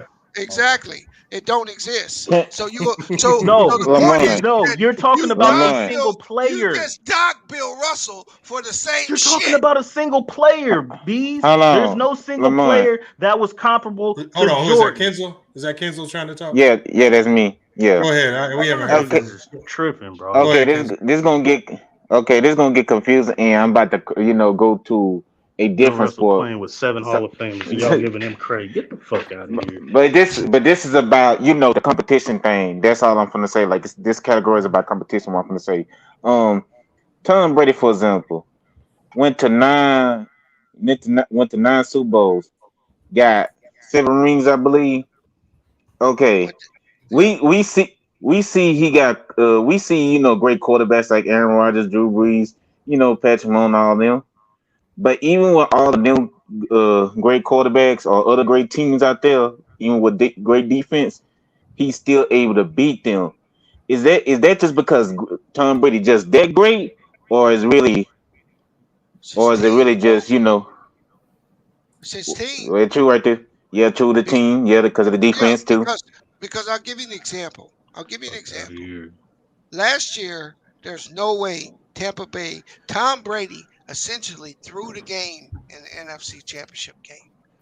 He threw 3 picks in a row, which is unheard of in a second half of a conference game. But his defense was so great, they were still able to carry him. And then if you go look at his play in the Super Bowl, he wasn't the MVP of that Super Bowl. LeGarrette Blount should have been the MVP of the Super Bowl, but the media narrative drew it like he played so well, which he really didn't. I mean, as bad as they beat Kansas City was in that game the whole game. If 2 of those passes in the end zones that got dropped would have been caught, totally different scenario. Bees. Do the Patriots win a Super Bowl without Tom Brady as their quarterback? Yes. The fuck out of here. You know why? The fuck out of here. Because only the last 2 or 3 that he won was only the ones you can attribute to him.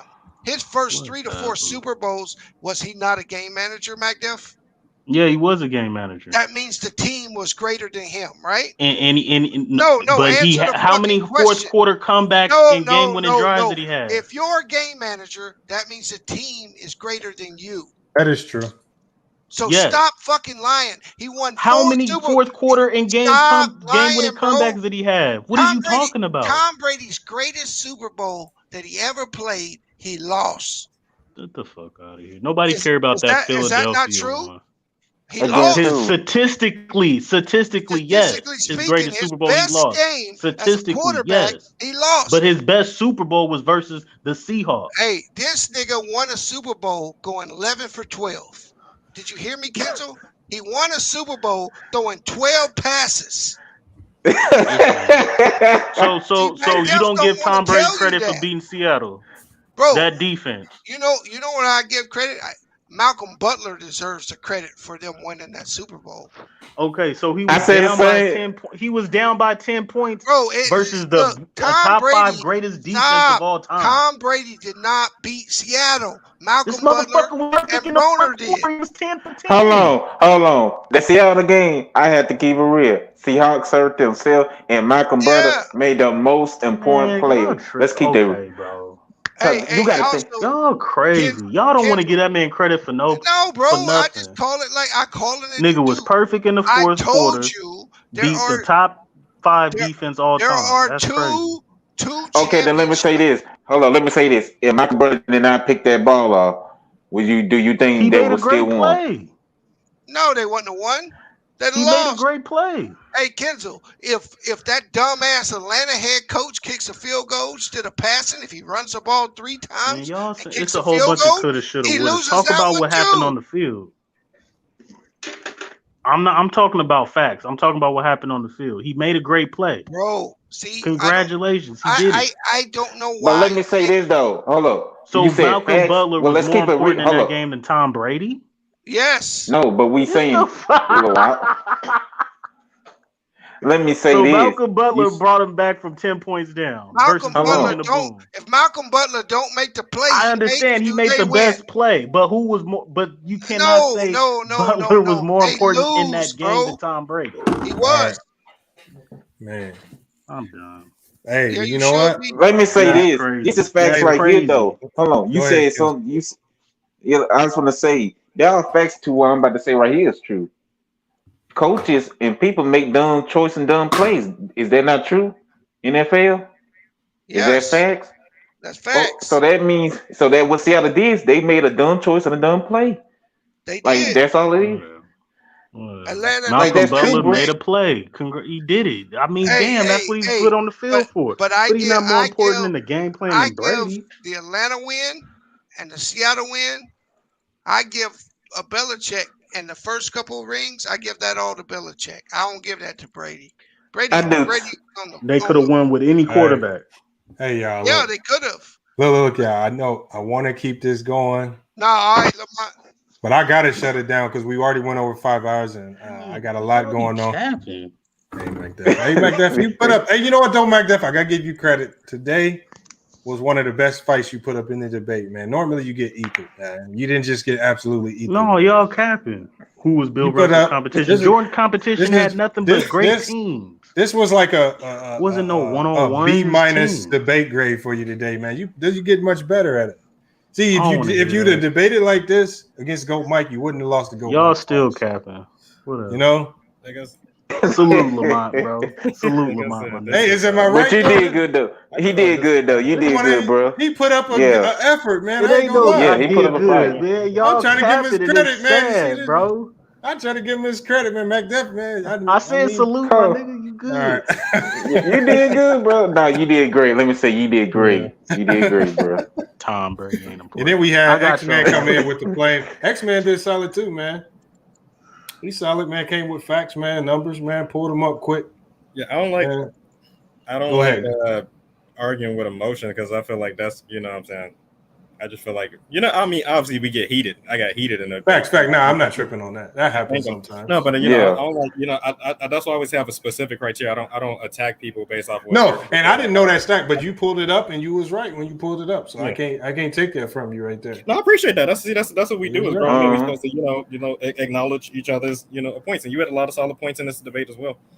No, it's like I said, it's all debate topics, man. We at the end of the day with these conversations, we will ultimately never know who's right or wrong. That's just why they constantly are debated. Like there's certain things you can't debate because some things are just etched in stone. You can't change. But this is always going to be debated. Yeah, this is one of the reasons. Like I tell you all the time, this is the exact reason why the WNBA is going to be done in the next 10 years, because we can't have these debates. We can't have there's no motivation to go watch, no debates, no conversations surrounding the league. This is why it's a felon league. So, I mean, salute to the Hey, Lamont, I got one more question. Yo, what up? Are you gonna stream NFL games like Thursday, Sunday, Mondays, like you do for the NBA, like you do for the playoffs? I'm gonna be more selective over the NFL games. What I'm thinking I might do for NFL is, again, since it's just one day a week, I'm thinking I just might do Sunday. And I might pick like a game of the day to follow, because it's just one day. It's not like I got to do. And I know you have Monday night football and you have Thursday night football. I could potentially do Monday night.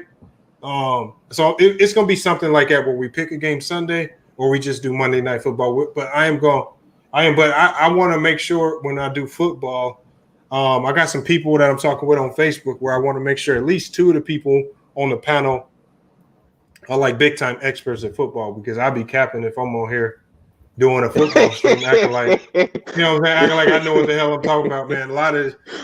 I'm only familiar with the top names, the top 10 players. Outside of that, I can't tell you these old linemen and all this stuff. I can't do it. I don't follow them like that. I don't play enough Madden. That's what I really need to do. I need to start playing Madden more, because really, that for me, that's probably a way to just quickly get acclimated to who does what well. You're not gonna. It's still, and that's still not a very good information to go off of either. No, but the thing is, you'll know the plays once you start playing. But you'll know the plays where they put the run and all this stuff. That worked in hockey. I played a hockey game, and all of a sudden, next thing I know, man, I'm watching these hockey highlights. I'm I know him. I know what he does well. He's a goalie.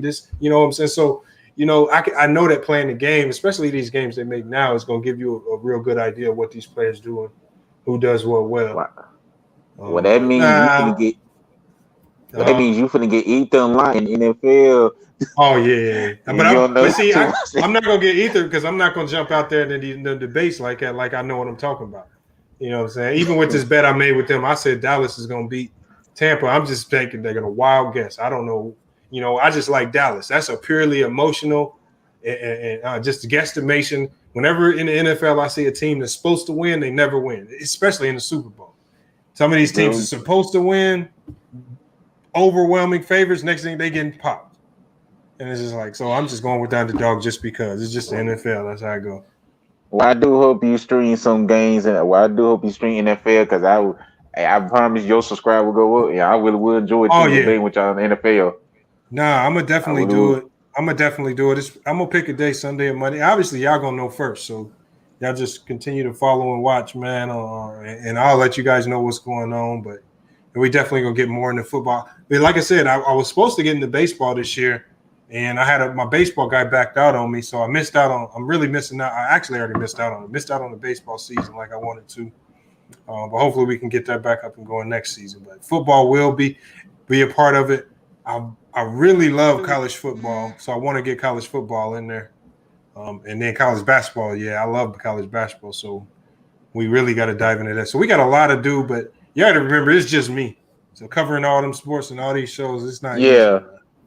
I know. It's not going to be easy. Mm-hmm. And I'm coaching during the year, so I'm coaching at GCU, and I got another business I run, so it's just be some nights I be so gassed, I'm looking like, man, I don't want to stream tonight or drop that video, so I got to stop being lazy somewhat, but it's not easy, man. When you have I understand 1,000%. I understand. That's why I respect. Even though he has Carcino and Ticket, them guys will be doing this every day, all day. bro, man. I respect him for that, man, because this shit can burn you out real quick. I ain't gonna lie. It will burn you out. Dealing with people, emails, Instagram messages, all this craziness, and then you got to go stream, and then you got to market it and make sure you're getting the right views. And it's actually a headache like a motherfucker, man. I ain't gonna lie. But it's fun, though. I love it. But we're going to shut this down, man. Appreciate everybody pulling up tonight. Salute to everybody pulling up. A lot of new faces in the chat. A lot of new names in the chat. And, I mean, I love to see that, man. X-Man, you should come on more. Definitely come on more, man. I know I came on last stream, I believe. Yeah. Pull up more, man. And just, like I said, just dive into these debates, man, because you had a lot more information than I thought. Let me pull this up right here. I like your Mario costume. It's cool. Oh yeah, appreciate it. Yeah, we had to. And that was nice. Dress as Bowser or Luigi. I say go with Luigi next time. I'm gonna have something special going Saturday. I got podcast videos dropping this week that's gonna lead up to the live stream that we doing Saturday. So that's what we got coming this week. But we're gonna go ahead and shut it down, man. Again, salute to everybody for pulling up. I saw the donations that came through.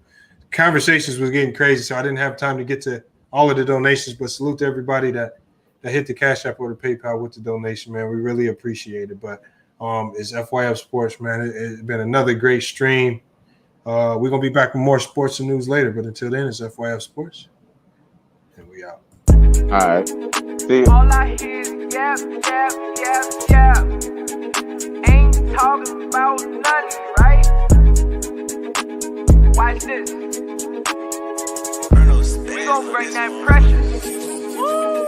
Just a little FYF, 20K sub 6 months, what's next? They been hating at first, now they calling us the best. Hit up YouTube, tell them cut the check. Just a FYF, 20K sub 6 months, what's next? Woo, fuck your feelings, we all know who the real is. I be getting to it, ain't wasting no time. Walking straight in, we ain't waiting in line. Fuck your feelings, you don't care about mine. You a YouTube gangster, don't be yelling out slime. Or you talking LB, talking Ticket TV. Ain't nobody watching them, all the viewers be sleep. 5 years in, all your subs is your friends. Ticket TV, watch the cars again. Just a little FYF, 20K sub 6 months, what's next? They been hating at first, now they calling us the best.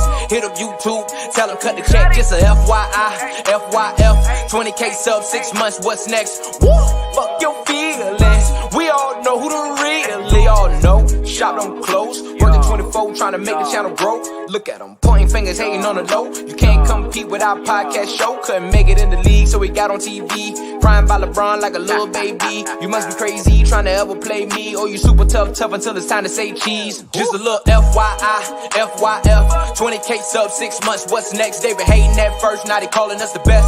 Hit up YouTube, tell them cut the check. Just a FYF, 20K sub 6 months, what's next? Woo, fuck your feelings,